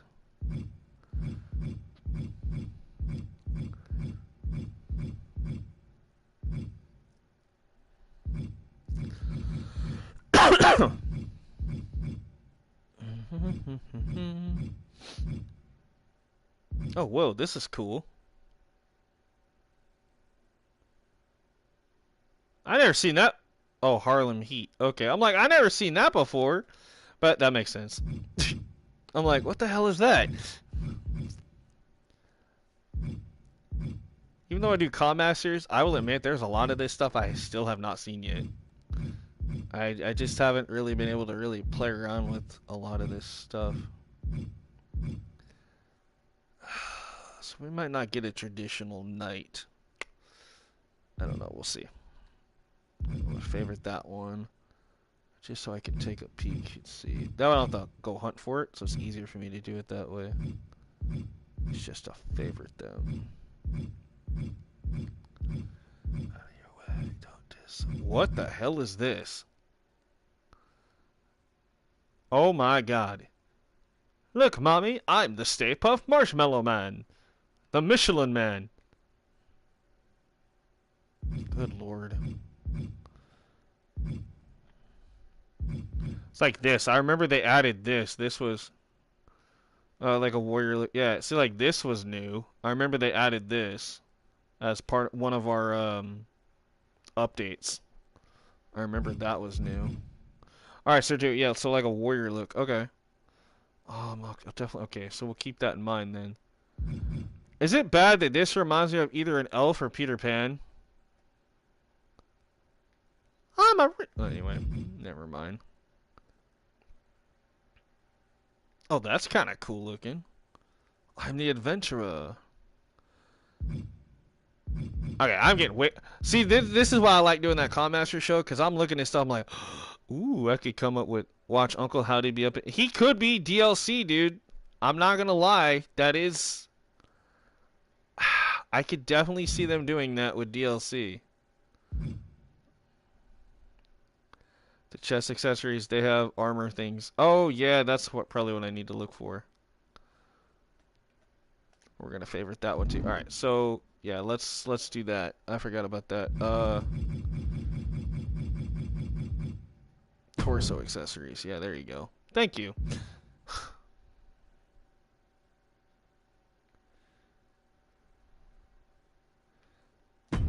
All right, so yeah, let's do that. I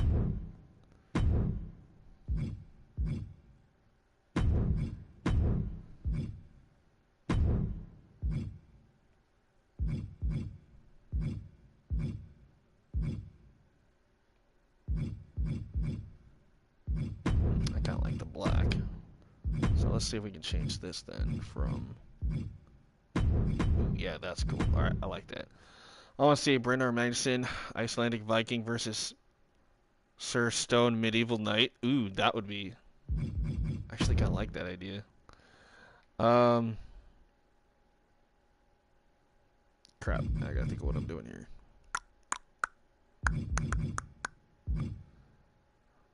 We'll do this. That actually would be an interesting idea, though.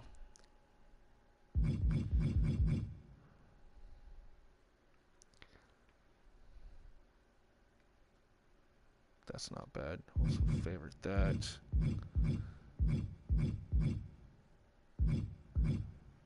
As I listen to Scarlet say, "Fall and pray" in my ears. Good lord. And pray. Fall and pray. I hate to say it, that is one guy that honestly, in my opinion, kind of needs a new theme song. It's Karrion Kross. I mean, I like it, but it's also kind of annoying.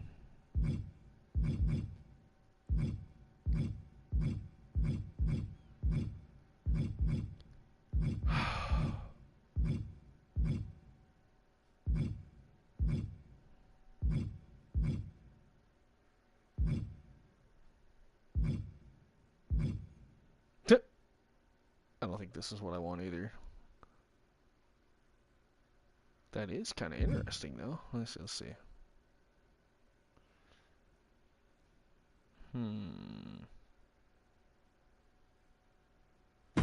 Yeah, we'll put that on there. Okay, let's see.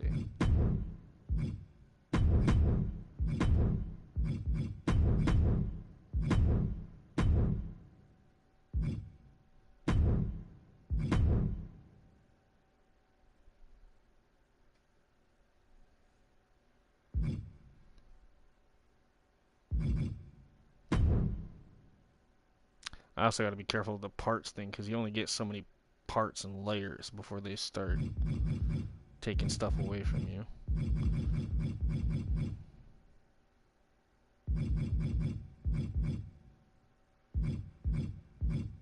Alright, so no on the elbow pads. Okay, that works for me. Just wanted to double check on that. Upper arm. Let's take a look at that. See if maybe we can do something with that.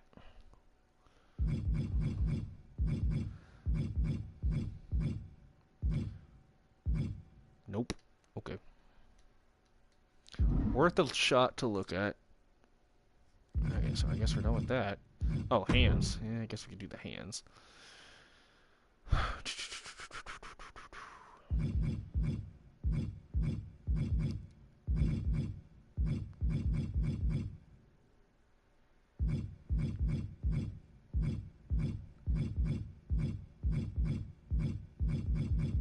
Da da da da da da da.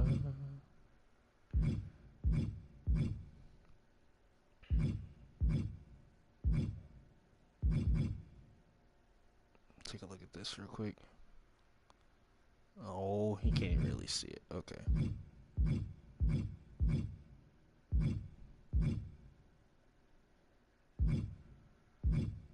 How the hell would this work? Because he still has the... Oh, okay. Well, that's not gonna work. What the hell is this? Okay, well, I guess we're gonna leave that alone. I guess we'll just leave that like that then. All right, let's get the bottoms in here. Hopefully they got us something decent here. Are those shorts? Yeah, that's what I thought. God damn it.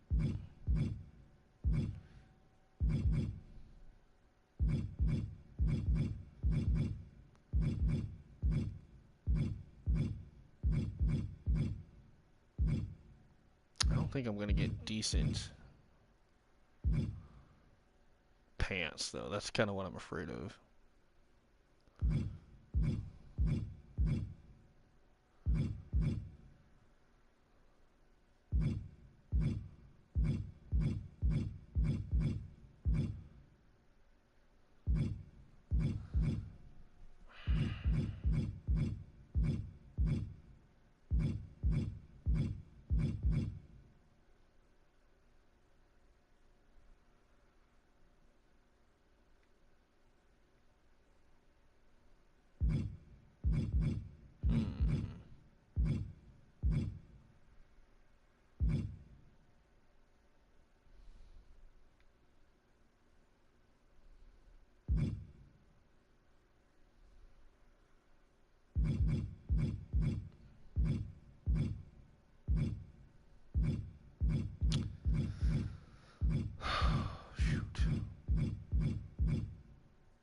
that's kind of what I'm afraid of. Hold on just a second. Maybe wrestling tights? Let's try that. There's got to be something I can do here.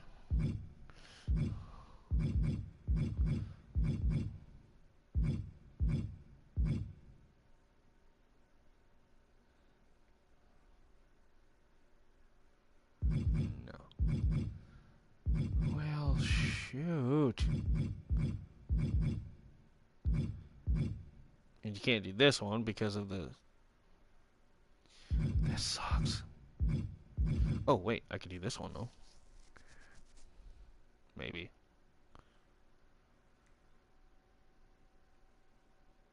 What the... Why won't it show the... Okay. That's weird.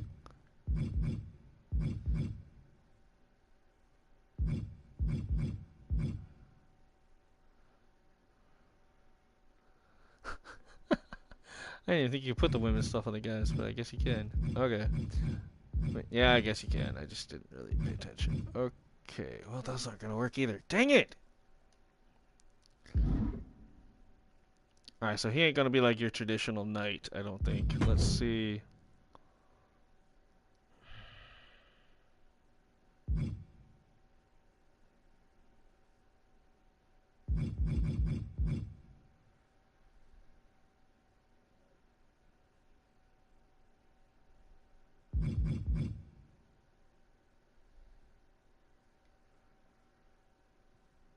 Damien's pants? Yeah, that might work.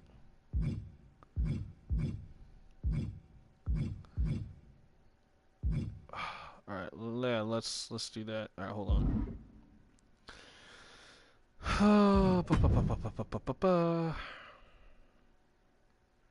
This thing is slow. Where the hell are Damien's pants? They're like way the hell down here, aren't they?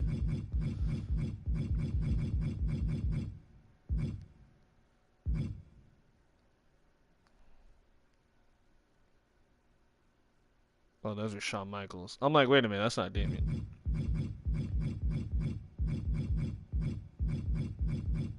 Like, some people I can tell who they are just by looking at them, but...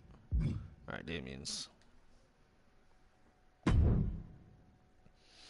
Yeah, I'd be okay with that.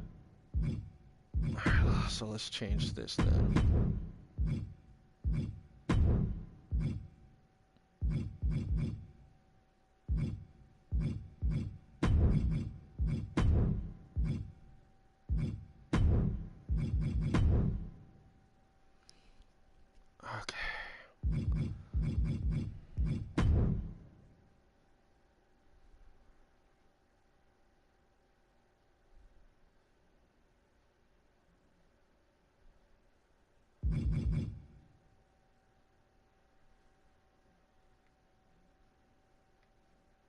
That'd be cool. They didn't say cruiserweight on them.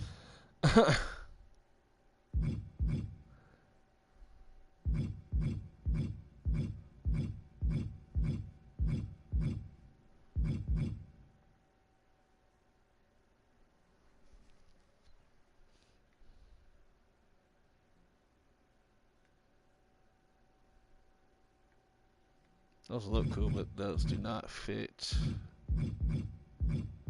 what we're trying to do here.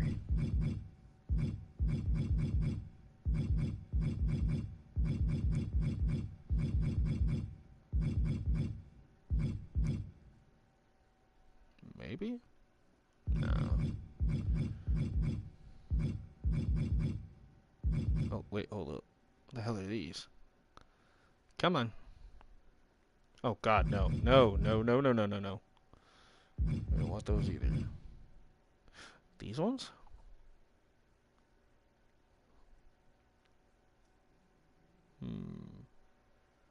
I like those. Those are not bad.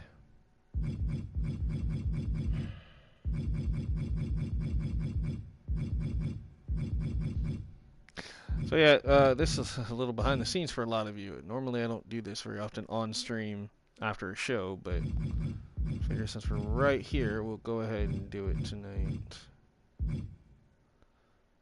maybe we'll use this one. There's got to be something in here that's decent. Jeez. You stop giving us all these crummy ideas for.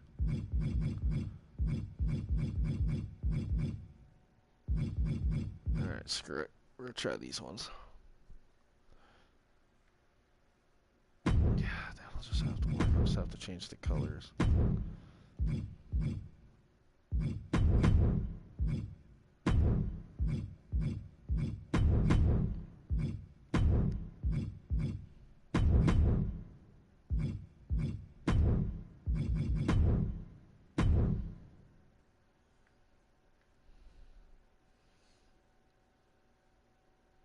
Alright, so that'll take care of his in-ring look. Because I don't want to... Okay, then we're going to copy. Paste.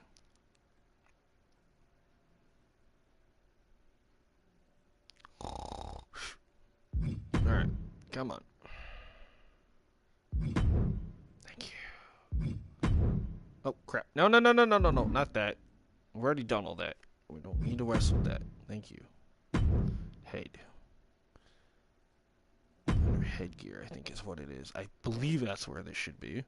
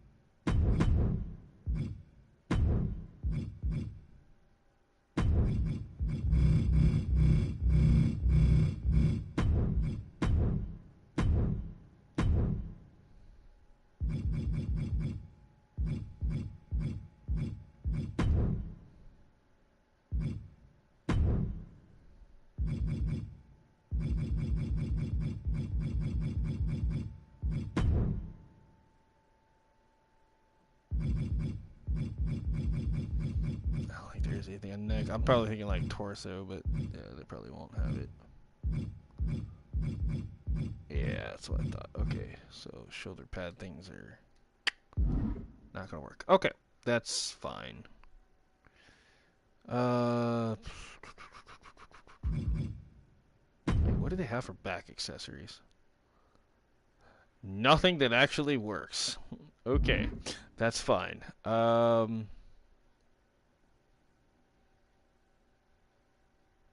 don't know why that just seems off, but... Oh, that's why. Okay, I know what I was going to do now. Down here.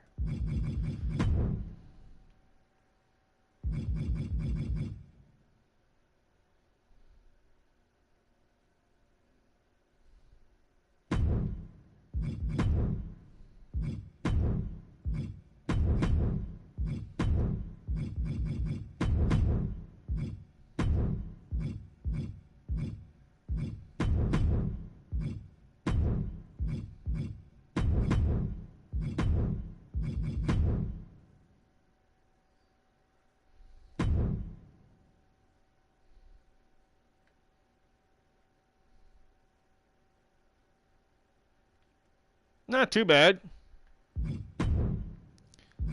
There's got to be something I could add to this, though.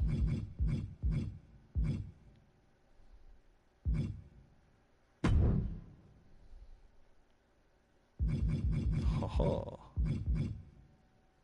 maybe. Nah, I don't know. Let's see what we got here. What the? You can make your dude have the Skyrim guard? He kind of does, doesn't he? I didn't even think about that. He kind of does.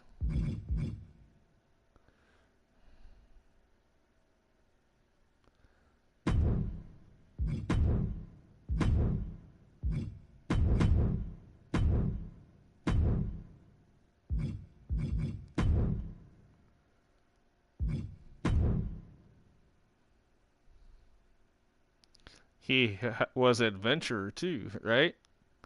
All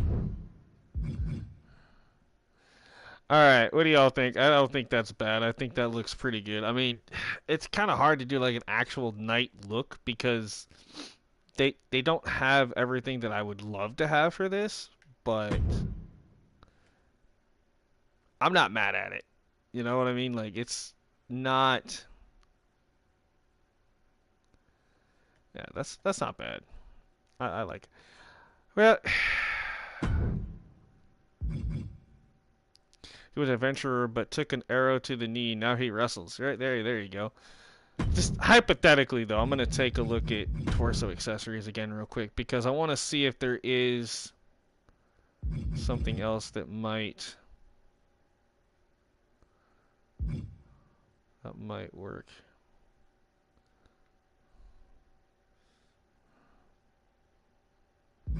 That's not bad. Yeah, they don't give us many options, guys. Dang it, that sucks. All right, so okay, so like this one pisses me off. They have this in here, but you can't add the spikes to it to make LOD Legion of Doom because that would be freaking hilarious. The one shoulder leather thing. Oh, wait, what? This one? Like that? Or is there a different one? Oh, they do have this.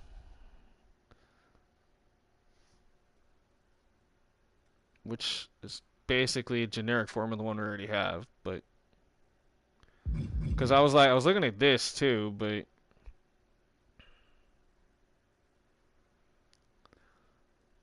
oh, the leather ones are what the heralds wear. Oh, okay.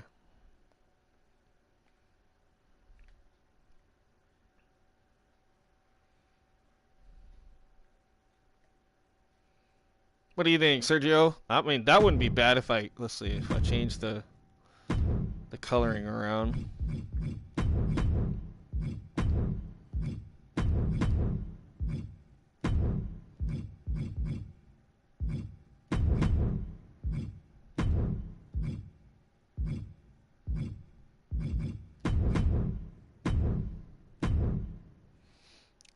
Could do that instead. Just change to a more barbarism instead of knight, but that one I like.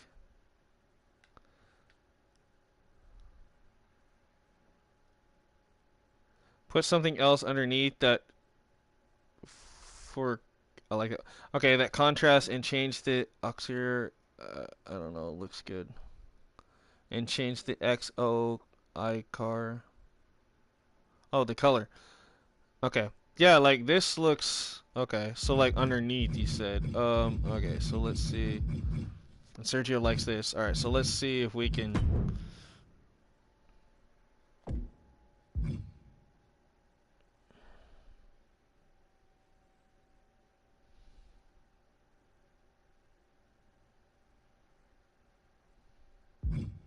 Let me just see something here. I'm curious. I know you're not gonna actually like see this, but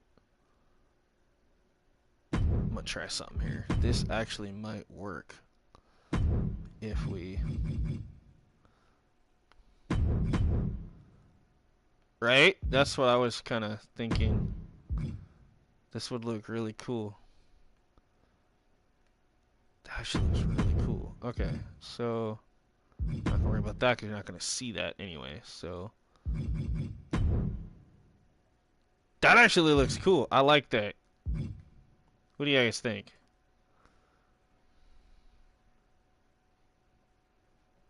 I'm still not big on that helmet though. Like I don't know why, but like I'm just not.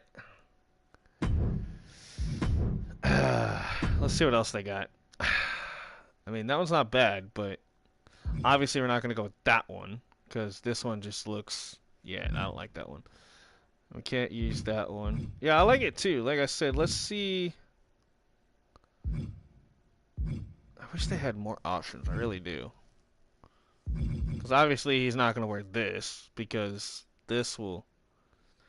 Big Papa Pump's chain. Yeah, they got the chainmail. But you can't use it. I can't use it because of the. Seriously? The hair. Apparently the hair is the only reason why you can't use it. I don't know why, but apparently the hair is the reason why you can't use that. Out of curiosity, we'll just see.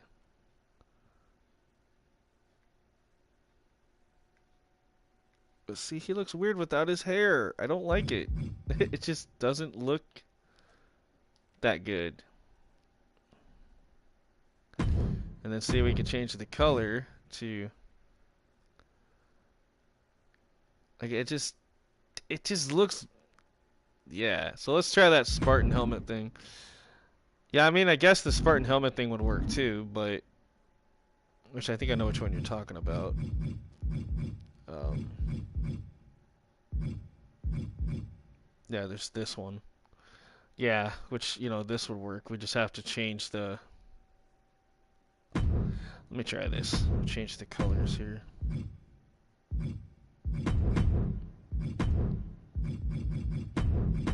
Hey, then he could be teamed up with Gladius. Because Gladius is on this roster. Alright, let's,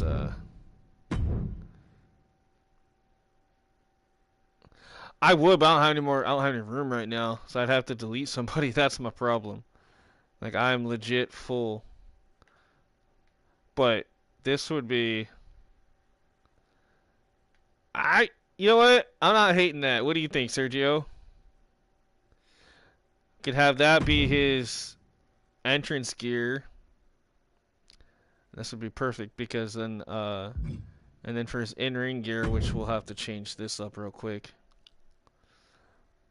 Alright, so his in-ring gear, we're just gonna change the chest thing.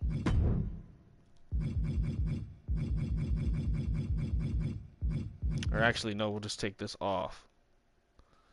So that would completely come off. Now, the option is to... Do you want to keep him like this? For his in-ring gear?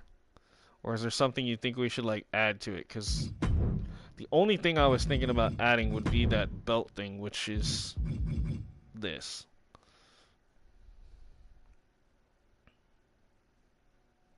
But I think it would kind of interfere with the, I don't know, let's try it. Let's see how this looks. Let's not knock it till we try it.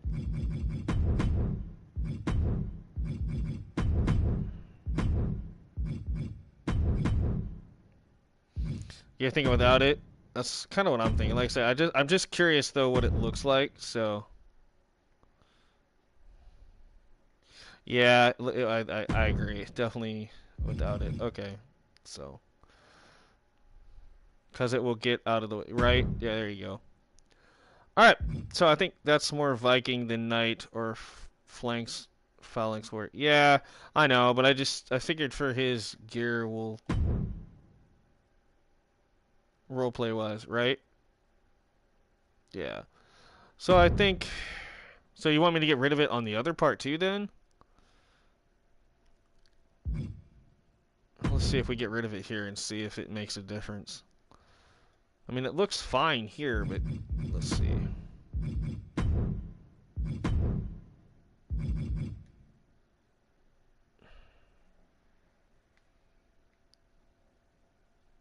Okay, okay. So keep it for the intro. Okay, so let's just exit out of this then, because it should save it then.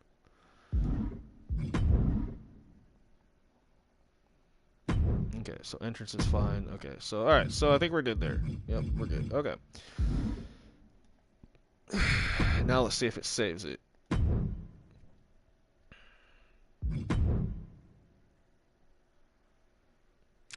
No, I can't, because it's not my creation. So I don't know. I don't think so. I think, Sergio, don't you make your stuff non-re-uploadable? I'm pretty sure you do.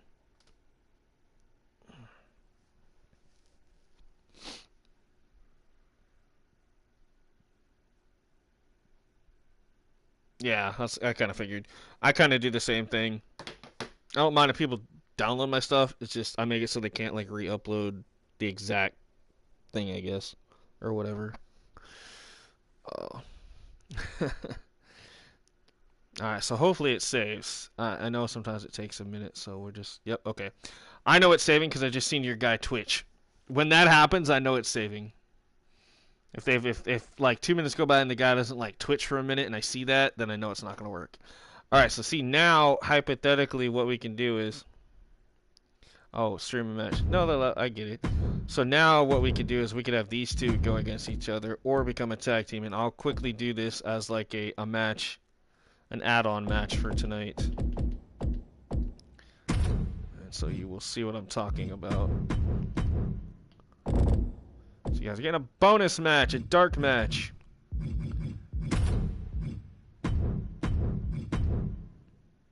Someone took mine and said it was theirs with my original. Yeah, I remember that. All right, Gladius and Jay Stone. We're not actually. I don't know if we're actually going to watch the whole match, but I just want to see the entrances to see. Ouch! Just see a difference here. I just want to see what it'll look like now, because we might have to change your entrance, which I won't be able to do that tonight right now, but.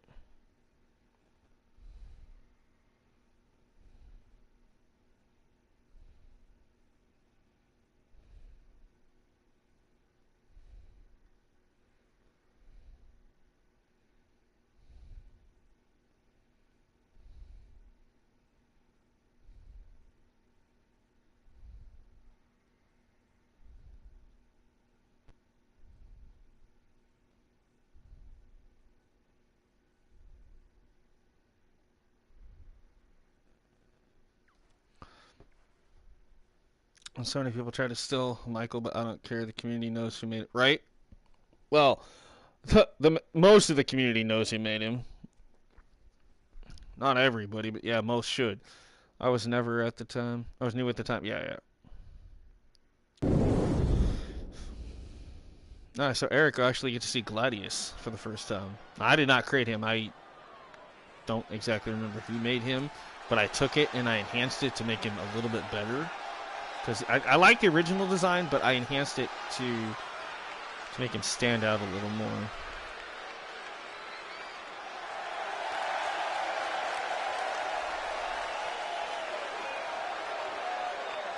So the gladiator, Gladius, from Rome, Italy.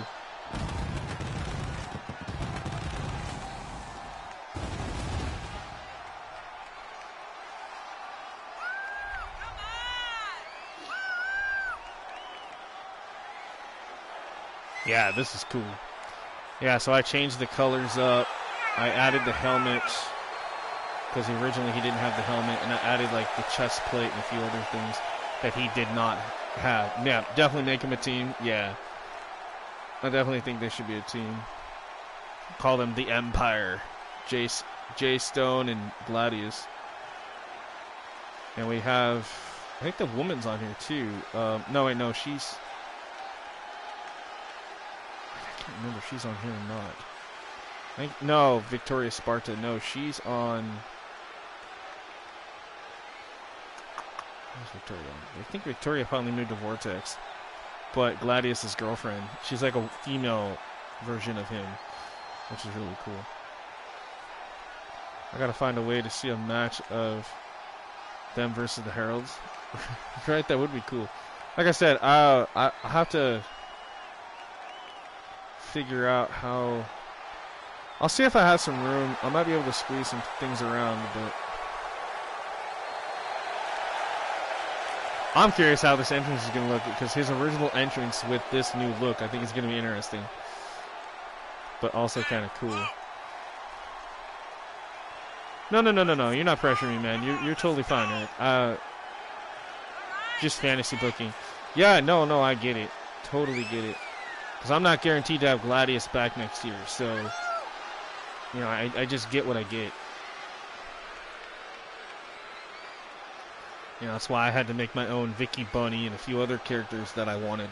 I had to make them myself because they weren't up anymore. So it's like, alright, it's cool. I don't mind doing it. I'd rather make my own anyway. Same with like Yoshi Hana and a few others. I made my own Yoshi Hana, and then Dr. Hooks made his version. And then I made Vicky Bunny, and I think one other couple other characters. Obviously, like Cruella. I made King Dominator, Stunning Steve Marino. I had to make quite a few characters for people this year. So yeah, I can totally see these two being a tag team. I think this would work out great. I guess we'll go ahead and watch this fight because I'm kind of curious how this would go, I guess. Now that they're going to be a team, we're not actually going to really see them ever go against each other. But yeah, I'll come up with the team entrance and everything. I'm not going to do that all tonight because I don't want the game to glitch out on me. Sorry, of course my lips are like really chapped right now. I don't know why. I'm like trying to talk on the microphone and all of a sudden I'm like eating. Ugh, gross. Anyway. Probably because I need to eat. Oh! Yeah, this team definitely, I think, would be really cool to see together. You got the Powerhouse and Gladius. And you got the somewhat high-flying technical ability of... Alright, I guess you're just going to roll out of the ring. Okay, cool. Love that glitch. You know, and then you got Jay Stone doing what he does. So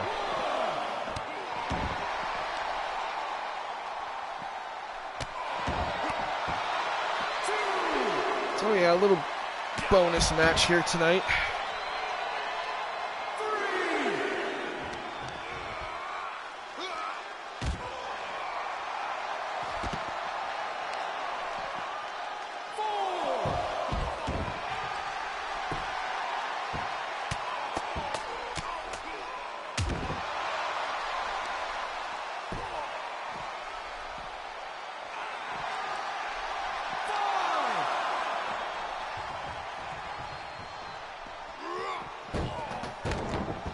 I feel bad for people in other countries. Like, I know, like down there in Australia and England and stuff, you guys want to pre-order the game and stuff. It's actually like even more expensive than it is for us.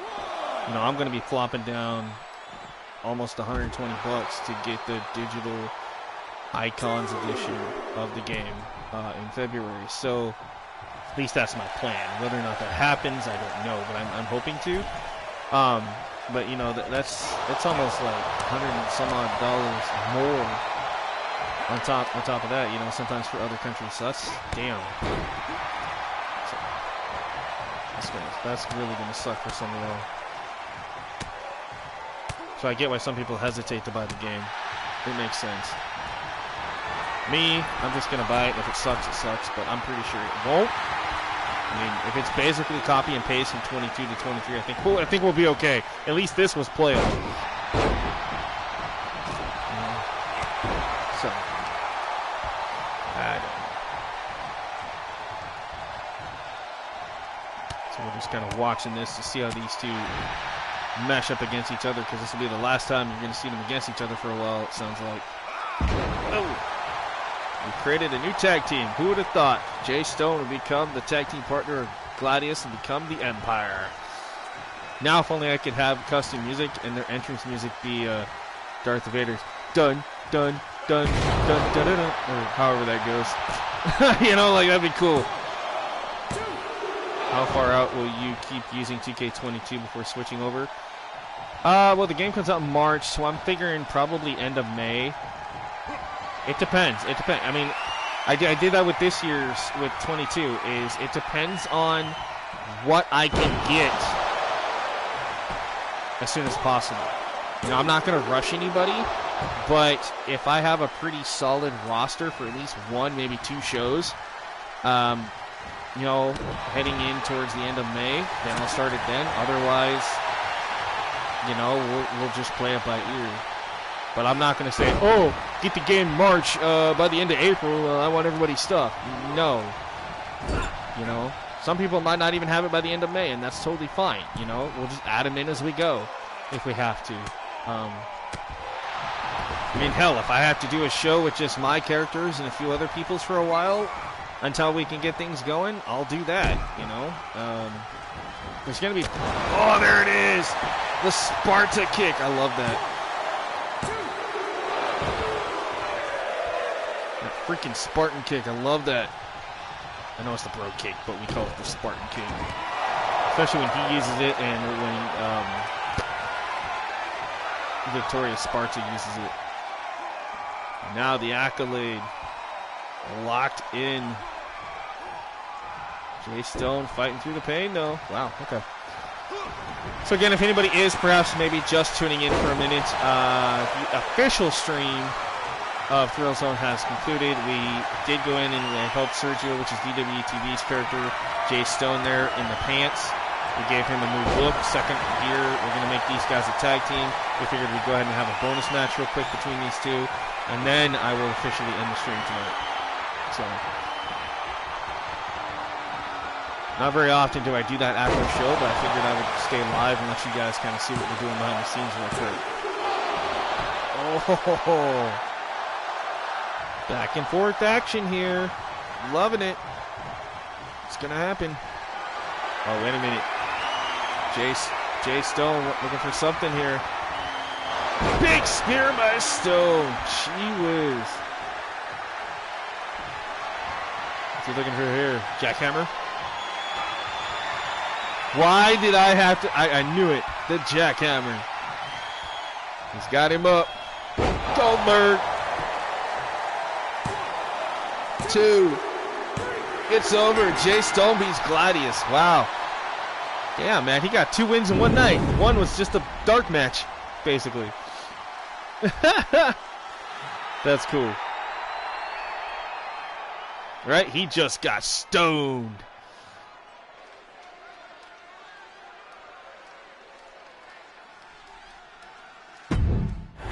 Call that the stoner effect.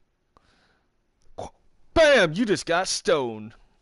Alright, well, guys, that's going to do it. Yeah, like I said, we'll make them a team. But I have to check one thing real quick. I got to figure out why these other teams weren't coming out together tonight. So, apparently I don't have the dog pound. Non-stop Extreme Wrestling, NEW, welcome in. So, again, yeah, you're just tuning in, actually, guys, to the end of the show tonight. I'm sorry for those of you that might just be tuning in. Like NEW. So we streamed for a good 3 hours plus. I have a third guy to bring back. Yeah, I mean, it works. I'll probably have to create Gladius next year, though, I'm pretty sure. But, again, tag team, so we got like AI, BBAs, Bad Bitch Alert. I know Eric hasn't seen this roster, actually. Yeah, Eric, you haven't seen the Thrillzone roster, have you? So I'll have to show you that in a minute. So did the Defiant. Yeah, you got Devil's Order here. Fast and Furious. Fear Street, which is actually now known as Fear Factory. I just haven't changed that yet. The Grapplers. Okay. High Rollers. House of Dragons. See, this is the one I was going to add Ray Phoenix to. So I just have to figure out which character I want to get rid of to add. Yeah, we can collab. Okay, yeah, that'd be cool to do that. J Money Enterprises. We have the Kraken, Roxanne Rose, J Money, Jamal Jones, Curtis Stone, and Abel Gaines. The Nation, Dakota Crazy Wolf, and Lanina Navajo. New Millennia, which is Selena, Dallas, Kay Ling, and Lee Reeves. Let's see, if I want to get Ray Phoenix on here, I could probably get rid of Kay Ling, since I haven't really used her in a while. I might get rid of her to bring in, I could do that. I could do it right now, but I could do that. Outer Limits, we got Leo Styles and Nebula. Sky Highs, Matt Sky and Tornado, Twisted Riders, War Machine, Worthless Intent, Yardie Boys. So yeah, I'm missing the dog pound. And I think that's it. Hold on. Pardon me. Alright, so this is how I can show you guys the roster, Eric. So it's the easier way. You can use which. Okay, so yeah, this is how I do the roster to show you guys. So you can actually see kind of what they look like. So I got Abel Gaines, Ace Gold, Akane Toyota, who is our UK champion, Amanda Black, Amanda Valentine. Oh, fuck, dude, I feel like I gotta sneeze again. Damn it. I hate that. Angel Hunter, Aubrey Andrews, Big Dog Davis. Bird Freeman, who was in our first match tonight. She's cool. Chaco. The marvelous Christopher Vaughan. Y'all remember him, Eric, I'm pretty sure. He's still a pain in the ass, but he's here. Crazy Carlos. Crazy Wolf. Crystal Cannon, the Crazy Gamer. Curtis Stone, the Army Man.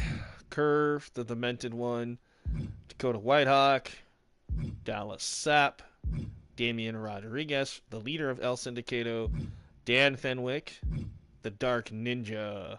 Love this character. Dawn Marie Jackson from Bad Bitch Alert, the Devil Dog Russ Smith, Daisy Diabla, Darius, Matt Parker's creation. Really like this one. Diana Jackson, the other half of Bad Bitch Alert. Dirty Diaz, Dr. Lucha MD, the medical doctor who turned Lucha superstar. Freaking love this. Dragon Boy, Drew Fenwick, the brother. El Dragon King, which I made, and El Dragon Prince. El Dragon Prince kind of reminds me of your Ray Dragon character. That's why I kind of wanted to have them together. I think that'd be cool. Well, now I have the Ninja versus Viking versus Spartan match. Right there, there you go. Curve is such a great call. Yes, it is. Yes, it is. I love Curve. El Rey Diablo, Ellie Brown, Inferma, which is the girlfriend of Dr. Lucha MD. So she obviously looks like a nurse, which is really cool.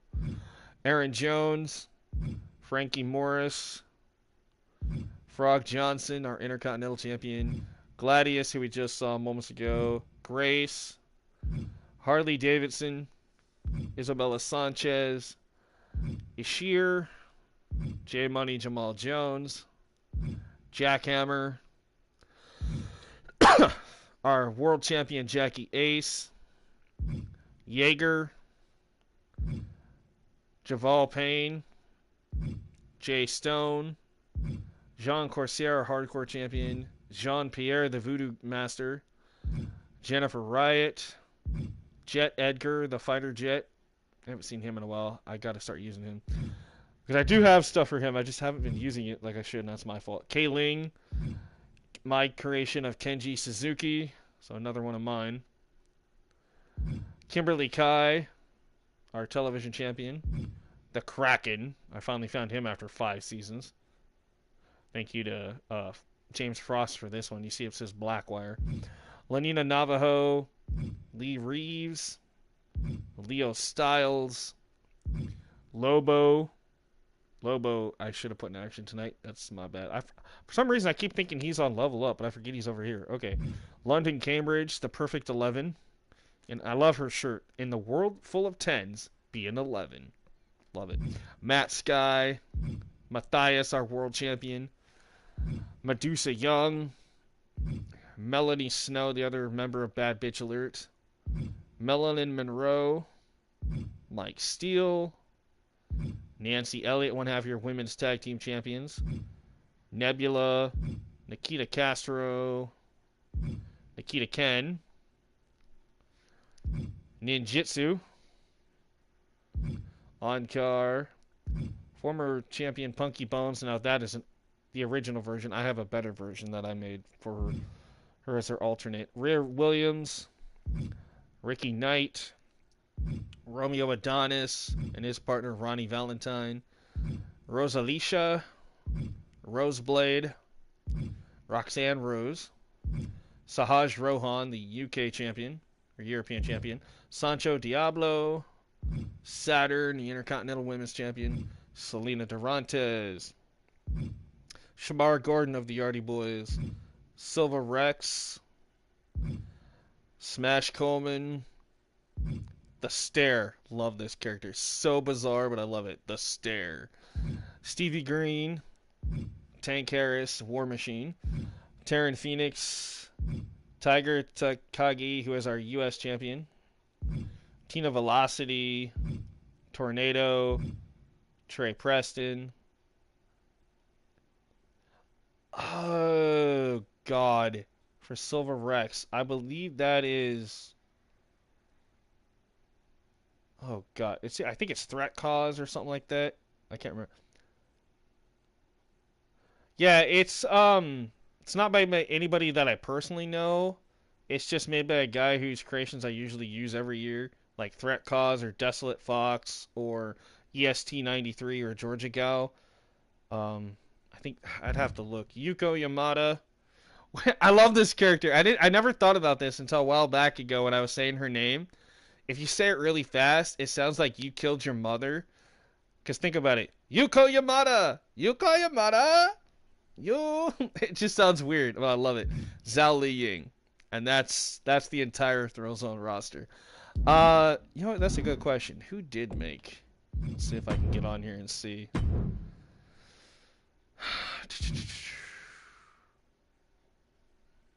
I'm not 100% sure.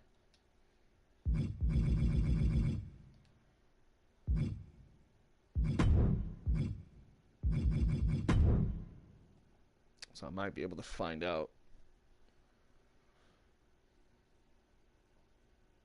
Oh, wait. No, I don't want to do that. I want this, but I want to...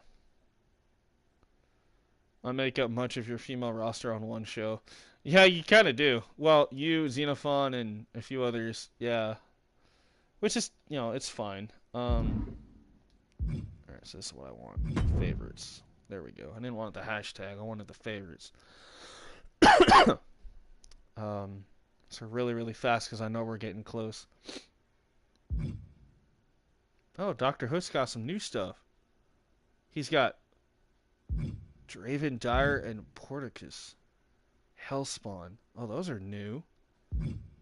Damn it! I hate when he makes new stuff. It's like, ah! Because they're so cool.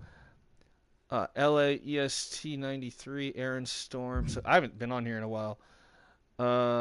Ian Van Sice. Okay, I saw that on Facebook. So, and Satire. Satyr. Oh, that's Greenland. Greenland made a new guy. Right? I know. Jordan Carter Cruz, LAEST, and Sabin Ward.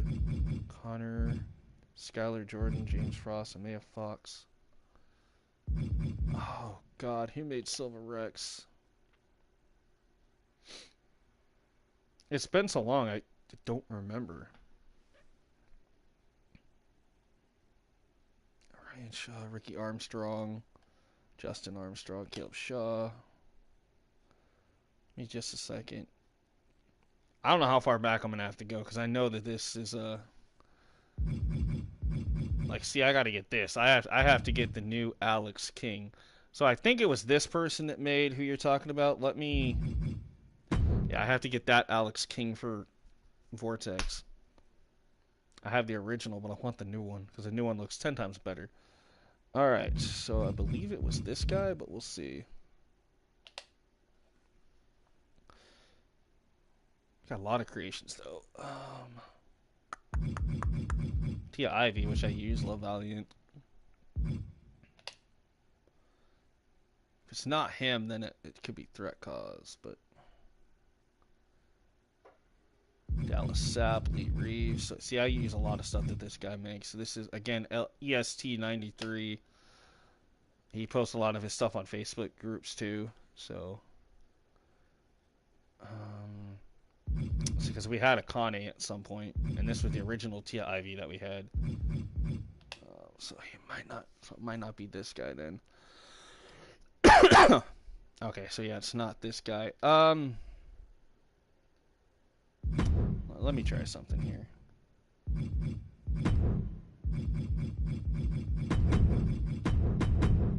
Might just be able to find it under the name.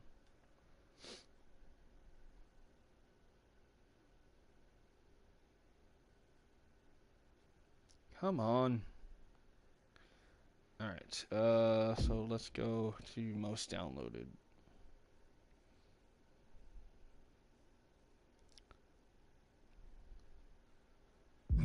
Bingo. Okay, so I was right. It's the Desolate Fox makes Silver Rex.